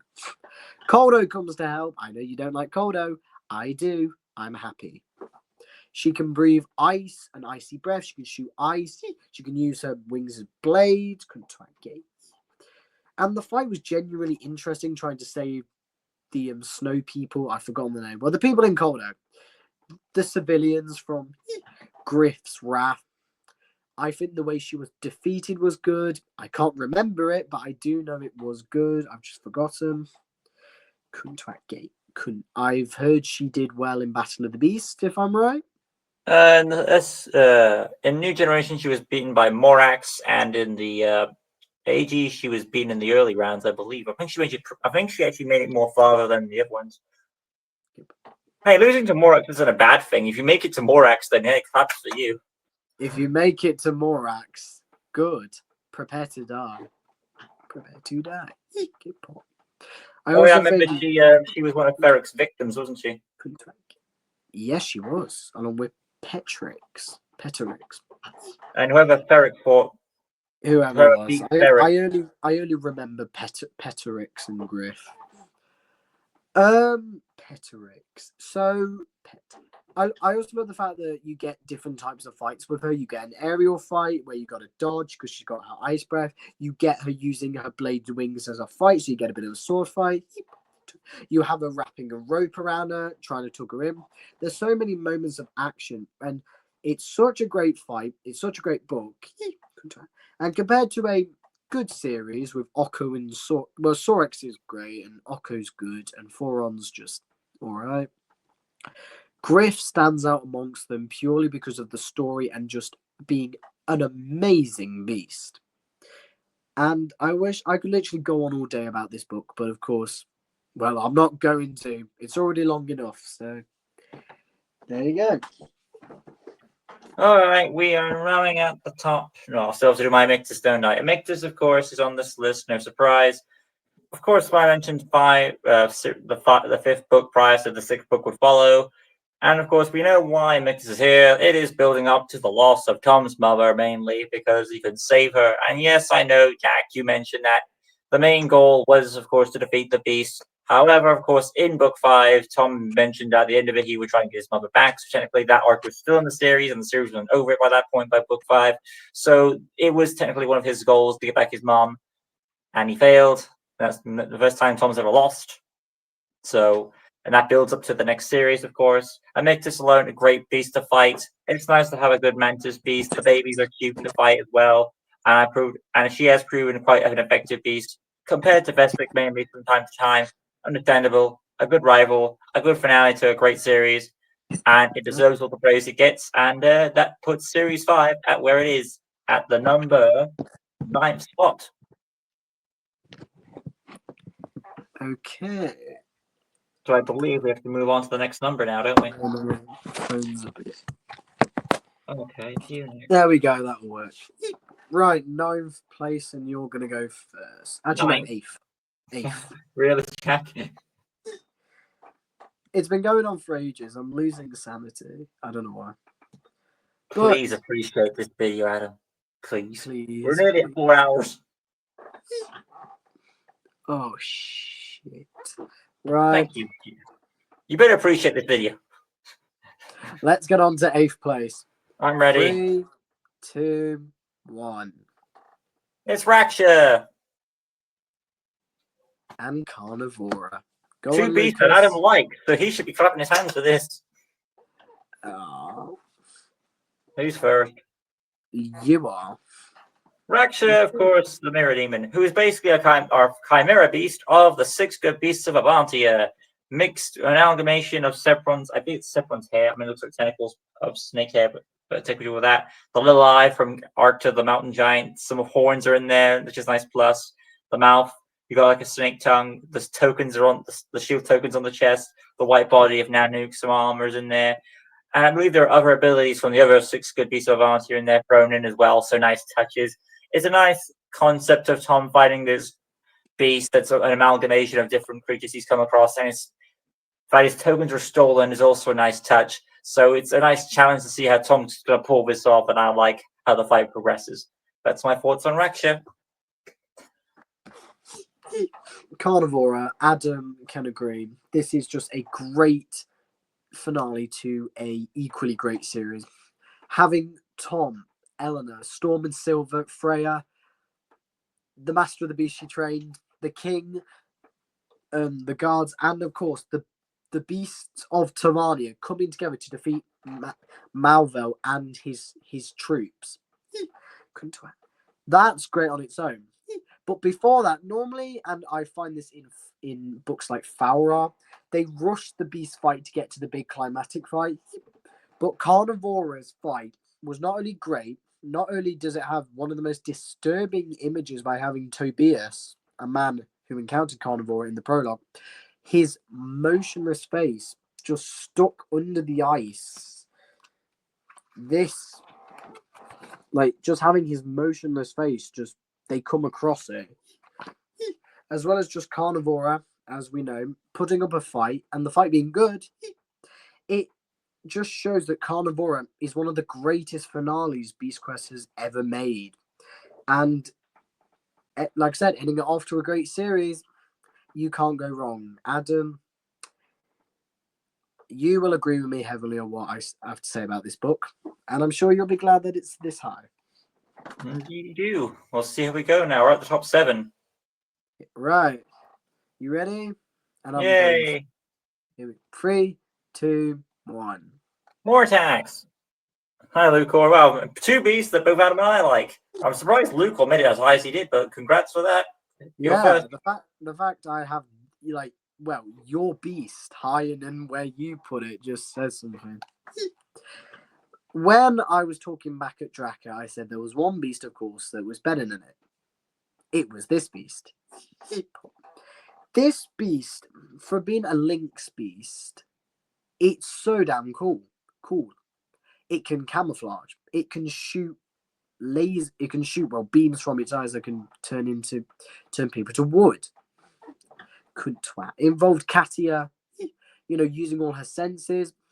Of course, Lucor was just a vicious beast, creepy eyes, like you said. I like how Dowtech was involved, even though he did eventually get turned to wood. It is nice when Dowtech gets to do something. Of course, becoming the new Adoro, because Adoro doesn't have magic. And apart from knowledge, doesn't do much. Pop. I love how ferocious he was. We healed Tom. Lucor ate Malvel. Pop. So a great end to him. Couldn't twat. And of course, you are on about Lucor was made specifically for you, and yes, I can see that. Whether that was just a crazy coincidence, and I mean having your favorite new protector, and of course the Lynxy series, could be a coincidence. It could not. I mean, in terms of subscribers, you are of course the biggest. I doubt it. Who knows? I have been entered in tournaments of Beast Quest, so who knows? I mean, yeah, subscriber-wise, you are the biggest out of us. So maybe someone from Adam Blade did see you and thought, we'll give it. And if so, That means if that's the case, someone watches my Lynxy series from Beast Quest, and that's astonishing. If that is the case, then me and Adam will be waiting for our beast. I can't. Okay. But yeah, Lucor, great finale to a equally great series. And the Lucas beast, I guess we can call this. I always thought that piece was based off a Cheshire Cat because of the grin, but okay. Right. Moving on. Okay. I've still more tax to do. We all know why more tax is here. Of course. Quite funny though, because we just discussed Raksha and Carnivora, two beasts Adam likes. Now we get to another beast that Adam likes, more tax. So he popped his hands again. Right. So there you go. More tax to Skeleton Warrior. I've read it recently for Adam's birthday. It deserves where it should be. Battle of the Beast could not be here because of it, and that's a big plus in its own right. It introduced the battle arena. It put Tom's odds against him, having all of his allies, not just the good beasts, but the his sidekicks against him too. And what I understand anyway is that I believe it was the battle arena that mind controlled Eleanor, Storm, and Silver, whereas Mortax can control the good beasts as evil as they are because they were evil outside the arena. So that's how I got off it there. Do you think that Mortax can control other beasts or just the good beasts? Well, we're only told by Adder that he can control the 6 good beasts of Arnzio, nothing more than that. If he could, then Adder should tell him. But granted, certain characters know knowledge and don't say anything, which is annoying. But at least Adder told us what we should know. And until something contradicts that, from this point in the series, he can only control the 6 beasts of Arnzio. Which is not a bad thing, though, because he does try to trick you with all that, and unfortunately, though, there are some things that are questionable. I said in my retrospective what he should and should not do. He, instead of killing Tom, okay, they treat Tom as a powerful enemy, but do they go for him? No. They just go fight each other. And then, okay, Eleanor gets to shoot him, but then Petra's like, oh, do this. You've thrown me off guard. And then he loses Eleanor against him, and that helps him win the fight. So I understand he has to use people against him. I do question, though, why certain characters don't kill Tom when they have the chance to. But aside from that, I will. I like to think it's Mortax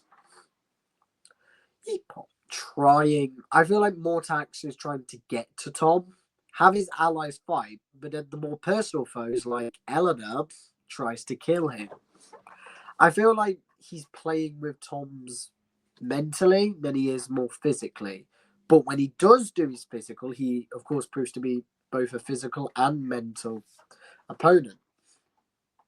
So yeah, that's probably what I'm going to lead into it. The reason why Mortax doesn't do what he does is because of egotism, really, and that is one of his weaknesses, like Cobra. It also goes in the weakness of Petra, because Petra in this situation is controlling Mortax. So because of why would Mortax be controlled by Petra? It could be magic, it could be mind control, but the way I see it is more of he's grateful to be revived by her, so he owes her a deed or something. So it's what it is there. But the problem there is Petra, being the new apprentice of the Dark Wizard, is also egotistical. This is her first book, so she's going to be cocky in her abilities and wants to torture Tom.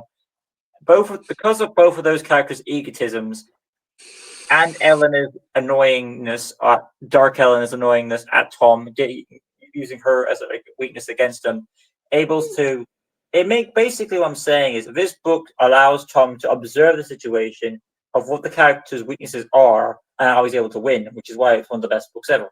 He's able to outsmart the beast, he's able to outsmart his allies and his enemies, and he's able to earn the victory, and he deserves it. So clap to Tom. There's that. All right. We're now at nearly 4 hours. Yeah, it's just about to be 4 hours of the timer. Look at that. Oh, God. Thank you, Adam, for this hard video. We are Sixth now at. place. Sixth place, and you are going first.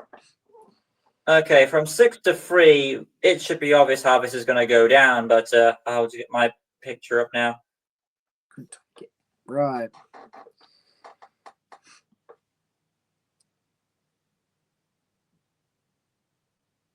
Ready? 3, 2, 1. Electro the Stormbird. Hi, Koba. Oh, that's not going to go down well.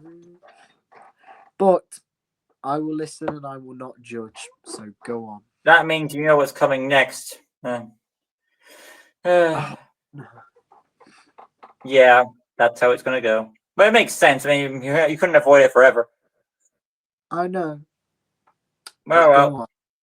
Electro the Stormbird is the opening to the considered the debatable greatest series of Beast Quest.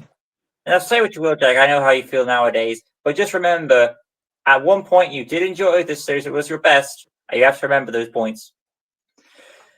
So, of course, we know Series 24 is the series where Tom himself is finally turned to the dark side and becomes a evil bad guy henchman to Rhea, the pirate who took over Sanpeo's, I believe. She mainly works solo, however, unlike her father, who has an army of goons and henchmen, so I appreciate the change.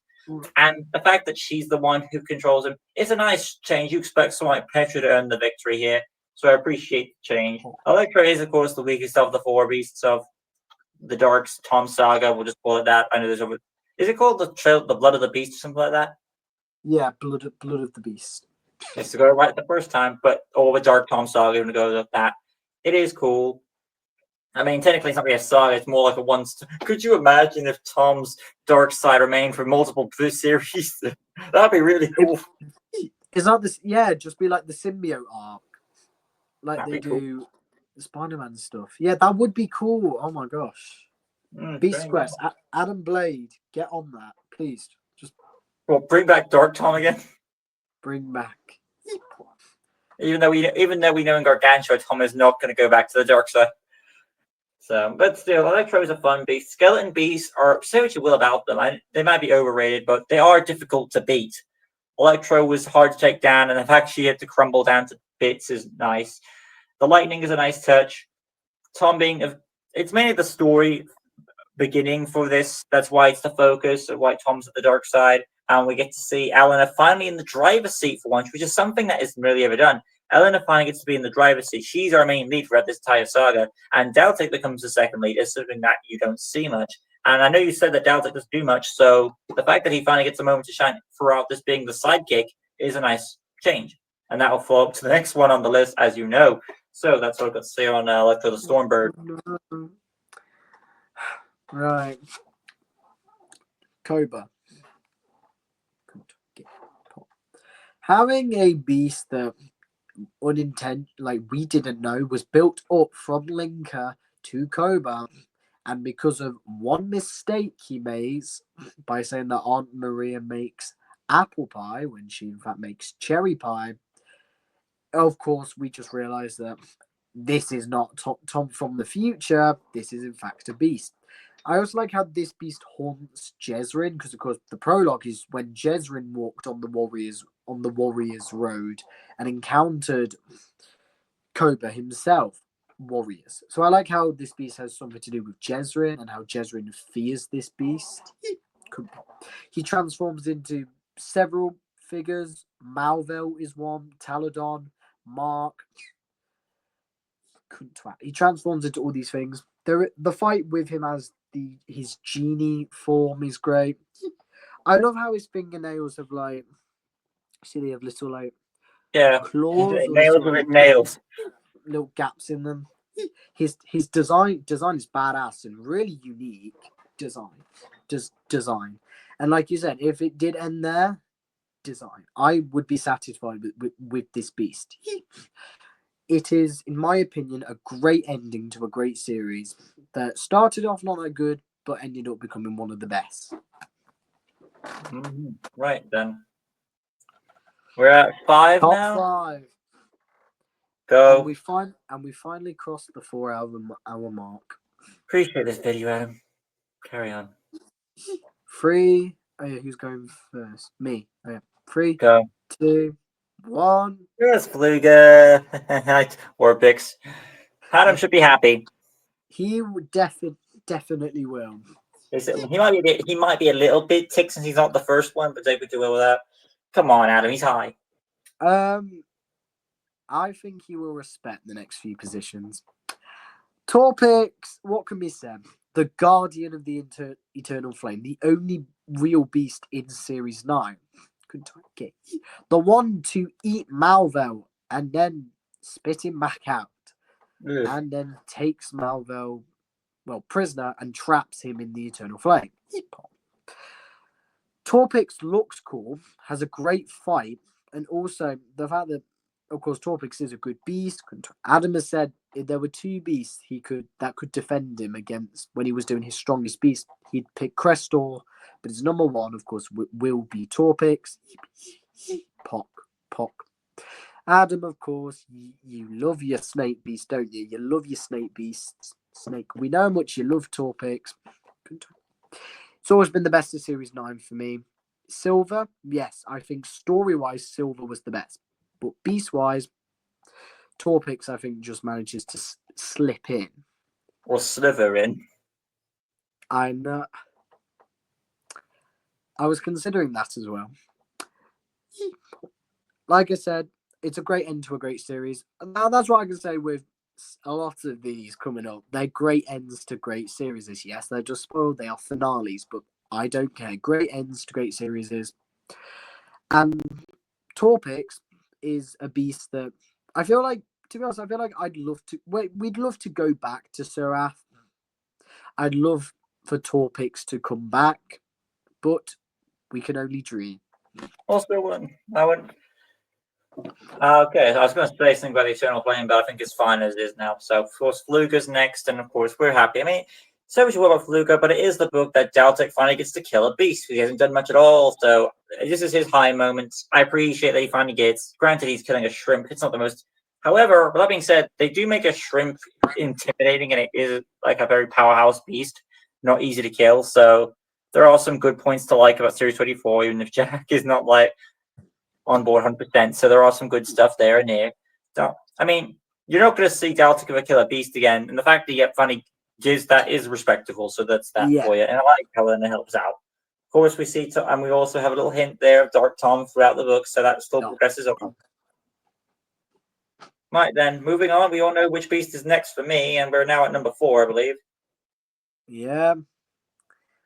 And you are going first. 3, 2, 1. I haven't revealed my picture yet, but it's obviously Morax is here. I didn't even look, so I don't worry. My eyes were on you. Go. Well, I mean, I've already done it, but yeah. Oh, I try. At least I'm happy for Lion's High, so that's me. I'm clapping. No, Adam will be clapping, but okay. Who's first? You are.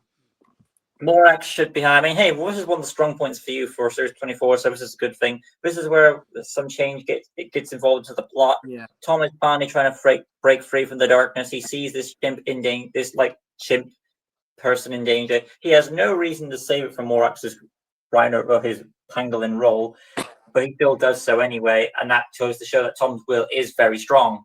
So there you go there. Tom and Ellen are still fighting, and then of course we introduced the Morax as well, the pangolin beast, and of course I do appreciate that Beast Quest. Once again, you wouldn't expect to see a pangolin. People even know what a pangolin is, and the fact that I do know what it is like people have compared this to an. Did you know about the pangolins before this? Oh yes, I did. So thank you there. Yeah. So that we have something in common, that we appreciate that as a creature that is not used, and the fact that Adam introduced them from here is a nice plus. Morax has proved himself to be the omnidroid of Beast Quest, I like to call him, able to easily outsmash many opponents, and making as far as he did, he is a wrecking ball. Literally inserts the song there from that joke. I feel like a wrecking ball. So great stuff there. Morax, you are awesome. This book is incredible story-wise as well. A nice development for the Dark Tom saga, building it to its peak in the finale, which is coming up next, ladies and gentlemen. So look forward to that. And I believe Okay, Jack's gone for a second. Hopefully, we'll be back. I hope so, because I'm assuming it's okay. He's back. I'm assuming you're Yeah, next. no. You're fine. Yeah. Trillion. As you know, I've always said this book was my favorite. However, looking back, I do see that there are books better than it. However, I still think it is still one of my favorite books. Lucas has already said the fight lasting the entire book. Taggart, just even when he's down, just gets back up and keeps going for it. All the team gets to, do something and be useful. Pop. And Trillium, just all the fights, the action in this book, the tension. It's the final battle to get the golden armor. And then, of course, we killed Trillion, and the ending, which leads into Series 3. Need I say more? It's a great end to a great series. And even though it's not my favorite book anymore, I still love this beast, and I still will to the ends of time. Hey, you ranked in your top 4, so that's pretty high. I know. It always was going to be high. Putting it above Tour Picks was very incredible because Adam will. Now we're on third place, top 3. Here we Obviously, go. we know who's up next, so go for it. I'm going first. 3, 2, 1. There's Crocol. Hi, Fespic. This is the last of the main series books, so the other 2 are specials. And yes, this was originally Adam's favorite book, and rereading it, I can see why. I think the biggest point that Vespic has over Trillion is the design. Really badass. You have her being able to have this swarm, badass. Having this fight in the castle, she takes over. You have the angry miners and the man from the miners from Fang and the man from Merc. The man from Merc come back to just argue with Tom. I feel like that was a nice way to bring things full circle.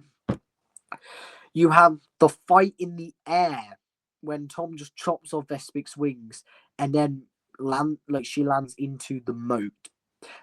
It's really the fights and just this evil queen that does it for me, and that really gets it. I feel like it's because of her design and her fate.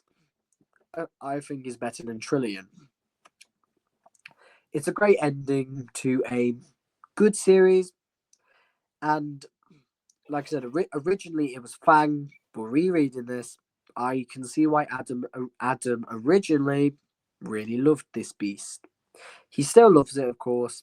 And Adam, you have made me realize this is the best book out of the main series. Okay, then we're just the top 3 now, guys. 4 hours and over 10 minutes in. Yippee doo dah. Of course, I've got to go through Crocol now, and we all know why Crocol should be as high as he is. It is Tom's point where he finally gets to become a beast. The one thing fans have been wanting for many, many years. Years? Okay, then. So finally it's happened. Tom has finally become a beast, and he's destroying kingdoms. The one thing he's supposed to protect. If they're nice, literally, the concept of Tom is he's supposed to protect the kingdoms, and now he's become something that destroys kingdoms. And Leonard is at her peak. She's doing her best. Tom is going through an emotional inner battle of his own, trying to conquer the evil within him. So there you go there. So the fact that Tom is able to overcome this darkness is great. It's both a great point on both Tom, Daltec, Eleanor. Everyone's fighting this big battle. Say what you will, Series 24. If it ended here, I know what you will, Adam. Jack names. Say what you will, Jack. It is what it is. You may not think Series 24 is, but if it ended of this book, it is Tom's dark moment where he finally becomes a beast. He finally overcomes it. It is still a good finale for Beast Quest. If it did end there, we can all agree that. I would be happy if it ended there. I think, like I said, just swap the first 2 beasts, replace them, and then I would like this series even more. Replace them with what? Really, anything, or just give Electro along the fight, and then replace Fluger with an underwater beast, a different one. Are you not a fan of shrimp then? Yeah. That's Maybe what a it was. Shrimp. no. It's just because of how it's really laid out. Maybe a squid or a goblin. We already had Not a a squid. goblin shark. It's being a bit skeptical. I mean, they make a shrimp fight cool, so that's better than nothing. I mean, yeah. But now we get to the top two. Here we go. Get on with And I it. feel like this. I feel like this next piece is more for you, Lucas, than it is Adam. But I have an idea what it is. Go. 3, 2, 1. There's silver for you. I knew it would be rank time. Right, you go first. Silver, the Wild Terror, of course, should be here because it is the first moment where the Allies have to deal with one of their friends turning to the dark side. And of course, Jack has said as much points as I will too. It is, of course, our heroes' probably their first emotional challenge. I mean, Sultra, yeah, that was that. But after that, I mean, they never had a situation where their ally was turned to the dark side. So No, they did. the concept alone, it's all cold and wintry. I imagine Silver howling at the moon with his evil red eyes and foaming his minions. They're concerned about what's right. It gets creepy as well because of the situation. So, and then they have that horror. Even Silver's face looks creepy. If you look at his eyes, the pupils, the little dots, the black dots. So I'm not showing it. You can't see it much. They are literally looking right at the user. Yeah. And Yes. so it's not like they're looking at Tom and Eleanor. They're looking at you. So the Wild Terror. So, and the fact that he's so huge and scary, and then Eleanor has able to confront this darkness from him, and so it's an all emotional building to that one moment. And there's a lot to say about it. There really is. But we're over 4 hours in, and I am very happy to say, Silver, you should be where you are. You're a great companion. You deserve to become a beast. You because here's the thing about Silver. Since he's been on so many quests, he knows about their experiences and how to beat these guys. And the fact that Tom and Ellen managed to overcome that is incredible. So good on them. And the emotional hug, like you said, Jack, is really understandable that they overcame it. I agree 100%. Now, Chikara. I absolutely love this special and adore it. You have Uncle Leo is in this. I know it's not the most important thing, but when Eleanor's uncle does appear, like Balisk, it is nice. Seprom is also in it. And I love the fact that when they approach the island, he's scared that Tom might not make it out alive, but Tom assures him. Having this beast be Kara, a former mistress of the beast, and Amelia's grandmother, which we don't learn about till later, I think is really unique. You have, of course, Jalkar, the evil ghost beast, having a fusion. You have the Krikotians as just people, and of course, they are loyal to Jakara. I love the fact that this is the best story with Adoro without his magic. Because apart from that, all he's done is provide knowledge, and then Daltek's just done all the magic. But it's the 50th anniversary of his master's death, and the fact that Adoro wants to honor his master by going out and solving the mystery of Kara and what happened to her is great. We have a nickname for him, Addy, which is I think is cute. And it's a great fight, Jack off. You have Jakar and Tom going at each other because they're both warriors. It's great. You get actual warriors. It's a long fight. It's a proper fight, and it's really well done. Warriors. And then, of course, at the end when they split and Kara helps Tom defeat Jalkar, she, of course, gets the killing blow on him. Makes sense. She was the one sent out to defeat him. She deserves to kill him. Pop. Tom insists on healing her, but she says, no, my whole point was to defeat Jalkar. I've done it. I can now die peacefully. She, of course, has a nice moment with Adoro, and then she just dies happily and peacefully. And it's really sad, the fact that Kara is such a tragic figure, that she was tortured by this ghost beast for years. And now that she's finally free, she can die peacefully and rest. And then her body is put in the Gallery of Tombs. And yeah, it ends on a sweet but emotional note. And the entire story is action packed, and it's such a sweet one as well. And I feel like that's why it's this far. Also, a bit of a mystery trying to uncover the truth on what happened to Kara, and that's why it's this high. And there's only one spot left now. I think I know what it is. Of course you do. Of course I do. But do you know what mine is? No, that's the fun part. Off you go. I'm going first anyway. So, final one, first place. 3, 2, 1. There's Jakara. Adam's cowed now. This is okay. This is like the fan fight that was supposed to happen. Adam, Adam's we are the same. We both have our favorite boxes, Mortax. I find it funny is that your favorite books are both mine and Adam's, and they're both neck and neck to each other. So, first up, Mortax has in my opinion, one of the best designs in all of Beast Quest. Straight up. Artwork, I agree. I like the artwork in it. Designs. We get introduced to Petra, which, yeah, I think as a villain overall, Petra's good. The fact she was able to hold her own against Adoro, it shows what magic she has, which I think is cool. Of course, the main villain, Mortax, is just so evil. And if there was a final Ultimate Beast Quest boss, I feel like it would be Mortax. It would either be Mortax or Krokor. You have the good beasts of Avantia in this arena fighting each other. Granted, I don't know how Sepron was the first one to get out. I'm a bit miffed about that. But we roll with it. And it doesn't end with a winner, just Ferno and Epos being tied.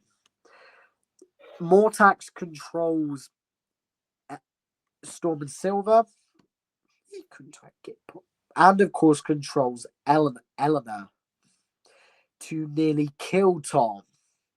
Which I think we can agree is a big moment. Having his own friend be mind controlled and turned on him, saying, you always get the rewards. And in a way, she kind of is right. Tom does get all the credit, really. She only gets the side stuff. It popped. But then the fight with Mortax himself. It's Tom versus Mortax, a former warrior. And the fight with the beasts as well as the fight with Mortax. It's so damn good. And then, of course, you have Tom exposing Mortax's heart. And in my opinion, the most brutal and gory kill of all of Beast Quest by having Tom rip out Mortax's heart, plunging his hands in there and ripping out the heart. It shows how far Tom will go, on the good side though, to defeat a beast and win. And then, of course, the beast come and help him destroy the arena. And what I like about it is that it ends normally. It doesn't end in a big, oh, we did it, we defeated this big beast, but there's new things to come. It just ends with Tom, like Taladon coming back from being with Veteran Crymon, just being like, oh, what did you get up to? Nothing much. Like, one of those, cartoony endings when it's like, what did you get up to? Nothing much. And that's what I like about it. It's a really deep and fantastic book. And it ends on such a nice and simple ending. This is the best Beast Quest book because of what it does and has, in my opinion, out of all the villainous beasts, next to Krokor, the best villain beast of all. And that's why, for me, Mortax is the best book. And for a long time, will be. And that's all I have to say. And of course, to no surprise, Jakara is the last beast to talk about today, even though we just talked about her further. So, joys around. I mean, well, you prefer the more evil side. I would prefer the more emotional side, but that's just how it is. It's not a bad thing. It is what it is. So, it's a masterpiece. I think both of these books are just masterpieces. Could you see yourself debating about choosing? Was it hard to choose between Jakara and Mortax? Who was your thought? On the emotional side, well, there isn't really no emotion. 100% Jakara, Yes. and I think in terms of story, yes, Jakara is better. But what Who you made want to me go, pick, please? but Beastwise, and looking at it as a whole, Mortax won because of that, and also because of how iconic you two have made him as well. I think you two have got him from already being that good to being the master of all the Battle of the Beasts, who has, I like to think, summons all these beasts, fights, and sometimes goes in there and fights himself just for entertainment. I Right. don't know. It's a nice little thing, but either way, you two have just made him even more iconic, I think. But There you either go. way, Oh, so there yeah, you go. it So, was a bit Jakara. difficult. Of course, to no surprise, Jakara is my favorite book of Beast Quest, and of course, it's mainly because I'm more. It all comes down to emotion, of course. And it all depends on the person you're dealing with. There are some people out there who prefer the hardcore action, and there are people out there who prefer the more evil type of beings. But I'm the type of person who prefers the more emotional stuff. That's just how it rolls, really. The story is great. The antagonist is indeed great too. You build it with Adro, starting off. He's concerned about what's going on. Our heroes wonder what's going on. They lead to things. They introduce to this scary beast. Who is she? Where is she? Where's our friend Kara? And they finally discover what's going on. The fight progresses. Things are revealed. And then you understand what Kara went through and how she beat Jolka. She's going through this emotional struggle. He's possessing my body. Then they struggle, find ways to get her out. Kara still wants to help despite the fact she may die, and the fact is she doesn't care. This was her mission. This is her goal. She's worthy of getting Mistress of the Beasts. She gets access to the golden armor powers for a bit of time, and she's able to progress, pull through, and she helps. I believe she's the one who gets the killing blow on the beast. Yes, she does. She splits him in half with the axe. Badass. That the fact that Axe can kill a ghost beast is really cool. And like you said, she gets the opportunity to be resurrected and she refuses. That's just I granted though I don't maybe she feels the question is you could argue there is no consequence to bringing Kara back, is there? Well, apart from the fact that she'd be like Mistress of the Beast, I feel like it's because it was decades ago. I think it's more like she's saying she should have died long ago. And even at this point, she's kind of cheated death. So I guess she just wants to she's so noble. And I think that's what's interesting Yeah, about the it. thing I think I'm gonna get to is like she sees how good Tom is and the fact that he's supposed to be the current master of the beasts, that the future of that title is in good hands. So that makes her Yeah. one of the most selfless characters in Beast Quest. Say what you will Shows about shows how anyone. noble she is. She's probably, I'm sorry to say, Tom, she's more selfless than you are because you've made some selfish decisions too. You're not perfect. I know. He's brought And back that's what Malmo to life, so and that's what makes her so interesting. And if someone goes, they did yeah, that go in on. one special. Yeah, if someone ranks Masters of the Beast, Jakara deserves the number one spot. I'm sorry, Tom, she does. She's probably the best. No one else is more worthy than her. I feel like fans are going to rip me for that, but from what we've just established and explained about Tom and his flaws, it has to be the case. So, Jakara, you are the best. Battle of the Beasts, you did more than incredible. I did not expect you to win. You did that. You pulled through. You were able to gain so many abilities like Kevin 11 absorbing all these fighters that I didn't expect you to do. The fact you beat Crestor and all these characters is really incredible. I thought she was going to die till Elec at one point, but the fact she did. I could read Jakara over and over and over and over, and I will do it again for the retrospective. I'm sure if Jack does the very specials, that will definitely on his list as well. Of course. I will never ever. I've said it too many times. I eternally love this book. There, how about that? I will eternally love Jakara. Same goes for Jack, probably with more attacks. I hope, and Jakara, I hope she stays up there too. Time, who knows? Things can change. People can change. But for me, don't worry. She's definitely staying in the top 5 at least. She definitely is. for me, probably Jakara will remain eternally the best for all time. And that being said, we are now stopping the video. We are over nearly 4.5 hours in. Oh my. 1 minute left. I'm going to get it out there before it ends. I'm going to end the footage right now. Jack, say your piece. Adam, before we end up, Jack, Adam, I hope for God's sake you appreciate your Christmas present. I know you didn't expect to see Jack here, but it's a nice bonus. So, Merry Christmas from both of us. Merry Christmas. Don't get irritated by the negative stuff that Jack said. Yes, Jack, you're right. Peace out. Peace out.